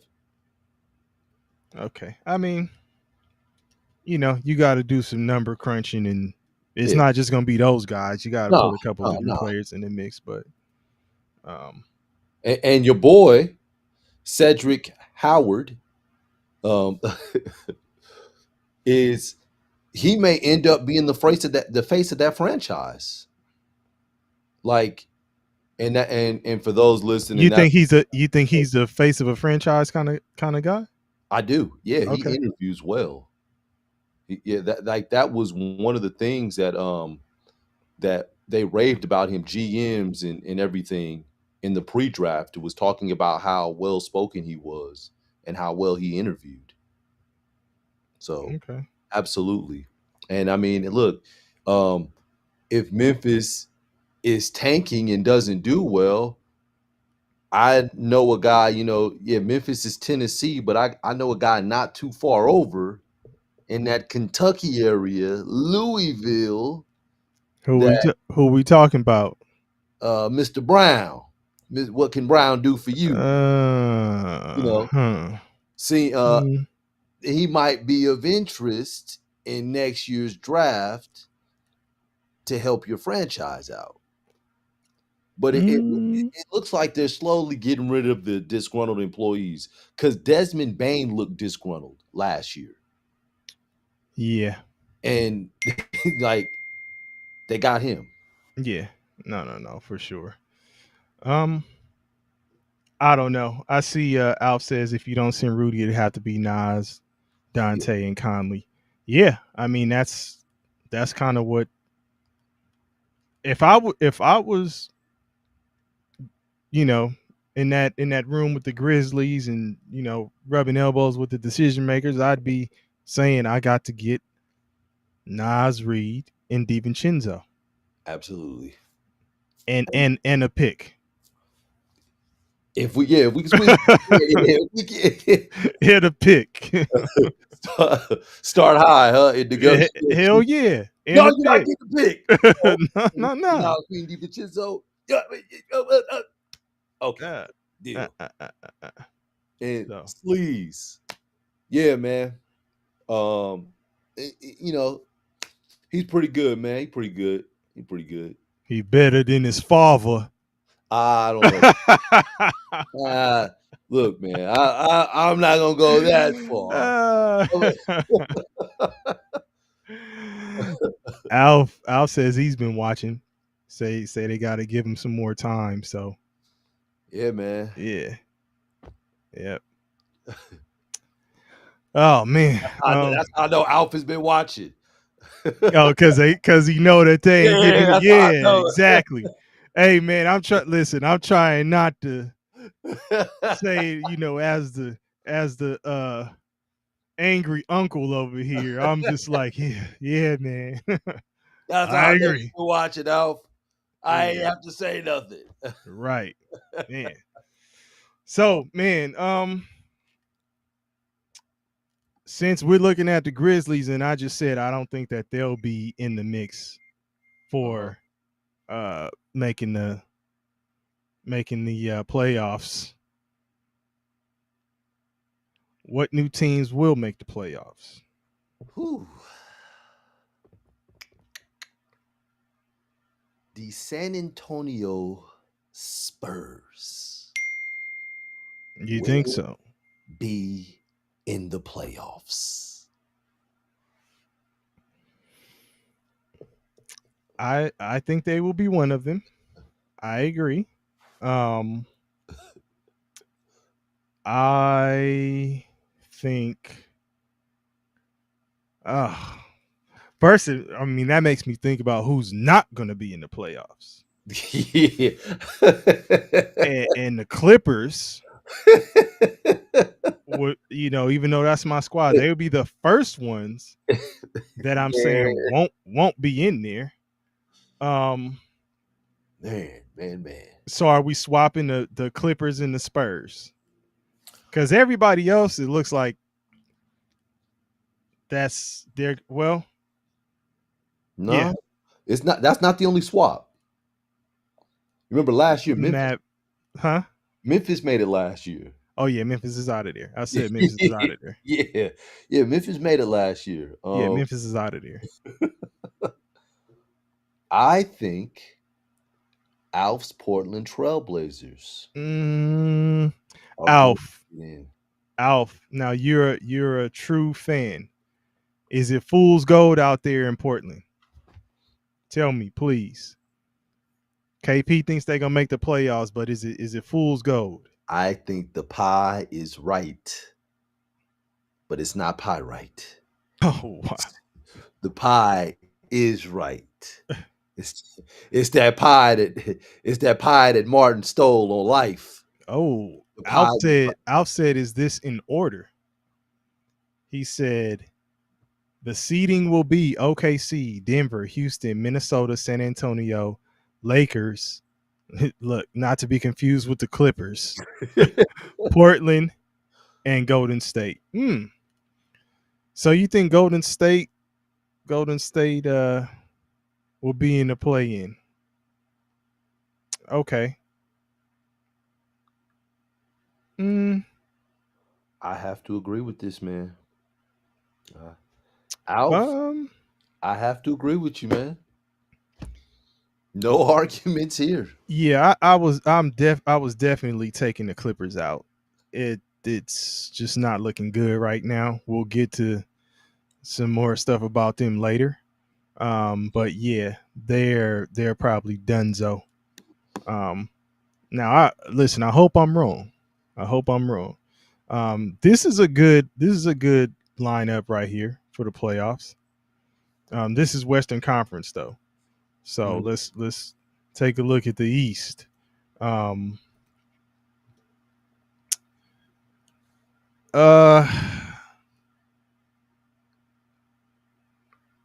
will the Celtics make it? It ain't looking good. So that's the first thing. So we know the Pacers are probably out, right? The Celtics have a puncher's. The Celtics have a chance. Okay, I'm not. they have a chance. I mean, they're Yeah, not I think it's too early. way outside Too early looking to in. say they're not gonna make it. Right. Yeah. They're But not way outside looking in, but that's why but I I'll asked, will say, they make it? The Pacers, though, I think they're done. oh no, yeah. Yeah. They're on pace to finish last. Oh yeah. Right along with the Wizards, tied for last. I will say a team from the East that'll get in that wasn't in last year. The Atlanta Hawks. The Atlanta Hawks. They were in the play-in, but they lost to Miami. So no play in straight seed for the Hawks. I think they're in straight seed. Okay.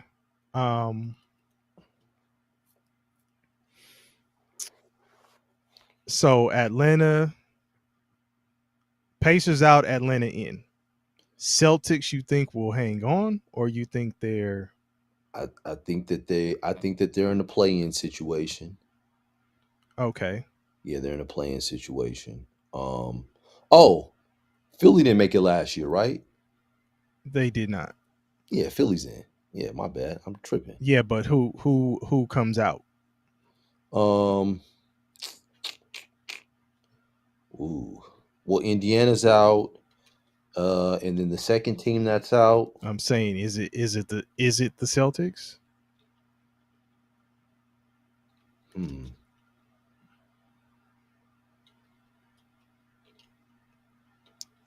I'm gonna go.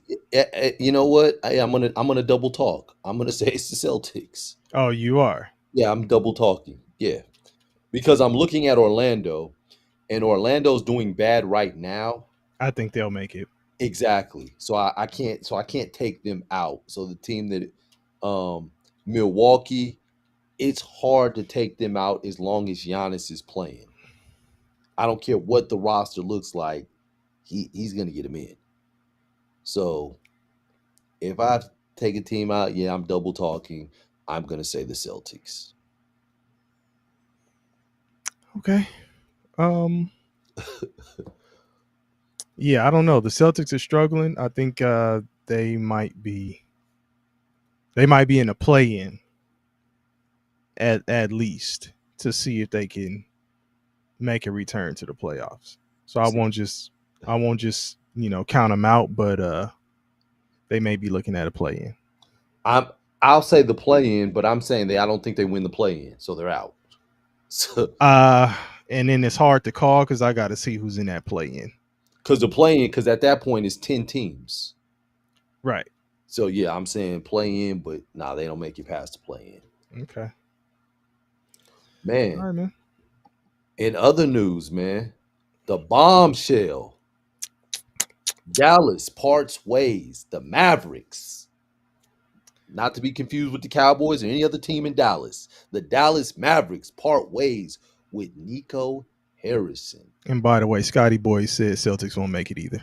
Shout out to Scotty Boy. What are your thoughts, dog? You got to weigh in. Okay, so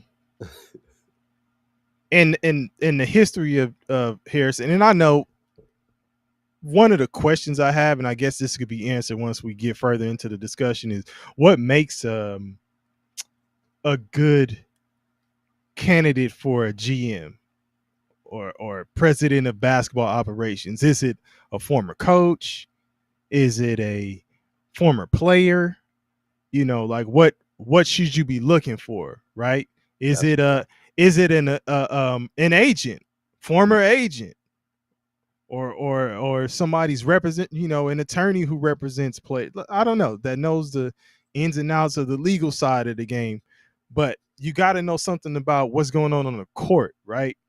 You could have great relationships with people, but building a team and a roster is more about just having great relationships and being a good people person. Is knowing what pieces to put together, what people to put together, and personalities and skill sets to put together so you can build a competitive team.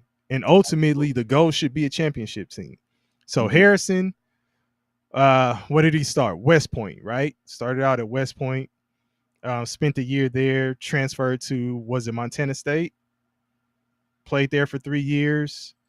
Bounced around overseas. Didn't get drafted in the NBA, so he bounced around overseas, played there. But then he had a long stint with Nike, right? As a marketing representative. Started off representing players on Dallas's team. Michael Finley, I believe. I know there's some other players I might be missing out. Do you have them in front of you? Well, I know he had a relationship with Kobe. Yeah, that was after. That was when he started kind of. Yeah. So the maturation process led to Kobe. I think it was Kobe and actually Jordan too.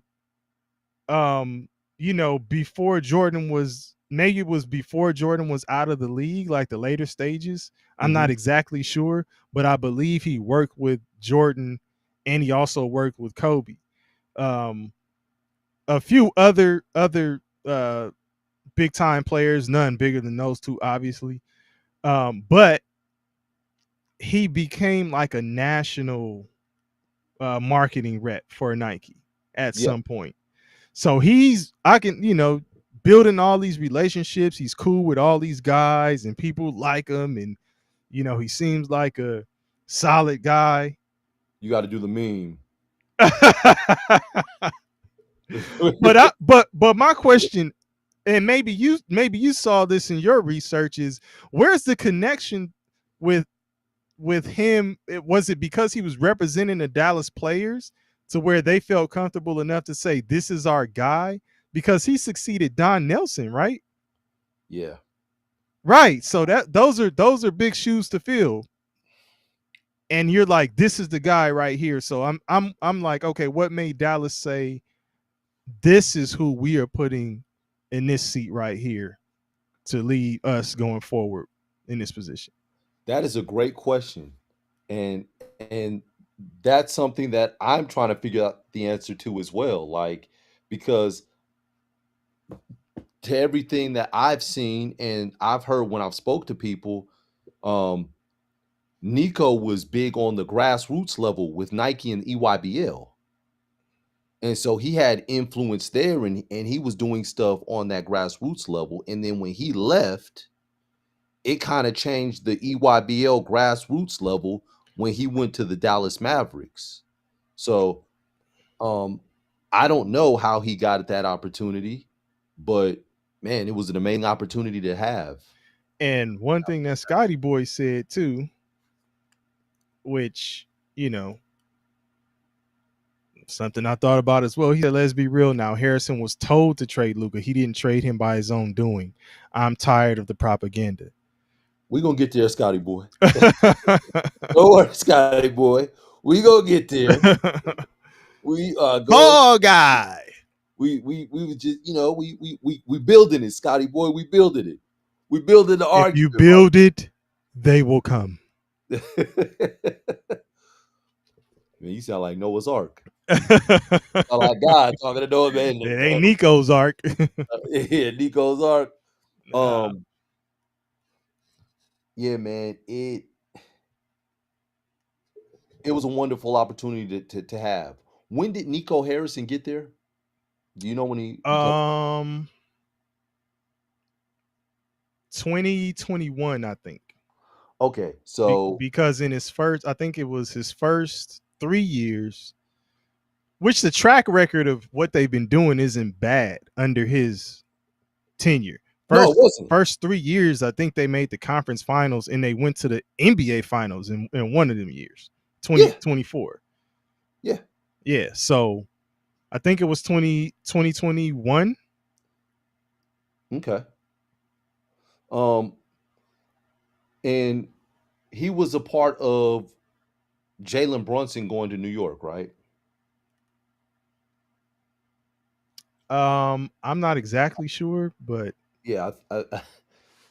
So, because they start digging up all the old bones and all the skeletons. Oh no! Did they dig up that one about him botching the Steph Curry to Nike presentation? That was one of them. Another one is that they had he had Drew Holiday. What was it? Drew Holiday on the same tier as Nikola Jokic in terms of NBA players and talent. Like there's a lot of stuff coming out about Nico Harrison. But the one thing that I will say about him, I do agree with you, Scotty Boy. This was not I don't think this was his idea to trade Luka. I think he executed it as the GM, but he was urged by higher powers, the powers that be, the new ownership that took over Dallas to do this. I think we need to use a stronger word than urged. Okay, he was nudged. He was forced. We're gonna say forced. Let's forced to. Okay. Yeah. And I mean, and the thing is people forget, man, when Luka was first traded, everybody was talking about how he had run his course in Dallas, how he was overweight, he was out of shape, He's drinking beers Yeah, at they were talking all the that. finals. Michael Finley had to take the beer from him. Mm-hmm. Like, Mm-hmm. this is during the season. This is right after a game. He's popping a beer. So, you know, that was Luka seemed disgruntled in Dallas. Honestly, it like drinking beer. Like, so when Luka got traded, Luka became motivated and rejuvenated in LA. Mm-hmm. That had nothing to do with Nico. Um, that just was Well, in part because he's the face of the executed trade. that was just a circumstance. But I mean, Nico also bought Kyrie in. He also Yeah. bought Daniel Gafford in. Mm-hmm. Like, Daniel Gafford was rotting away in Washington. I remember watching Daniel Gafford in 2022. He played for the Washington Wizards. They played against the Lakers. I was at the game, and I remember thinking, damn, who is that guy? That guy is nice. And he was just withering away in Washington. Nico got him to Dallas. Mm-hmm. PJ Washington was withering away because he was splitting reps between him and Miles Bridges in Charlotte, and bought him to Washington. Scotty Boy said, "Don't forget, Luka was smoking cigarettes too." Doing everything, huh? Oh shit! So he, like, when he first made the deal, so he bought Kyrie there too. But when he first made the deal for AD, and people have selective amnesia, AD in his first game had 24 and 13 in the first half. I don't even know if people remember that. AD looked motivated Yeah, and rejuvenated. And then after some time, AD started eating some of that Dallas food. I guess that's he got on that Luka Dallas diet. And, and AD well, started. if you talk about motivation though, is he motivated if now Kyrie is out, Yeah, I was not playing? Luka's gone, obviously, because that was in exchange for you. Like they weren't really a contending team at that point. No, they weren't. And Kyrie went down in March. So the deal went down in February. Kyrie went down in March. Shortly after. Yeah, so you never had time to see it materialize. But with that big front line, with the Kyrie, they would have been a problem. Yeah, you just need the guard play. It's similar to, like, and I'm not saying that Houston engineer is on board with Dallas in terms of, player for player or anything like that. But Houston has a big team. Yes. Right? Yes. And when they lost their point guard to an Achilles tear, Fred VanVleet, we're talking about how torn ACL. ACL, I'm sorry. Well, torn ACL. We're talking about how that looked like it kind of threw them off their square. Like they look like they need a guard to facilitate the offense. Absolutely. That's Dallas. They need guard play. I mean, you got some guys and I don't shit on these players. You got some guys in there who are capable and stuff like that, but Kyrie is a big loss. That's not, you don't have another Kyrie sitting on that bench. Coach ain't saying, hey, Kyrie number 2, come on in. Like, that ain't happening. So it's a big void for them to fill. Man, even with that, you look, right? Okay, so you make those trades, you're dealing with injury. You get the first pick in the draft. The media, everybody said Cooper Flag. You got to get Cooper Flag. There's no way around it. Now, does he want? I don't know if he wants Cooper Flag. The one thing that I I've kept saying, like, I like the pick, but I keep saying, and I've kept saying, Cooper Flag isn't a franchise player. He's a good player. He's a good piece, but everyone is saying it like he's a franchise player. He's going to be the cornerstone, and he's going to be the game changer. You get Cooper Flag, instead of playing him at his natural position, Jason Kidd plays him at the point guard spot. Yeah, and we talked about that last time, but and I'll say this, for his development, I'm not necessarily mad at it. I understand that, but if you're not mad at it, and it's about the development, then you can't throw up the fact that Dallas is 3-9 and start blaming Nico Harrison for everything if Jason Kidd decides to play him out of position to develop him. Yeah, I'm not doing that. I hear you. I'm just saying, like, it's like, come on, man. But in the games that they lost, in the games that they played so far, they're 3-9. First game, San Antonio Spurs, 8-3. They lost. They lost to Washington. Washington 1-10. That's the only game Washington won all year. So that was a bad loss. Toronto, they beat Toronto. Toronto 6-5 has a winning record. They lost to OKC. OKC 12-1. They beat Indiana. Indiana's 1-10. They lost to Detroit. Detroit's 10-2. They lost to Houston. Houston 7-3. They beat the Pelicans. No, excuse me. They lost to the Pelicans. Right. Pelicans 2-9. They lost to Memphis. Memphis 4-9, has a slightly better record than them. They beat everybody who they were supposed to. And that's what I was getting at exactly. Except for Washington. The Wizards. Yeah, they split. Right.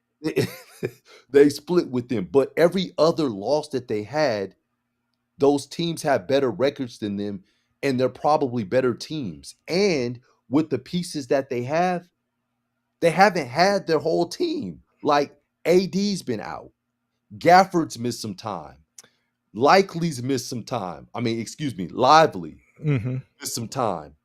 Kyrie's out for the season. Yeah. You bring in Russell. Russell has looked like a shell of himself so far in 21 games. In the first 11 games, he played an average of 21 minutes. He's averaging 11.5 points. He's shooting 37% from the field and 27% from three. Is it 11.5? I had 10.9. That's not. I had it through the first 11. I played 12 now. Okay. So yeah, like looking at their team stats, they're last in points per game. They're 26 out of 30 in field goal percentage, 44%. They're last in 3-pointers at 29%. They're 25 out of 30 in free throw percentage. They are 13th in rebounding. That is a bright spot, but that's what the intent is when you put that big front line in. So that's part of the bright spot. You just haven't got a chance to put it together. Nico Harrison said when he made that trade, they were looking at it from a defensive standpoint. That they wanted to be better defensively. That's what they were going towards. So I could see what he was trying to do. It's an unfortunate thing. And he did become the scapegoat when you have your home crowd at games saying fire Nico when Dallas players are a bad situation. You got to make a move. Yeah. So yeah. No, yeah, it's just the optics of it. When you got people out there saying fire Nico, but that's a crowd pleasing move, and it's the easy move to make to get the pressure off of your organization by essentially making him the scapegoat. Yeah. Everybody is like, how could you make this the dumbest trade and all of these things? And Dallas is looking like a franchise that's botching the pass, the snap, whatever analogy you want to use, they botching it, right? At least that's the general consensus when people start discussing this trade.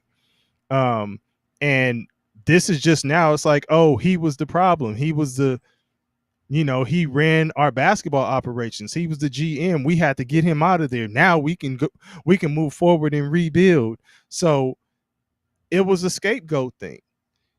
Yeah. It was a scapegoat thing, in my opinion. Like he is not the only one that's in there deciding, yes, man, we're gonna trade Luka, right? And then let's look at it from this standpoint too. Unfortunately, you had Kyrie get hurt, right? Yeah. Unfortunately, Yes. had he remained healthy, I would venture to say Dallas is a better team than the Lakers. I was gonna say they get past the play-in. Oh yeah, they And then probably wouldn't have been in a depends on play-in who they match up. position. It depends on who they match up with. They And probably wouldn't have been in a play-in position with all of the with the healthy roster. yeah. Like, but it's it's the if, ands, buts, maybes, and all of that. It's nobody wants to hear about that when the results are slapped on the table. So it's like I say again, it's unfortunate. The move itself, though, considering if everybody was healthy, if all things constant and everyone was healthy, no changes in that, I'm not so sure that it's a bad move. It, what it is you really have to have some things happen in your favor to justify moving what's considered your franchise player after you already go to a finals with a team that's built around that guy The year before. right. Like that shit, that's where it's like, dog, like this, it don't make sense. That's where you have to but that's where you have to ask yourself, like, what's really going on behind the scenes for them to move past this guy 1 year later? No, that's true. But I'm asking you to also look at it just taking a step aside from, we know what happened, but if you are in a room and you're saying, hey man,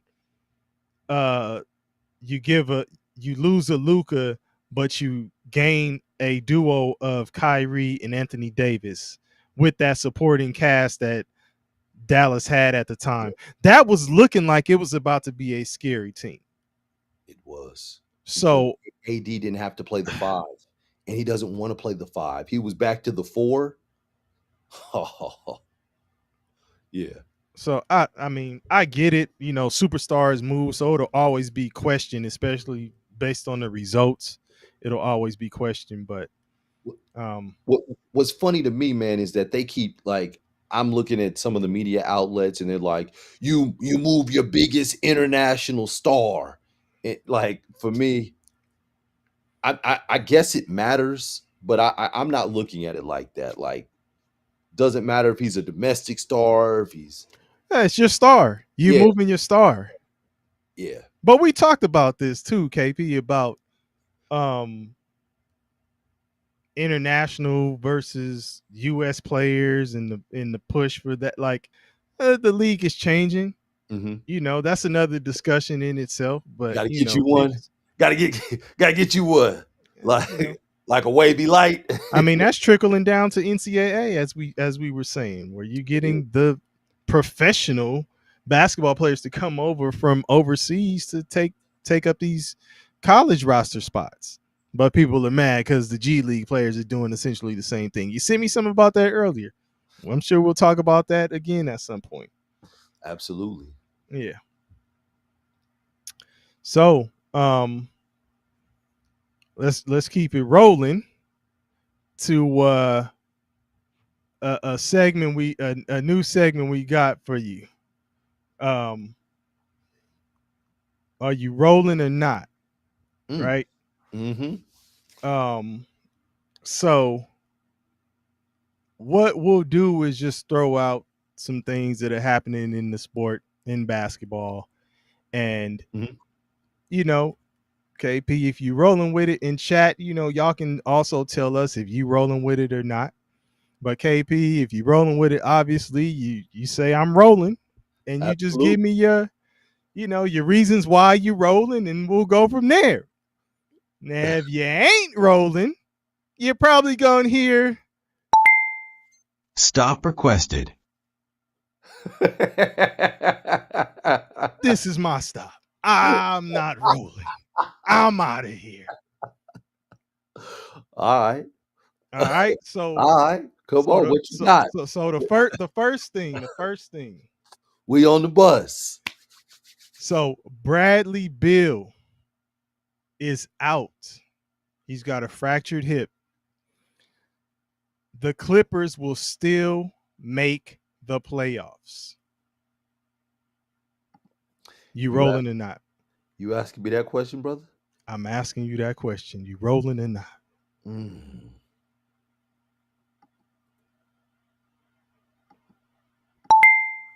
Stop requested. I can't roll with that, dog. I can't roll with that. You can't take that ride. Nah, I take that ride. What about you, brother? Are you rolling or not? Listen, man, the Clippers are my squad. Bringing Bradley Beal over, I was looking at this like this is a great move. I thought for not just for the Clippers, but for Bradley Beal, right? Mhm. Because people were talking about him like he's washed, he's done, and I was like, I think he still got some left in the tank, man. Not an over the hill player, skillful player. I just think he was not in the right situation in Phoenix. Were you when they bought him over? Were you cheering? I was definitely happy with the move. Did you say hip hip hooray? Oh, come on, dog. Listen, hey, Bill, I'm wishing a speedy and full recovery for you. This dude KP taking shots, man. Hip Oh, hip man. hooray. But to answer the question, man, am I rolling or not with this? Stop requested. I'm off. I can't do it. I can't do it. No Bradley Beal. They're already struggling. Nah. And Scotty Boy says if Kawhi plays, he's taking that ride. Pause, but no. Okay. Yeah. So I got one for you. Josh Giddey will win the NBA's Most Improved Award. I guess this would be some sort of a redemption story for him. Given how things went, after his departure and leading up to his departure from OKC and thereafter. He's playing well. We were talking about him the other day. And if you compare this to what he was doing last year, it's a big improvement. It's early, and the only reason why I can't make a call, so I'm not going to say no. I could say I could roll with this. I can roll with this, and partly because I don't have enough information on other players at this point in the season to make that call. Is early, but I think he's definitely justified to say it early candidate. Hey. So 21 points per game, 9.6 rebounds, 9 assists, 46% shooting from the field. He is the number one guy. Kobe White has been out. They were on a winning streak. They've been losing as of lately. I think that they get into the playoffs. You've got to look at him as the main guy and the catalyst that's getting them over the hump. Yeah, I'm staying on the bus, man. I'm taking this ride. He wins the NBA Most Improved Award. All right. Got another one for you. The Thunder will win over 70 games this season. You rolling or not? You start counting on your fingers. There's 82 games in a season. They've already lost one, so they can only lose 12. They've lost one. They have 11 left that they can lose. Mm-hmm. They've been without J-Dub all season. Mm-hmm. They've played some games without Chet Holmgren. It's still won. They've played some games without Lou Dort. They've still won. They've played games without Cason Wallace. They've played games with virtually none of their guys except Hartenstein, Shea Gilgeous-Alexander. Man, they got guys on top of guys. Pause. Yeah, But definitely it's pause. like you got Isaiah Joe who's came back into the fold. You got another guy out of Santa Barbara. His name is escaping me. He's out of Santa Barbara, second-year player. He's a problem. Oh my God, he's a problem. Out of Santa Barbara? Yeah, he's out of UC Santa Barbara. Yes. He is a lefty and he is a problem. Dang, isn't that, I want to say AJ Mitchell, but I don't know if that's the name. But 70 games. It is AJ Mitchell. Yeah, AJ. Yeah. Mm-hmm. I say all that to say this. Stop requested. They're still in the West, and that West is still a juggernaut. They lose 13 games. Will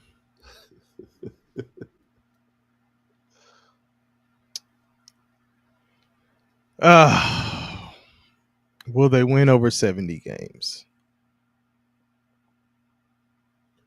They're still in the West, but then I would ask, who is really going to give them trouble right now in the West? Maybe the Nuggets, Spurs. Outside of that, it seems like they have the Timberwolves number. They have the Timberwolves number. I don't think the Lakers are strong enough. I'm waiting to see how they are when they have LeBron. When LeBron comes back. Yeah.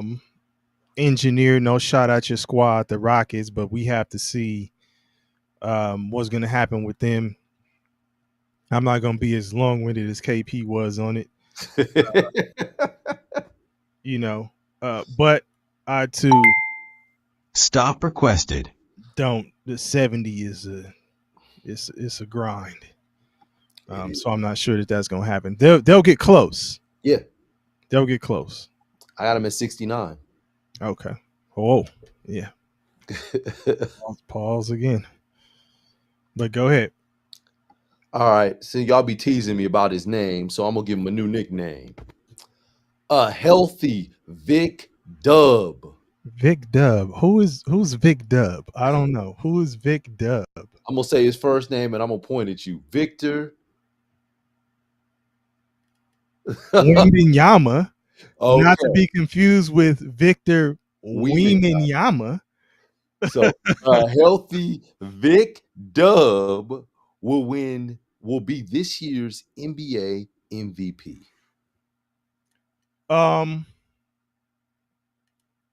Yeah, I'm rolling. Okay. Yeah, I'm rolling. The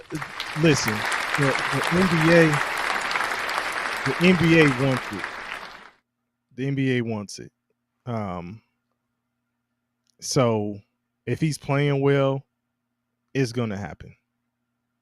It's basically inevitable. Everybody's waiting for it anyway. And if he stays healthy, yeah, it's gonna happen. Spurs will be a playoff team, which they weren't last year. They'll be in the mix now. They were one of your picks to bump out one of the other teams. So, playoff team. He's playing well, leading the charge. a superstar in the league. They're definitely trying to push him as such. Yes. Damn. I like Vic Dub as an MVP candidate. I really do. But seeing Nikola Jokic last night and what he did, and seeing Shai Gilgeous-Alexander continue to win games with his team despite not having a full roster, I think it's going to be hard to give it to him. So Stop requested. he will be Defensive Player of the Year, though. All right. We'll see, man. I mean, they're just a game behind the Nuggets right now. You talking about going from no playoffs to playoffs, and I mean, what are his averages right now? 26 and 13 with 4 assists. We'll see. Yeah, but Jokic is averaging a triple-double. Yeah, he has been though. And did he get it last year? Nah, because Okay. okay. But it was 1 and 2 last year, and those are First guys thing you that said though was he's averaging a triple double. Okay, he didn't get it last year, so I feel you though. I feel you. So who do you have out of those two then? damn. Out of SGA and Jokic. If OKC can win 69 games, like I'm believing they will, you got to give it back to SGA. Okay. And what if you have the Spurs hovering around 60 games? Oh yeah, then Big Dub gets it Oh, at 60. At 60, Big Dub gets it. okay. Yeah, I Hovering around yeah, 57, 55. 55. Nah, 55. Okay. Yeah, All right. but 57, 58. Yeah, Okay. that's yeah. All right, man. So that's you rolling or not. We'll keep that going. Going forward, hopefully we can get some that'll have you really, really, really guessing, KP, really wondering what you should do. We'll see. But that was cool, man. First time around, we'll keep that going. Yeah. All right. So what else we got here? More so we had these NBA surprises, right? NBA surprises. And I think we kind of touched on that when we were talking about teams that we felt are, going to get in the playoffs. We touched on it a little bit with Vic Dub being a surprise this year. I asked that question, Josh Giddey. So we've kind of touched on it a little bit, but are there any other NBA surprises out there given everything that's happening? I think, well, I can't really call it a surprise with the Lakers.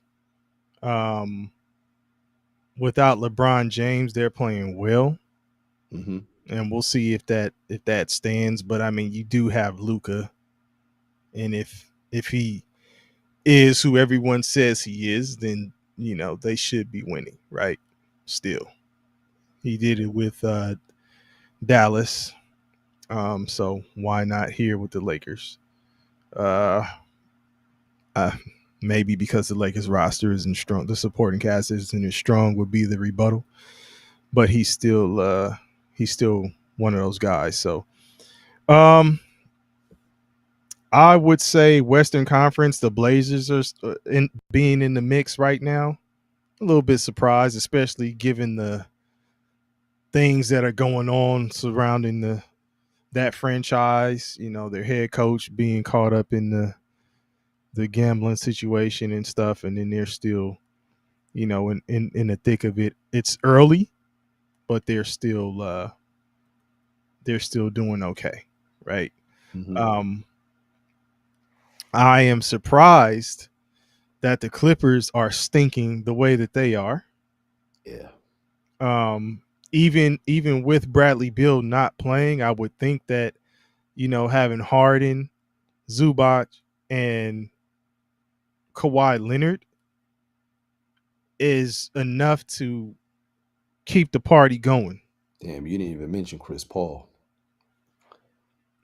And this is no disrespect to Chris Paul, I'm talking about like your core main guys that you would say, okay, everybody's always talking about who are your three. Everybody's talking about a three, and those will be the three that you name. Like Chris Mhm. Paul's in the later stages of his career, but I was one of the first to say I think that is a good pickup for the Clippers anyway. So Chris Paul is a great pickup for the Clippers as far as I'm concerned. And it'll pay dividends, I believe, down the road. It's just where are they going down the road? I'm surprised that they're 3-8 right now, man. Yeah. I second that, man. But on another note, I'm surprised that Detroit is winning the East. They're 10-2. I watched them play a game this season. They played Cleveland, and they actually lost that game. They were god awful that game. Like, couldn't shoot. It just looked really bad. And that was the one time that I watched them on TV. So I was left under the impression, like, man, Detroit isn't very good. Oh my gosh. And boy, was I wrong, because man, they've only lost one other game besides that one. They've been getting it done. So shout out to JB Bickerstaff and what he's doing in Detroit, because Mm-hmm. they're doing well. Yeah. Yeah, I mean, on the East, I wouldn't have said, oh, Detroit will be leading, but I thought they'd still be a competitive team. Man, they could have won uh the first series against the Knicks if some things went different ways, first round last year. So Yeah. I'm not surprised that they're still competitive. Maybe 10-2. I wouldn't have guessed that. So with that part, I agree. But And Golden Scholar, aka engineer, said Paulo Banchero is also a surprise. He expected the Magic to do better, but he seems injury prone. It's unfortunate what's going on in Orlando. I did expect them to be further along when they brought Desmond Bain over. It hasn't worked out yet. Not saying it won't. It just hasn't at the moment. okay. Yeah. It's we'll see, man. Did you have them as a team that's not in the playoffs? I had him in. Okay, you got them in. Okay. Mhm. They got to start cooking. Yeah, they got to start cooking. Yeah, they do. They do. Yep. Man, let's round it off with what you got here, man. We started with one segment, and we launching another segment, man. You got to show me more. And so with that, this is directed. It could be at NBA teams. It could be at NBA players. It could be at NBA GMs. But it's just kind of a message of that, in a sense. So the first candidate for You Got to Show Me More, the Sacramento Kings. Start by saying this, man. Sacramento has the same record as the Dallas Mavericks, 3-9. They got Zach LaVine. They've got DeMar DeRozan. They've got Russell Westbrook. These are some of the older guys, I understand. But you still got Domantas Sabonis. You've you got a squad over there. Yeah, you saying these some of the older guys that listen. You have a squad. Yes. A couple years ago, you ended a 16-year drought and made the playoffs. Y'all were lighting the beam. You guys took in that year. You took Golden State to 7 games. Steph had 50, and that's why they won. And who was the PG? De'Aaron Fox. Oh man, is he still on that roster? You traded him February 3rd, 2025, but you bought over Zach LaVine. You fired Mike Brown in 2020, December 2024, when things weren't going right. It's been things going on for quite some time. You bought in Doug Christie to steady the ship, Sacramento Kings legend, with them uppercuts. But it doesn't look good, man. But why doesn't it? I didn't mention Dennis Schroeder as well. I was gonna say, like, Schroeder is there too. Yeah, I didn't mention Dennis Schroeder. Malik Monk. Malik Monk is there too. The shooter. What's Keegan Murray. Right. You got pieces, and it's not looking good. So, you know what, Sacramento? You gotta show me more. Gotcha. Yeah. All right, man. So the duo of Paul George and Joel Embiid. I believe these two played against each other a total of 18 times. Have played with each other on the same team a total of 15 times. So you have Paul George and his return looming. So he should be back on the floor.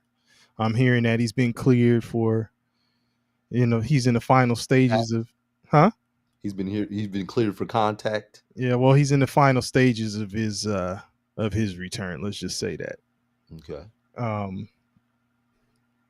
And last year, Embiid didn't play very much, shut him down. Then Paul George, shortly after, he was also shut down, right? And then you have Tyrese Maxey, who's been cooking. Yeah. So this is really, they've always talked about trust the process and all of this stuff, and they've got all these projects going on, and in some of those situations they've been competitive, right? Paul George, I'm a fan, right? I like Paul George's game. I think he's one of the most versatile players in the NBA. A little salty about him leaving the Clippers, but I understand if you feel disrespected and it's not the situation for you, you're getting your money elsewhere. Hey, can't fault the man, right? With the talent that he has, I'm just hoping that he stays healthy, because I'm still rooting for him to do well. I'm hoping that he stays healthy. At this point, though, with the way Maxey is playing, if they can't get it together, and Embiid is looking like he's struggling just physically. Yeah, he's laboring, but still out there. Yeah, still out there putting forth the effort. Yeah, dropping dubs and stuff. But if they can't get it together, do you just start breaking that up and building around Maxey? It's one of the things I'm wondering. One of the cool things about them is that they actually struck gold in the draft, like twice, back to back. With your dark horse VJ Edgecombe and Jared McCain. And Jared McCain last year, yeah. So, it's what it is, and this is literally speaking, I need to see more from Joel Embiid and Paul George. Literally need to see them on the floor so I can see more. So Paul George, Joel Embiid, I hope you guys stay healthy. You know what? You gotta show me more. Me more. All right. So, and hopefully they do. Hopefully they do. I like how you said that. I like how you put that. Because it's not a Philadelphia 76ers thing, because they're competitive right now with Maxey and some of the other players. Which is why I'm asking the Yeah. question. I'm really asking, like, if what you see from those two when all three are on the court. And remember, when I spoke to you off air, I said I'm not talking about Maxey. I specifically said that. I ain't talking about Maxey because he's cooking. I'm talking about when all three of them are on the court, what are you seeing from Paul George and Joel Embiid? And how are they playing together? And then how does that work with Maxey? Yeah. So, you know, we'll see. We'll see. But man, look, it's been fun. We ain't trying to hold y'all, ain't trying to be on here forever either, because we'll be turning right back around and getting on here to discuss this game. Right now, it is 14-7, Patriots over the Jets. So we'll be discussing the Thursday night football game in a little bit. And we'll see. I see some of these comments about the Kings. Sabonis, Russ, DeRozan, Levine, all at their best when their usage is through the roof. Poorly constructed team. And then in Scotty Boy is saying, nah, they need to go. So, yeesh. But yeah, man, we're going to get it, y'all. Appreciate y'all tapping in. Hopefully we'll see y'all again in a little bit, man. A matter of hours. We'll be talking about this football game. It's getting ready to go into halftime right now. So we'll get at y'all. But as for now, appreciate y'all running the wing with us. And we are out of here.